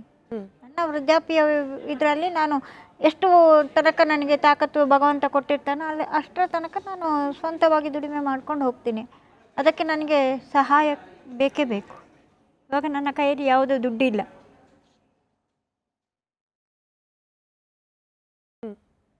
3 ತಿಂಗಳಾಯಿತು ಹೊರಗಡೆ ಹೋಗದೆ. ಏನು ಮಾಡಬೇಕು ಅನ್ನೋದು ತೋಚುತ್ತಾ ಇಲ್ಲ. ಜೀವನ ನಿರ್ವಹಣೆ ಆಗಬೇಕು. ಅದಕ್ಕೆ ಯಾರಿಂದಾದರೂ ಒಂದು ಸಹಾಯ ಮಾಡಿದ್ರು ನನಗೆ ಇನ್ನೂ ಅಷ್ಟೇ ಸಾಕು, ನನಗೆ ಇನ್ನೇನು ಬೇಡ. ನಾನು ಜನತೆ ಮುಂದೆ ಸತ್ಯವನ್ನು ಬಿಚ್ಚಿಟ್ಟಿದ್ದೀನಿ. ಇದಕ್ಕೆ ನನ್ನ ಕ್ಷಮೆ ಇರಲಿ ಅಂತ ನಾನು ಕೇಳಿಕೊಂಡು ಇಲ್ಲಿಗೆ ಮುಕ್ತಾಯ ಮಾಡ್ತೀನಿ. ಆಮೇಲೆ ಕ್ಷಮೆ ಇರಲಿ ಅಂತ ಕೇಳ್ತಿದ್ದೀರಿ, ಹಾಗೆ ಸಹಾಯ ಯಾವ ರೀತಿ ಬೇಕು ಅನ್ನೋದು ಕೂಡ ಮುಖ್ಯ ಆಗುತ್ತೆ. ಅಂದರೆ ಈಗ ಯಾರೋ ಹಣ ಕೊಡ್ತೀನಿ ಅಂತಂದ್ರೆ ಅವ್ರು ಹಿಂದಿರೋ ಉದ್ದೇಶದ ಬಗ್ಗೆ ಅನುಮಾನಗಳು ಶುರು ಆಗ್ಬಿಡುತ್ತೆ. ಅಥವಾ ನಿಮ್ಗೊಂದು ಅಂಗಡಿ ಮಾಡ್ಕೊಡ್ಬೇಕಾ, ಹೇಗೆ ಒಂದು ಚಿಕ್ಕ ಬ್ರೇಕ್ ಹೋಗೋ ಸಮಯ, ಬ್ರೇಕಿಂದ ಬಂದ ಮೇಲೆ ಪಶ್ಚಾತ್ತಾಪಕ್ಕಿಂತ ದೊಡ್ಡ ಶಿಕ್ಷೆ ಬಹುಶಃ ಇದೆಯಾ ಗೊತ್ತಿಲ್ಲ. ಜನರಿಂದ ಯಾರೆಲ್ಲ ಸುಜಾತಾ ಭಟ್ ಅವರನ್ನ ಮ್ಯಾಜಿಕ್ ಅಜ್ಜಿ ಅಂತ ಕರಿತಾ ಇದ್ರು, ಯಾರೆಲ್ಲ ಅನುಮಾನದ ದೃಷ್ಟಿಯಿಂದ ಗಮನಿಸ್ತಾ ಇದ್ರು, ಅವರಿಂದಲೇ ಇದೀಗ ಸಹಾಯವನ್ನ ಬೇಡ್ತಾ ಇದ್ದಾರೆ ಹಿರಿಯ ಜೀವ. ಇದಕ್ಕೆ ಯಾವ ರೀತಿ ಸ್ಪಂದನೆ ಬೇಕು ಅವ್ರ ಹತ್ರನೇ ನಾವು ಕೇಳಿ ತಿಳ್ಕೊಳ್ಳೋಣ. ಒಂದು ಚಿಕ್ಕ ಬ್ರೇಕ್ ಹೋಗೋ ಸಮಯ, ಬ್ರೇಕ್ ಆದ ನಂತರದಲ್ಲಿ ಮತ್ತಷ್ಟು ಮಾತು ಮುಂದುವರಿಯುತ್ತೆ. ಅಕ್ಷರಶಃ ಈಗ ಒಬ್ಬಂಟಿ ಆಗ್ಬಿಟ್ಟಿದ್ದೀರಾ, ಯಾರೂ ಇಲ್ಲ ನಿಮ್ಮ ಜೊತೆಯಲ್ಲಿ. ಲಾಯರ್ಗಳು ಬರ್ತಿದ್ರು, ಕಾರಲ್ಲಿ ಓಡಾಡ್ತಿದ್ರಿ. ಈ ಪ್ರಕರಣ ಎಲ್ಲ ಪ್ರಾರಂಭ ಯಾವ ಲಾಯರ್ಗಳು ಬರ್ತಿರ್ಲಿಲ್ಲ. ಅಲ್ಲ, ನಿಮ್ಮ ಪರವಾಗಿ ವಾದ ಮಾಡ್ಲಿಕ್ಕೆ ಒಬ್ರು ಲಾಯರ್ ಅಂತ ಇದ್ರು, ಅದು ನಾನೇ ಅಪ್ರೋಚ್ ಮಾಡ್ಕೊಂಡಿರೋದು. ದುಡ್ಡು ಕಾಸು ಎಲ್ಲ ಯಾರು ಕೊಟ್ಟರು ಅದಕ್ಕೆ? ಯಾರು ದುಡ್ಡು ಕಾಸು ಯಾರು ತಗೊಂಡಿಲ್ಲ, ಫ್ರೀಯಾಗಿ ಬಂದಿದ್ದಾರೆ. ನಾನು ಹೇಳಿದ್ದಕ್ಕೆ ಫ್ರೀಯಾಗಿ ಬಂದಿದ್ದಾರೆ. ಸುಖ ಸುಮ್ಮನೆ ಒಬ್ಬರ ಮೇಲೆ ನಾವು ಇದನ್ನು ಹೇಳಬಾರ್ದು. ಲಾಯರ್ ಮೇಲೆ ಒಳ್ಳೆ ವ್ಯಕ್ತಿಗಳು, ಅವರನ್ನು ನಾವು ದೂಷಣೆ ಮಾಡೋದು, ಅವರನ್ನು ಒಂದು ಇದು ಮಾಡೋದು ತಪ್ಪಾಗುತ್ತೆ. ಅವ್ರ ಪಾಡಿಗೆ ಬಂದಿದ್ದಾರೆ, ನಾನು ಕರೆದಿದ್ದಕ್ಕೆ ಬಂದಿದ್ದಾರೆ, ನನ್ನದೇನಿದೆಯೋ ಅದನ್ನು ಮುಗಿಸಿದ್ದಾರೆ. ಅವರಿಗೂ ಸತ್ಯ ಏನು ಅಂತ, ನೀವೇನಿದೆಯೋ ಸತ್ಯ ನೀವು ಅಲ್ಲಿ SITಗೆ ಹೋಗಿ ಹೇಳ್ತೀರಾ ಮೇಡಮ್ ಅಂತಲೂ ಹೇಳಿದ್ದಾರೆ. ಅಷ್ಟಕ್ಕೆ ನಾನು SITಯಲ್ಲಿ ಹೋಗಿ ಏನು ಹೇಳಬೇಕು ಸತ್ಯ ಅಲ್ಲಿ ಹೇಳಿದ್ದೀನಿ. ಅಲ್ಲಿಗೆ ನನ್ನ SITಗೆ ಯಾವ ಲಾಯರು ಬಂದಿಲ್ಲ ನನ್ನ ಜೊತೆಗೆ. ನಾನು ಒಂಟಿಯಾಗಿ, ನಾನು ಒಬ್ಬಂಟಿಯಾಗಿಯೇ ನಾನು ಹ್ಯಾಂಡಲ್ ಮಾಡ್ಕೊಂಡು ಬಂದಿದ್ದೀನಿ. ಅಲ್ಲಿರೋ ವ್ಯಕ್ತಿಗಳೆಲ್ಲರೂ ತುಂಬ ಒಳ್ಳೆಯವರೇ ಆಗಿದ್ದಾರೆ. ಅವ್ರು ನನಗೆ ಏನು ಸಹಾಯ ನನ್ನ ಹತ್ರ ಮೊಬೈಲ್ ಇಲ್ಲ, ಆ ಮೊಬೈಲಿನ ಮೇಲೆ ತುಂಬ ನನಗೆ ಒಂದು ಒಳ್ಳೆಯ ಒಂದು ಇದಿತ್ತು. ಆವಾಗ ನಾನು ತುಂಬ ಬೇಜಾರು ಮಾಡಿಕೊಂಡೆ, ಆ ಮೊಬೈಲು ಇಲ್ವಲ್ಲ, ಏನು ಮಾಡೋದು, ಕನೆಕ್ಟ್ ಮಾಡೋಕ್ಕೆ, ಯಾರನ್ನು ಕಾಂಟ್ಯಾಕ್ಟ್ ಮಾಡೋಕ್ಕೆ ಫೋನ್ ಇಲ್ವಲ್ಲ ಅಂತ. ನಿಮಗೆ ಫೋನ್ ಬೇಕು ತಾನೇ, ಆಯಿತು ನಾವು ಒಂದು ವ್ಯವಸ್ಥೆ ಮಾಡಿ ಕೊಡ್ತೀವಿ ಅಂದರು. ಒಂದು ನಾಲ್ಕೈದು ಜನ ಸೇರಿ ಎಲ್ಲ ಸ್ವಲ್ಪ ಇದು ಮಾಡಿಕೊಂಡು ನನಗೆ ಇದು ಮಾಡಿ ಫೋನ್ ವ್ಯವಸ್ಥೆ ಮಾಡಿ ಕೊಟ್ಟಿದ್ದಾರೆ. ಅದು ತಪ್ಪು ಅಂತ ನಾನು ಹೇಳೋಕ್ಕಾಗಲ್ಲ. ಅವರಿಗೆ ಅವರು ದುಡ್ಡು ಕೊಟ್ಟಿದ್ದಾರೆ, ಇವ್ರು ಅದನ್ನೆಲ್ಲ ಯಾರು ಬಿಂಬಿಸೋದು ಬೇಡ. ಈಗ ಯಾರೆಲ್ಲ ಹೋರಾಟಗಾರರಿದ್ದಾರೆ ಅವ್ರೇನು ಹೇಳ್ತಿದ್ದಾರೆ, ನಮ್ಮ ಜೊತೆಯಲ್ಲಿ ಇರಬೇಕಾದ್ರೆ ಕರೆಕ್ಟಾಗಿರ್ತಾರೆ, ಯಾವಾಗ SIT ಅಧಿಕಾರಿಗಳ ಅಂಡರಲ್ಲಿ ಹೋಗ್ಬಿಡ್ತಾರೆ ಬದಲಾಗ್ಬಿಡ್ತಾರೆ. ಚಿನ್ನಯ್ಯ ನಮ್ಮ ಜೊತೆ ಇರಬೇಕಾದ್ರೆ 100 ಶವ ಹೂತಾಕಿದ್ದ ಅಂತ ಹೇಳಿದ್ದ, ಬಟ್ SIT ಅಧಿಕಾರಿಗಳು ತಿರುಗೋ ಹಂಗೆ ಮಾಡಿಬಿಟ್ರು ಅವ್ರನ್ನ. ಸುಜಾತಾ ಭಟ್ ಅವರು ಮೊದಲು ಕರೆಕ್ಟಾಗಿದ್ರು, SIT ತನಿಖೆ ಯಾವಾಗ ಆಯಿತು ಆವಾಗ ನಾಳೆ ಹೇಳ್ಬೋದು ಅವರು. ನಾನು ಯಾವತ್ತೂ ಉಲ್ಟಾ ಹೊಡೆದಿಲ್ಲ. ನಾನೇನು ಸತ್ಯ ಏನು ಹೇಳಬೇಕು ಅಲ್ಲಿ ಹೋಗಿ ಇಟ್ಟಿದ್ದೀನಿ. ಅವ್ರು ಕೇಳಿದ ಪ್ರಶ್ನೆಗಳಿಗೆ ಏನಿದೆ ಅದನ್ನು ನಾನು ಸರಿಯಾಗಿ ಅಲ್ಲಿ ಕೊಟ್ಟುಬಿಟ್ಟು ಬಂದಿದ್ದೀನಿ. ನಿಮ್ಮ ಹತ್ರ ಬಲವಂತವಾಗಿ SIT ಅಧಿಕಾರಿಗಳು ಯಾರ್ದಾದ್ರೂ ಹೆಸರು ಹೇಳಿಸ್ಕೊಂಡ್ರ? ಬಲವಂತವಾಗಿ ಇಂಥವ್ರ ಹೆಸರು ಹೇಳು, ನಮಗೆ ಗೊತ್ತು, ನೀನು ಇಷ್ಟು ಬರೀ, ನಾನು ಹೇಳ್ದಷ್ಟು ಕೇಳು, ಹಿಂಗೆ ಯಾರಾದರೂ? ಯಾರೂ ಹೆದರಿಸಲಿಲ್ಲ, ಯಾರೂ ಬೆದರಿಸಲಿಲ್ಲ. ಸುಮ್ಮನೆ ಹಾಗೆ ಹೇಳು ಹೀಗೆ ಹೇಳು ಅಂತಲೂ ಯಾರೂ ಹೇಳಲೇ ಇಲ್ಲ. ಅವರಿಗೆ ಗೊತ್ತು, ಅವರ ವಿವೇಚನೆಗೆ ಬಿಟ್ಟಿದೆ. ನನ್ನ ಸತ್ಯ ಏನಿದೆ ನಾನು ಅಲ್ಲಿ ಹೇಳಿದ್ದೀನಿ. ಯಾರು ಹೆದರಿಸೋದು ಬೆದರಿಸೋದು ಅಥವಾ ಹಾಗೆ ರೂಮಲ್ಲಿ ಕೂಡ ಹಾಕಿ ಇದೆಲ್ಲ ಮಾಡಿರೋದು ಯಾರೂ ಮಾಡಲೂ ಇಲ್ಲ. ಕೂಡ ಕೊಡಲ್ವಂತೆ SIT ಅಧಿಕಾರಿಗಳು? ಇಲ್ಲ ಮೇಡಮ್, ನೀರಿಗೆ ಕಲರ್ ಮಿಕ್ಸ್ ಮಾಡಿ ಸಾಂಬಾರು ಅಂತ ಮೇಲಿಂದ ಹಾಕ್ತಾರೆ, ಏನು ಮಾಡಲಿಲ್ಲ. ಒಬ್ಬ ಅಪರಾಧಿನೂ ಅಷ್ಟು ಕಡಿಯಾಗಿ ಟ್ರೀಟ್ ಮಾಡಲ್ಲ. ಹಂಗೆ ದೂರ ಕೊಡಕ್ ಹೋದವ್ರನ್ನ ಅಥವಾ ವಿಚಾರಣೆಗೆ ಬಂದವ್ರನ್ನ ಸುಳ್ಳು ಸುಳ್ಳು ಸುಳ್ಳು ಸುಳ್ಳು ಸುಳ್ಳು. SIT ಅಧಿಕಾರಿಗಳು ಬೆಳಿಗ್ಗೆ ತಿಂಡಿ ಮಾಡಿದ್ದೀರಮ್ಮ ಅಂತ ಕೇಳಿದರು. ಅಲ್ಲಿಗೆ ಹೋದವಾಗ ತಿಂಡಿ ಆಗಲಿಲ್ಲ ಸರ್ ಅಂತ ಹೇಳಿದವಾಗ ರೈಸ್ ಬಾತು ಅಥವಾ ಇಡ್ಲಿನೋ ಎಲ್ಲ ತಂದು ಕೊಟ್ಟಿದ್ದಾರೆ. ಮಧ್ಯಾಹ್ನ ಟೈಮಿಗೆ ಸರಿಯಾಗಿ ಊಟ ಕೊಟ್ಟಿದ್ದಾರೆ. ನನಗೆ ಲೋ ಶುಗರ್ ಆಗಿದೆ ಅಂದ ತಕ್ಷಣ ಚಾಕ್ಲೇಟು ತಂದು ಕೊಟ್ಟಿದ್ದಾರೆ. ಕಾಫಿ ಬೇಕು ಅಂತ ಹೇಳಿದರೆ ಕಾಫಿ ತರಿಸ್ಲಾ ಅಂತ ಹೇಳಿದರೆ ಕಾಫಿನೂ ತರಿಸಿ ಕೊಟ್ಟಿದ್ದಾರೆ. ಸಂಜೆನೂ ತಿಂಡಿ ಊಟ ಮಾಡ್ಕೊಂಡು ಹೋಗ್ತೀರಾ ಅಂದರೆ ಊಟನೂ ರಾತ್ರಿ ಊಟ ಮಾಡಿನೂ ನನಗೆ ಕಳಿಸಿದ್ದಾರೆ. ಸುಮ್ಮನೆ ಯಾರು ನಾನು ಸುಳ್ಳು ಆ ವಿಚಾರದಲ್ಲಿ ಅವರು ತುಂಬ ಒಳ್ಳೆ ಇದರಲ್ಲಿದ್ದರು. ಅವರಿಗೆ ಯಾರು ಪ್ರಚೋದನೆ ಮಾಡೋದು ಅಥವಾ ಯಾರು ಇದು ಮಾಡುವಂಥದ್ದು ಅಲ್ಲಿ ಯಾವುದೂ ನಡೆದಿಲ್ಲ ನನ್ನ ವಿಚಾರದಲ್ಲಿ. ಬಟ್ ಈಗ SIT ಅಧಿಕಾರಿಗಳ ಬಗ್ಗೆನೇ ಪ್ರಶ್ನೆ ಮಾಡ್ತಿದ್ದಾರೆ. SIT ಅಧಿಕಾರಿಗಳು ಕೂಡ ದುಡ್ಡು ತಗೊಂಡಿರ್ಬೋದು ಅಥವಾ SIT ಅಧಿಕಾರಿಗಳಿಂದನೇ ಪ್ರಕರಣ ಎಲ್ಲ ಮುಚ್ಚಿ ಹೋಗ್ತಿರ್ಬೋದು. ಅವರು ಕೆಲವ್ರ ಮೇಲೆ ಬಲವಂತ ಮಾಡ್ತಿದ್ದಾರೆ, ಒತ್ತಡ ಮಾಡ್ತಿದ್ದಾರೆ, ಕೆಟ್ಟದಾಗ ಬಿಹೇವ್ ಮಾಡ್ತಿದ್ದಾರೆ, ಹೀಗೆಲ್ಲ ಆರೋಪ SIT ಅಧಿಕಾರಿಗಳ ಮೇಲೇ ಮಾಡ್ತಿದ್ದಾರೆ. ಅದೇ ಮಟ್ಟಣ್ಣನವರು, ಅದೇ ತಿಮ್ಮರೋಡಿ ಅವರು. ಅದು ನನಗೆ ಅವರವರ ವಿವೇಚನೆಗೆ ಬಿಟ್ಟಿದ್ದು. ನನ್ನ ವಿವೇಚನೆಗೆ ಬಂದಿದ್ದು SIT ಅಧಿಕಾರಿಗಳು ಎಲ್ಲರೂ ಒಂದು ಒಳ್ಳೆಯ ಶುದ್ಧ ಹಸ್ತದಿಂದ ಶುದ್ಧ ಒಂದು ಮನಸ್ಸಿನಿಂದ ಅವರು ತನಿಖೆಯನ್ನು ಮಾಡ್ತಾ ಇದ್ದಾರೆ ಅನ್ನುವಂಥದ್ದು ನನ್ನ ಮನಸ್ಸಿಗೆ ಬಂದಿರೋದು. ಯಾಕೆಂದರೆ ನನ್ನನ್ನು ಯಾವುದೇ ರೀತಿಯಿಂದ ಬಲವಂತವಾಗಿ ಹೇಳಿಕೆ ಆಗಿರಲಿ ಯಾವುದೇ ಆಗಿರಲಿ ಏನೂ ಮಾಡಲಿಲ್ಲ. ಈಗ ಚಿನ್ನಯ್ಯ ನಿಮ್ಮ ಜೊತೆಯಲ್ಲಿ ಒಂದಿನ ಅಂದರೆ ದೆಹಲಿಯಲ್ಲಿದ್ದರು, ಅದಾದ್ಮೇಲೆ ನಿಮ್ಮ ಮನೇಲಿ ಬಂದು ಒಂದಿನ ಉಳ್ಕೊಂಡಿದ್ರು ಕೂಡ. ಆತನನ್ನ SIT ಅಧಿಕಾರಿಗಳು ಹೆದರಿಸಿ ಬೆದರಿಸಿ ಆತನಿಂದ ಬೇರೆ ರೀತಿಯ ವಿಚಾರಗಳನ್ನು ಆಚೆ ತೆಗಿತಿರಬಹುದು ಅಂತ ಅನ್ಸುತ್ತಾ? ಅದು ನನಗೆ ಗೊತ್ತಿಲ್ಲ ಮೇಡಮ್, ಅವನು ಹೇಳಬೇಕು ಅದನ್ನು. ಈ ಬುರುಡೆ ಬಗ್ಗೆ ಎಲ್ಲ ನೀವು ಚಿನ್ನಯ್ಯನ ಹತ್ರ ಏನಾದರೂ ಮಾತಾಡಿದ್ರ? ನಾನು ಮಾತಾಡಲಿಲ್ಲ, ನನಗೆ ಆ ವಿಚಾರನೇ ಗೊತ್ತಿಲ್ಲ. ಬುರುಡೆ ವ್ಯಕ್ತಿ ಅನ್ನುವಂಥದ್ದು ಮಾಧ್ಯಮದಲ್ಲಿ ಬಂದಾವಾಗಲೇ ನಾನು ನೋಡಿರೋದು. ಆಮೇಲೆ ಗೊತ್ತಾಗಿದ್ದು, ಇವನೇ ನನ್ನ ತಮ್ಮಣ್ಣ, ಇವನೇ ಆಗಿರಬೇಕು ಅಂತ ನನ್ನ ಮನಸ್ಸಿಗೆ ಬಂದಿರೋದು. ಬಟ್ ನನಗೆ ಆ ವಿಚಾರಕ್ಕೂ ನನಗೂ ಅದಕ್ಕೂ ಯಾವುದೇ ರೀತಿಯ ಸಂಬಂಧ ಇಲ್ಲ ಅಷ್ಟೇ. ಅವರದ್ದೇನಿದೆ ಬುರುಡೆ ವ್ಯಕ್ತಿಗಳು ಯಾರಿದ್ದಾರೋ ಅದು ಅವರವರ. ನೀವು ಪರ್ಸನಲ್ ಆಗಿ ಯಾವತ್ತಾದ್ರೂ ಮಾತಾಡಿದ್ದೀರಾ? ನಾನು ಫೋನಲ್ಲಿ ನಾನು ಮಾತಾಡಿದ್ದೀನಿ. ಅವಾಗ ಹೇಳಿದ ನನಗೆ ಕಷ್ಟ ಇದೆ, ಕಷ್ಟ ಆಗಿದೆ, ನಾನು ತುಂಬ ಕಷ್ಟದಲ್ಲಿದ್ದೀನಿ, ನನಗೆ ದುಡಿಮೆ ಇಲ್ಲ, ಏನು ಕೆಲಸ ಇಲ್ಲ ಅಂತ ಹೇಳ್ಕೊಂಡಿದ್ದ. ಅವಾಗ ನಾನು ಹೇಳಿದೆ, ಬಾ ಅಪ್ಪ, ನಾನೇ ಹೇಗೂ ಜ್ಯೂಸ್ ಮಾಡ್ತಾ ಇದ್ದೀನಿ, ಇದಕ್ಕೆ ಕೈ ದೆಹಲಿಗೆ ಹೋಗಿ ಬಂದಾದ್ಮೇಲೆ ಒಂದಿನ ಹೇಳಿದ್ದೆ ನಾನು. ಆಮೇಲೆ ಅವನೇ ಇದು ಮಾಡಿದಾಗ ಮತ್ತೊಂದು ದಿನ ಫೋನ್ ಮಾಡಿದವಾಗ, ಮತ್ತೊಂದು ದಿನ ಲಾಸ್ಟಿಗೆ ಒಂದು ಸಲ ಫೋನ್ ಮಾಡಿದೆ. ಆವಾಗ ಫೋನು ಯಾರಾದ್ರೂ ಜೊತೆಗಿದ್ದ, ನನಗೆ ಆವಾಗಲೇ ಅನುಮಾನ ಬಂತು. ಆಮೇಲೆ ಮಾತಾಡ್ತೀನಿ ಹೇಳು ಅಂತ ಹೇಳಿ ಕಟ್ ಮಾಡಿದರು. ಅಲ್ಲಿಗೆ ಕ್ಲೋಸ್ ಮಾಡಿದೆ. ಆಮೇಲೆ ನಾನು ಫೋನ್ ಮಾಡೋಕ್ಕೆ ಹೋಗಲಿಲ್ಲ. ಸರಿ, ಶಿಶುಪಾಲ್ ಜೈನ್ ಅಂತ ಹೇಳಿ ನಮ್ಮ ಜೊತೆ ದೂರವಾಣಿ ಸಂಪರ್ಕದಲ್ಲಿದ್ದಾರೆ. ಸರ್ ನಮಸ್ಕಾರ. ಹೇಳಿ ಸರ್, ಮಾತಾಡಿ.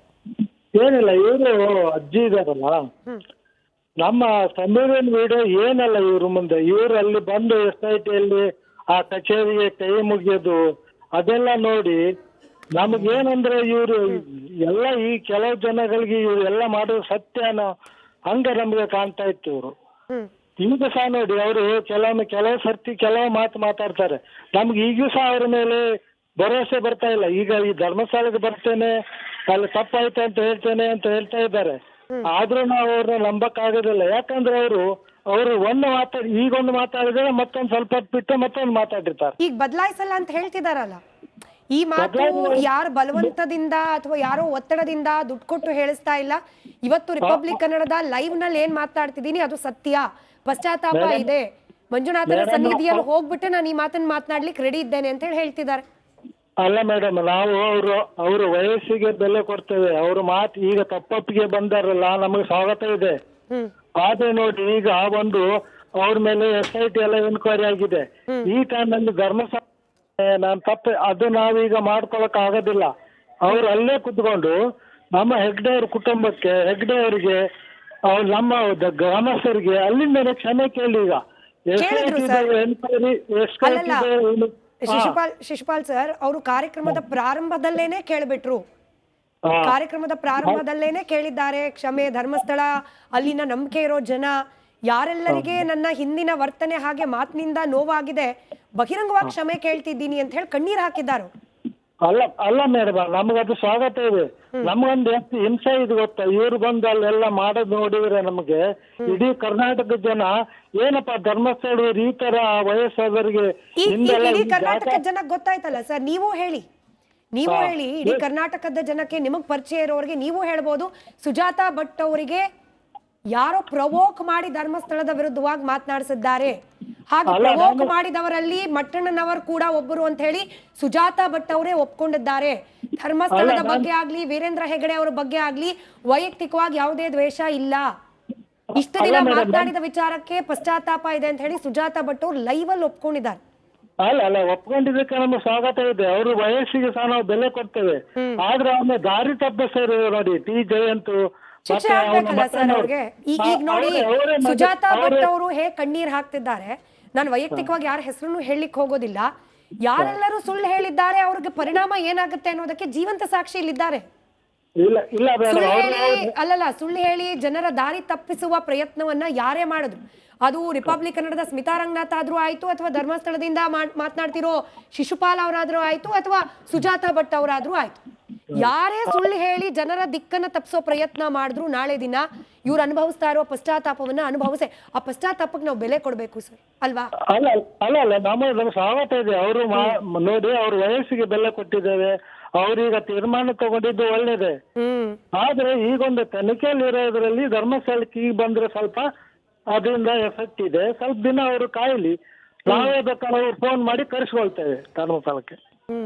ನೋಡಿ ಇದೊಂದು ಬದಲಾವಣೆ ಅವರು ಕೂಡ ಬಯಸಿದ್ರು ಸರ್. ಯಾವ ಜನ ತಿರಸ್ಕರಿಸ್ತಾ ಇದ್ರು, ಯಾವ ಜನ ಬೀದಿಲ್ ನಿಂತ್ಕೊಂಡು ಬೈತಾ ಇದ್ರು, ಅವರೇ ನನ್ನನ್ನ ಸ್ವಾಗತಿಸ್ಲಿ, ಅವ್ರು ನನ್ನನ್ನ ಒಪ್ಕೊಳ್ಳಿ, ನನ್ನ ನಿಜಾಂಶವನ್ನ ತಿಳ್ಕೊಳ್ಳಿ ಅನ್ನೋದು ಸುಜಾತಾ ಭಟ್ ಅವರ ಬಯಕೆ ಕೂಡ ಆಗಿತ್ತು. ಅಮ್ಮ ನೋಡಿ ಅವರೇ ಹೇಳ್ತಿದ್ದಾರೆ, ನಾವೇ ಕರೆಸ್ಕೊಳ್ತೀವಿ ಧರ್ಮಸ್ಥಳಕ್ಕೆ, ನಾವೇ ಕರೆಸ್ಕೊಳ್ತೀವಿ, ಮಂಜುನಾಥನ ದರ್ಶನ ಮಾಡಿಸ್ತೀವಿ ಅಂತ ಹೇಳಿ ಧರ್ಮಸ್ಥಳ ನಾನೇ ಹೋಗ್ತಾ ಇದ್ದೀನಿ, ನಾನೇ ಸದ್ಯದಲ್ಲಿ ಹೋಗ್ತಾ ಇದ್ದೀನಿ.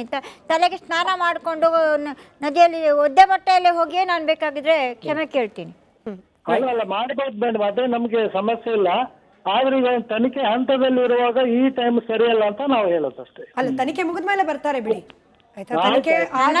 ನನ್ನ ತನಿಖೆ ಏನೂ ಇಲ್ಲ, ಅವ್ರ ತನಿಖೆ ಮುಗ್ದಿದೆ SIT ದು. ನೀವ್ ಹೇಳ್ತಿರೋದು ಇಡೀ SIT ತನಿಖೆ ಮುಗಿಲಿ ಅಂತ ಹೇಳಿ ಕಾದ್ ನೋಡೋಣ ಸರ್ ಏನಾಗುತ್ತೆ ಅಂತ ಹೇಳಿ. ರಘು ಅಂತ ಹೇಳಿ ಮತ್ತೊಬ್ರು ದೂರವಾಣಿ ಸಂಪರ್ಕದಲ್ಲಿದ್ದಾರೆ. ನಮಸ್ಕಾರ ರಘು ಅವರೇ.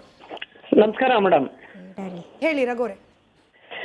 ಈಗ ವೈಯಕ್ತಿಕವಾಗಿ ಯಾರ ಬಗ್ಗೆನೂ ಈಗ ನಾವು ಮಾತಾಡಕ್ಕಾಗಲ್ಲ. ಈ ತನಿಖೆ ಇನ್ನು SIT ಮುಗ್ದಿಲ್ಲ, ವರದಿ ಕೊಟ್ಟಿಲ್ಲ ಸರ್ಕಾರಕ್ಕೆ. ಹಾಗಾಗಿ ಈ ಪ್ರಕರಣ ಇನ್ನು ನ್ಯಾಯಾಲಯಕ್ಕೆ ಹೋಗಿ ಅಲ್ಲಿ ತೀರ್ಮಾನ ಆದಾಗ ಶಿಕ್ಷೆ ಅನುಭವಿಸ್ತಾರೆ. ಈ ಷಡ್ಯಂತ್ರ ಯಾರು ಮಾಡಿದ್ದಾರೆ, ಯಾಕೆಂತಂದ್ರೆ ಸರ್ಕಾರದ ಪರವಾಗಿ ಲಾಯರೇ ಹೇಳಿದ್ದಾರೆ ಇದೊಂದು ಕಾನ್ಸ್ಪಿರಸಿ ಇದೆ ಅಂತ. ಹಾಗಾಗಿ ವೈಯಕ್ತಿಕವಾಗಿ ಯಾರಿಗೂ ನಿಂದನೆ ಮಾಡಕ್ ಆಗಲ್ಲ. ಈಗ ಪ್ರಕರಣ ನ್ಯಾಯಾಲಯಕ್ಕೆ ಹೋಗೋ ಹಂತದಲ್ಲಿರುವಾಗ ಸರಿ, ಬಟ್ ಷಡ್ಯಂತ್ರ ಮಾಡಿದವ್ರಿಗಂತೂ ಖಂಡಿತ ಅದು ಧರ್ಮಸ್ಥಳದ ಅಣ್ಣಪ್ಪ ಸ್ವಾಮಿ ಆಗ್ಲಿ ಮಂಜುನಾಥ ಸ್ವಾಮಿ ಆಗ್ಲಿ ಖಂಡಿತ ಶಿಕ್ಷೆ ಕೊಟ್ಟೇ ಕೊಡ್ತಾರೆ. Right sir, right. ಧನ್ಯವಾದ ರಘು ಅವರೇ ರಿಪಬ್ಲಿಕ್ ಕನ್ನಡದ ಜೊತೆ ಮಾತನಾಡಿದ್ದಕ್ಕೆ. ಈಗ ಎಲ್ರೂ ನಿಮ್ಮ ಬಗ್ಗೆ ಯಾರಿಗೆಲ್ಲ ಅನುಮಾನಗಳಿತ್ತು ಅವ್ರಿಗೆಲ್ಲರಿಗೂ ಈಗೊಂದು ಸ್ಪಷ್ಟನೆ ಬರ್ತಾ ಇದೆ. ಸುಜಾತಾ ಭಟ್ ಅವ್ರು ಏನೆಲ್ಲ ಮಾತನಾಡಿದ್ರು ಕೇವಲ ಅವ್ರ ಒಬ್ಬರ ಮಾತಾಗಿರ್ಲಿಲ್ಲ, ಅದು ಹಿಂದೆ ನಿಂತು ಅನೇಕರು ಮಾತನಾಡಿಸಿದ್ದಾರೆ ಅಂತ ಹೇಳಿ ಮನವರಿಕೆ ಆಗ್ತಾ ಇದೆ ಜನಕ್ಕೆ ಹಂತ ಹಂತವಾಗಿ. ನೀವಾಗಲೇ ಹೇಳ್ತಿದ್ರಿ ಸಹಾಯ ಬೇಕು, ಬದುಕನ್ನು ಕಟ್ಕೊಳ್ಬೇಕು ಅಂದರೆ ಸಹಾಯ ಬೇಕು. ಸಹಾಯ ಅಂದರೆ ಯಾವ ಥರ? ಅದು ಒಂದು ಸಣ್ಣ ಅಂಗಡಿ ಹಾಕಿಕೊಡುವ ಹಾಗೆ ಒಂದು ಸಹಾಯ ಬೇಕು ಅಷ್ಟೇ. ನನ್ನ ಜೀವನ ನನ್ನ ಪಾಡಿಗೆ ನನ್ನ ಒಂದು ಜೀವನವನ್ನು ಇನ್ನು ಮುಂದೆ ಆದರೂ ನಾನು ಯಾರದ್ದು 60 ವರ್ಷ ಕಳೆದಿದ್ದೀನಿ. ಇದೇ ನನ್ನ ಲೈಫಲ್ಲಿ ಇದೇ ಒಂದು ನನ್ನ ಫಸ್ಟು ಜೀವನದ ಒಂದು ಈ ಹಂತ ಆಗಿರೋದು, ಈ ಒಂದು ಘಟನೆ. ಇಷ್ಟು ವರ್ಷವೂ ನನ್ನ ಜೀವನದಲ್ಲಿ ಯಾವ ರೀತಿಯ ಘಟನೆಯೂ ಆಗಿರಲಿಲ್ಲ. ಇದೇ ನನ್ನ ಜೀವನಕ್ಕೆ ಇದು ಒಂದು ನನ್ನ ಜೀವನದಲ್ಲಿ ಇಷ್ಟು ವರ್ಷದಲ್ಲೂ ಒಂದೊಂದು ಕಪ್ಪು ಚುಕ್ಕೆ ಅಂತ ಹೇಳುವಂಥದ್ದು ಇದೇ ನನ್ನ ಜೀವನದ ಫಸ್ಟು. ನಾನು ಇಷ್ಟು ವರ್ಷ ಜೀವನ ಸಾಗಿಸ್ಕೊಂಡು ಬಂದಿದ್ದೀನಿ, ಎಲ್ಲೂ ನಾನು ಕಪ್ಪು ಚುಕ್ಕೆ ಇಟ್ಕೊಂಡವಳಲ್ಲ. ಕಪ್ಪು ಚುಕ್ಕೆ ಹೋಗಲಾಡಿಸ್ಲಿಕ್ಕೋಸ್ಕರ ನಾನು ಇವತ್ತು ವೇದಿಕೆ ಮೇಲೆ ಬಂದು ಕೂತ್ಕೊಂಡಿದ್ದೀನಿ. ಅರ್ಥ ಆಯ್ತಲ್ವಾ? ಹಾಂ, ಅದಕ್ಕೆ ನಾನು ನನ್ನ ಎಲ್ಲ ಸಾರ್ವಜನಿಕವಾಗಿ ನನ್ನ ಮೇಲೆ ನಾನು ತಪ್ಪಾಗಿ ಇದು ಮಾಡಿದರೆ ದಯವಿಟ್ಟು ನನ್ನ ನೀವು ಓಡಾಡ್ತಿರ್ಬೇಕಾದ್ರೂ ಕೂಡ ಈಗಲೂ ನೀವು ಹೇಳ್ತಿದ್ರಿ ಆಟೋದಲ್ಲಿ ಬರ್ತಿದ್ರು ಕೂಡ ಬಗ್ ನೋಡ್ತಿದ್ದಾರೆ ಸುಜಾತಾ ಭಟ್ ಆ ಥರದ ಜನಕ್ಕೆ ಏನು ಹೇಳಕ್ಕೆ ಇಷ್ಟಪಡ್ತೀರಿ? ಅದೇ, ಕೆಟ್ಟದಾಗಿ ಯಾರೂ ನೋಡೋದು ಬೇಡ. ಇಷ್ಟು ದಿನ ಆಗಿ ಹೋಗಿದೆ. ಯಾರು ತಪ್ಪು ಮಾಡದೇ ಇರೋರು ಯಾರೂ ಇಲ್ಲ. ಪ್ರತಿಯೊಬ್ಬ ಮನುಷ್ಯನು ತಪ್ಪು ಮಾಡಿಯೇ ಮಾಡ್ತಾನೆ. ಎಲ್ಲರೂ ತಪ್ಪು ಮಾಡ್ತಾರೆ. ನಾನೇ ಸಭ್ಯಸ್ಥ, ನಾನೇ ಇದು ಅಂತ ಹೇಳುವಂಥದ್ದು ತಪ್ಪದು. ಜೀವನದಲ್ಲಿ ಒಂದಲ್ಲ ಒಂದು ದಿನನಾದರೂ ತಪ್ಪು ಮಾಡ್ತಾರೆ. ಹಾಗಾಗಿ ನಾನು ತಪ್ಪು ಮಾಡಿದ್ದೀನಿ ಅಷ್ಟೇ. ನನ್ನ ತಪ್ಪನ್ನು ನಾನು ತಿದ್ದಿಕೊಳ್ಳುವಂಥ ಪ್ರಯತ್ನ ಅಲ್ಲ, ತಿದ್ದಿಕೊಂಡಿದ್ದೀನಿ. ನನ್ನಿಂದ ತಪ್ಪಾಗಿದೆ ಅನ್ನುವಂಥದ್ದು ನಾನು ತಿದ್ದಿಕೊಂಡಿದ್ದೀನಿ. ಆ ಮನಸ್ಸು ನನ್ನ ಹತ್ರ ಇದೆ.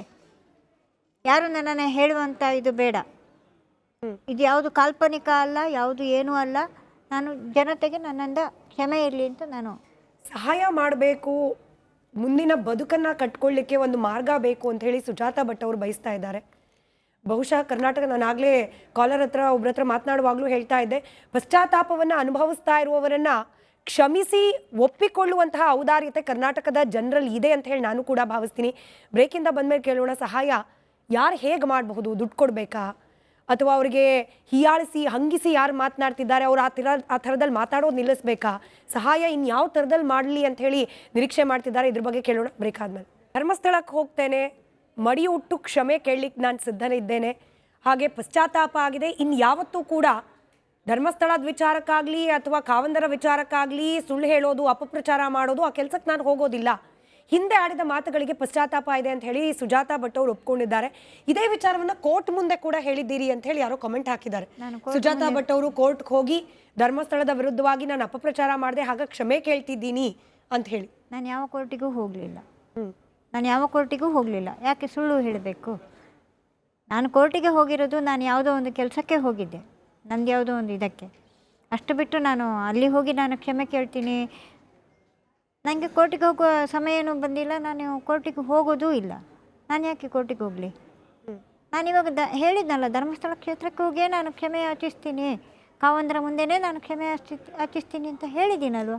ಕಡೆ ಬಹುಶಃ ನಂಗೊಂದು ಇನ್ನೊಂದು 2-3 ನಿಮಿಷ ಸಮಯ ಇದೆ ಅಮ್ಮ. ಹಾಗಾಗಿ ಕಾವಂದ್ರಿಗೇನೆ, ವೀರೇಂದ್ರ ಹೆಗ್ಗಡೆ ಅವ್ರಿಗೇನೆ ಏನಾದರೂ ಹೇಳಬೇಕು ಅಂತಿದ್ರೆ, ಇಷ್ಟು ದಿನಗಳಾಗಿದ್ದ ಘಟನೆ, ಇನ್ನು ಮುಂದೆ ನೀವು ಹೇಗಿರ್ತೀರಿ ಅದ್ರ ಬಗ್ಗೆ ಅವರಿಗೆ ನಮ್ಮ ವೇದಿಕೆ ಮೂಲಕ ಏನಾದರೂ ಹೇಳಬೇಕು, ಅಥವಾ ಅವರನ್ನು ನಂಬಿರೋ ಅನೇಕರು ನಿಮ್ಮ ಬಗ್ಗೆ ಏನೆಲ್ಲ ತಪ್ಪು ತಿಳ್ಕೊಂಡಿದ್ರು ಅವರಿಗೆ ಏನಾದರೂ ಹೇಳಬೇಕು ಅಂತಿದ್ರೆ ಏನು ಹೇಳ್ತೀರಿ? ಅವರಿಗೆಲ್ಲ ಹೇಳೋದಷ್ಟೇ, ನನ್ನಿಂದ ತಪ್ಪಾಗಿದೆ, ನಾನು ಕ್ಷಮೆ ಕೇಳಬೇಕು ಅಂತ ಇದ್ದೀನಿ. ನಾನು ಇವಾಗ ಸಾರ್ವಜನಿಕವಾಗಿ ನಿಮ್ಮ ವೇದಿಕೆಯಲ್ಲೇ ನಾನು ಕ್ಷಮೆ ಕೇಳಿದ್ದೀನಿ.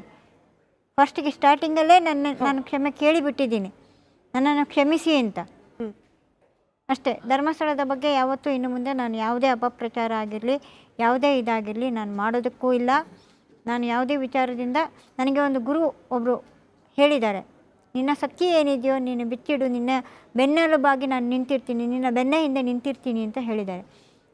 ಅವರ ಮೇಲೆ ನಾನು ಅಪಾರವಾದ ನಂಬಿಕೆ ಇಟ್ಕೊಂಡಿದ್ದೀನಿ, ಆ ಗುರುಗಳ ಮೇಲೆ ಅತಿಯಾದ ಒಂದು ಪ್ರೀತಿಯನ್ನು ಇಟ್ಕೊಂಡಿದ್ದೀನಿ, ಅತಿಯಾದ ವಿಶ್ವಾಸನೂ ಇಟ್ಕೊಂಡಿದ್ದೀನಿ. ಹಾಗಾಗಿ ಅವರು ಹೇಳಿದ್ದಿಷ್ಟೇ, ನಿನ್ನ ಬೆನ್ನ ಹಿಂದೆ ಇರ್ತೀನಿ, ನೀನು ಸತ್ಯ ಏನಿದೆಯೋ ಅದನ್ನು ಇಟ್ಬಿಡು, ನೀನು ಯಾವತ್ತೂ ನೀನು ಈ ರೀತಿ ಈ ಇದಕ್ಕೆ ನೀನು ಹೋದವಳಲ್ಲ, ಏನೋ ನಿನ್ನಿಂದ ಇದಾಗಿದೆ, ಅದು ನೀನೇ ಬೇಕಂತ ನೀನು ಮಾಡಿದ್ದು ಅಲ್ಲ ಅಂತ ನನ್ನ ಮನಸ್ಸಿಗೆ ಬಂದಿದೆ. ಹಾಗಾಗಿ ನಾನು ಇಲ್ಲಿಗೆ ಇವತ್ತಿನ ಇದನ್ನು ಮುಗಿಸ್ತೀನಿ. ಇನ್ನು ಮುಂದೆ ನಾನು ಯಾವತ್ತೂ ಮತ್ತೆ ಏನಾದರೂ ಸುಜಾತಾ ಭಟ್ ಅವರು ಯಾವುದೋ ಯೂಟ್ಯೂಬ್ ಮುಂದೆನೋ ಅಥವಾ ಇನ್ಯಾರ ಜೊತೆನೋ ಹೋಗ್ಬಿಟ್ಟು, ಇಲ್ಲ ನಾನು ಅವತ್ತು ಬಲವಂತವಾಗಿ ನನ್ನ ಮೇಲೆ ಒತ್ತಡ ಹಾಕ್ಬಿಟ್ಟು ಹೇಳಿಸಿದ್ರು, ನಾನು ಅವತ್ತು ಸುಳ್ಳು ಹೇಳಿದೆ ಅಂತ ಹೇಳಿ ಮತ್ತೆ ಮಾತು ತಿರುಗಿಸೋ, ನಾನು ಯಾವ ಯೂಟ್ಯೂಬಿಗಾಗಿರಲಿ, ಯಾವ ಮಾಧ್ಯಮ ಆಗಿರಲಿ, ಯಾವ ಮಾಧ್ಯಮದ ಮುಂದೆ ಆಗಿರಲಿ, ಯಾವ ಯೂಟ್ಯೂಬಿಗೂ ನಾನು ಹೋಗೋದು ಇಲ್ಲ. ನಾನು ಯಾವ ಯೂಟ್ಯೂಬ್ನವರು ನನಗೆ ಬರಬೇಕಾಗೂ ಇಲ್ಲ, ನನಗೆ ಯಾವ ಯೂಟ್ಯೂಬೂ ಬೇಕಾಗಿಲ್ಲ. ನನ್ನ ಪಾಡಿಗೆ ನನ್ನ ಜೀವನ, ನನ್ನ ಒಂದು ವಯಸ್ಸಿನ ಇದಕ್ಕೆ ನನ್ನ ಪಾಡಿಗೆ ನಾನು ಸ್ವಾಭಿಮಾನಿಯಾಗಿ ಬದುಕಬೇಕು ಅಷ್ಟೇ ನನ್ನದು ಕೆಲಸ. ಸುಜಾತಾ ಭಟ್ ಅವ್ರಿಗೆ ಜನ ಸಹಾಯ ಮಾಡಬೇಕು, ನಿಮ್ಮ ವಯಸ್ಸು ಹಾಗೆ ನಿಮಗಾಗಿರುವ ಪಶ್ಚಾತ್ತಾಪವನ್ನು ಪರಿಗಣಿಸಿ ಯಾರಾದರೂ ಸಹಾಯ ಮಾಡಬೇಕು ಅಂತ ಬಯಸೋರಿಗೆ ಏನು ಹೇಳ್ತೀರಿ? ಯಾವ ರೀತಿ ಸಹಾಯ ಮಾಡಬೇಕು? ನಾನು ಸಹಾಯ ಮಾಡಬೇಕು ಅಂತ ಬಯಸುವವರಿಗೆ ಅಷ್ಟೇ ಹೇಳೋದು, ಯಾವುದೋ ಒಂದು ಸಣ್ಣ ಅಂಗಡಿನೋ ಏನಾದರೂ ಮಾಡಿ ಕೊಟ್ಟರೆ, ನನಗೆ ದುಡ್ಡು ಕೊಡಬೇಕು ಅಂತ ನಾನು ಕೇಳ್ತಾ ಇಲ್ಲ. ಒಂದು ಸಣ್ಣ ಅಂಗಡಿಯ ಒಂದು ವ್ಯವಸ್ಥೆ ಮಾಡಿ ಕೊಟ್ಟರೆ ನಾನು ಅದರಲ್ಲಿ ಜೀವನ ನಡೆಸ್ಕೊಂಡು ಹೋಗ್ತೀನಿ ಅಷ್ಟೇ. ಅದನ್ನು ಹಂತ ಹಂತವಾಗಿ ಅವರು ಸಹಾಯ ಮಾಡಿದರೆ ಅದನ್ನು ತಿಂಗಳಲ್ಲೇನೋ ಯಾವುದೋ ಒಂದು ರೂಪದಲ್ಲಿ ಜೀವನ ನಡೆಸ್ತೀನಿ ಅನ್ನೋ ಅಷ್ಟೊಂದು ಕಾನ್ಫಿಡೆನ್ಸ್ ಇದೆಯಾ? ಸಾಮರ್ಥ್ಯದ ಬಗ್ಗೆ ಇದೆ. ಇನ್ನೊಂದು 4-5 ವರ್ಷ ನನ್ನ ಒಂದು ಭಗವಂತ ಕೊಟ್ಟಿದ್ದಾನೆ ಒಂದು ಇದನ್ನು, ನಾನು ಸ್ವಾಭಿಮಾನಿಯಾಗಿ ಬದುಕೋಣ, ಇನ್ನೊಬ್ಬರ ಅಂಡರಲ್ಲಿ ನಾನು ಯಾಕೆ ಬದುಕಬೇಕು? ಭಗವಂತ ಒಂದಿಷ್ಟು ತಾಕತ್ತು ಕೊಟ್ಟಿದ್ದಾನೆ, ಇನ್ನು ಮುಂದೇನು ತಾಕತ್ತು ಕೊಡೋಪ್ಪ ಅಂತ ನಾನು ಭಗವಂತನಲ್ಲಿ ಕೇಳುತ್ತೇನೆ. ಕಡೆಯದಾಗಿ ಕೇಳ್ತಿದ್ದೀನಿ ಮತ್ತೊಮ್ಮೆ ನಮ್ಮ ವೀಕ್ಷಕರ ಗಮನಕ್ಕೆ, ನಾವು ಬಲವಂತ ಮಾಡಿ ನಿಮ್ಮ ಹತ್ರ ಯಾವುದೇ ವಿಚಾರವನ್ನು ಹೇಳಿಸಿಲ್ಲ, ಬಲವಂತವಾಗಿ ಯಾವುದೇ ಪ್ರಶ್ನೆಯನ್ನು ಕೇಳಿಲ್ಲ. ನೀವು ಏನೆಲ್ಲ ಉತ್ತರ ಕೊಟ್ಟಿದ್ದೀರಿ ಸ್ವ ಇಚ್ಛೆಯಿಂದ ಕೊಟ್ಟಿದ್ದೀರಿ. ರಿಪಬ್ಲಿಕ್ ಕನ್ನಡದಲ್ಲಿ ನೇರ ಪ್ರಸಾರದಲ್ಲಿ ಇದೆಲ್ಲೂ ಎಡಿಟ್ ಕೂಡ ಆಗಿಲ್ಲ, ಯಾರು ಬಲವಂತವಾಗಿ ಯಾರು ಇದು ಮಾಡಿಲ್ಲ. ನಾನೇ ಸ್ವತಃ ಬಂದು ರಿಪಬ್ಲಿಕ್ ಕನ್ನಡದಲ್ಲಿ ಬಂದು ಕೂತ್ಕೊಂಡು ನಾನೇ ಹೇಳ್ತಾ ಇರೋದು. ಹಾಗಾಗಿ ಇದರಲ್ಲಿ ಯಾರ ಬಲವಂತನೂ ಇಲ್ಲ, ಯಾರು ದುಡ್ಡು ಕೊಟ್ಟು ಯಾರೂ ಇದು ಮಾಡಲಿಲ್ಲ. ನಾನು ದುಡ್ಡಿನ ಅಪೇಕ್ಷೆಗೆ ನಾನು ಯಾವ ಇದರಲ್ಲೂ ನಾನು ಬಂದು ಕೂತ್ಕೊಂಡು ನಾನು ಅವ್ರು ದುಡ್ಡು ಕೊಡ್ತಾರೆ ಇವ್ರು ದುಡ್ಡು ಕೊಡ್ತಾರೆ ಅಂತ ಆ ಅಪೇಕ್ಷೆನೂ ನಾನು ಇಟ್ಕೊಂಡೂ ಇಲ್ಲ. ಸ್ವ ಇಚ್ಛೆಯಿಂದ ಬಂದು ಹೇಳಿದ್ದೀರಿ. ಹೌದು, ಅಷ್ಟೇ. ಧನ್ಯವಾದ. ಇಷ್ಟೊತ್ತು ನೇರವಾಗಿ ಅನೇಕರ ಪ್ರಶ್ನೆಗಳಿಗೆ ಉತ್ತರ ಕೊಟ್ರಿ, ನಮ್ಮ ಪ್ರಶ್ನೆ ಕೂಡ ಉತ್ತರ ಕೊಟ್ರಿ. ಮಂಜುನಾಥನ ಸನ್ನಿಧಿಗೆ ಹೋಗ್ತೀನಿ ಅಂತ ಹೇಳಿದ್ದೀರಿ, ಅತಿ ಶೀಘ್ರದಲ್ಲಿ ಹೋಗಿ ನಿಮ್ಮ ಬದುಕು ಹಸನಾಗಲಿ. ನೀವೇನು ಮತ್ತೆ ಈ ಇಳಿ ವಯಸ್ಸಿನಲ್ಲೂ ಕೂಡ ಗಟ್ಟಿಯಾಗಿ ಬದುಕಬೇಕು ಅಂತ ಹೇಳಿ ನಿರ್ಧಾರ ಮಾಡಿದ್ದೀರಿ. ಆ ನಿರ್ಧಾರಕ್ಕೆ ಭಗವಂತನ ಕೃಪೆ ಇರಲಿ ಅಂತ ಹೇಳಿ ನಾನು ಕೂಡ ಚಿಕ್ಕವಳಾದರೂ ಕೂಡ ಕೇಳ್ಕೊಳ್ತಿದ್ದೀನಿ, ಕೋರ್ಕೊಳ್ತಿದ್ದೀನಿ. ಧನ್ಯವಾದ ಸಮಯ ಕೊಟ್ಟದಕ್ಕೆ. ಇದಾಗಿತ್ತು ಇವತ್ತಿನ ವಿಶೇಷ. ನೋಡ್ತಾ ಇರಿ ರಿಪಬ್ಲಿಕ್ ಕನ್ನಡ, ಇದು ನಿಮ್ಮ ಧ್ವನಿ. MDH ದಮ್ ಆಲು, ನಾಲ್ ತಡ್ಕ ಮತ್ತು ಮಶ್ರೂಮ್ ಮಸಾಲೆ. MDH ನಿಂದ ಊಟ ಪ್ರತಿ ಸಲ ಸ್ವಾದಿಷ್ಟಕರ. MDH ಯಾವಾಗ್ಲೂ ನಿಮ್ಗೆ ಹೊಸ ರುಚಿ ನೀಡಲು ಪ್ರತಿಬದ್ಧವಾಗಿದೆ.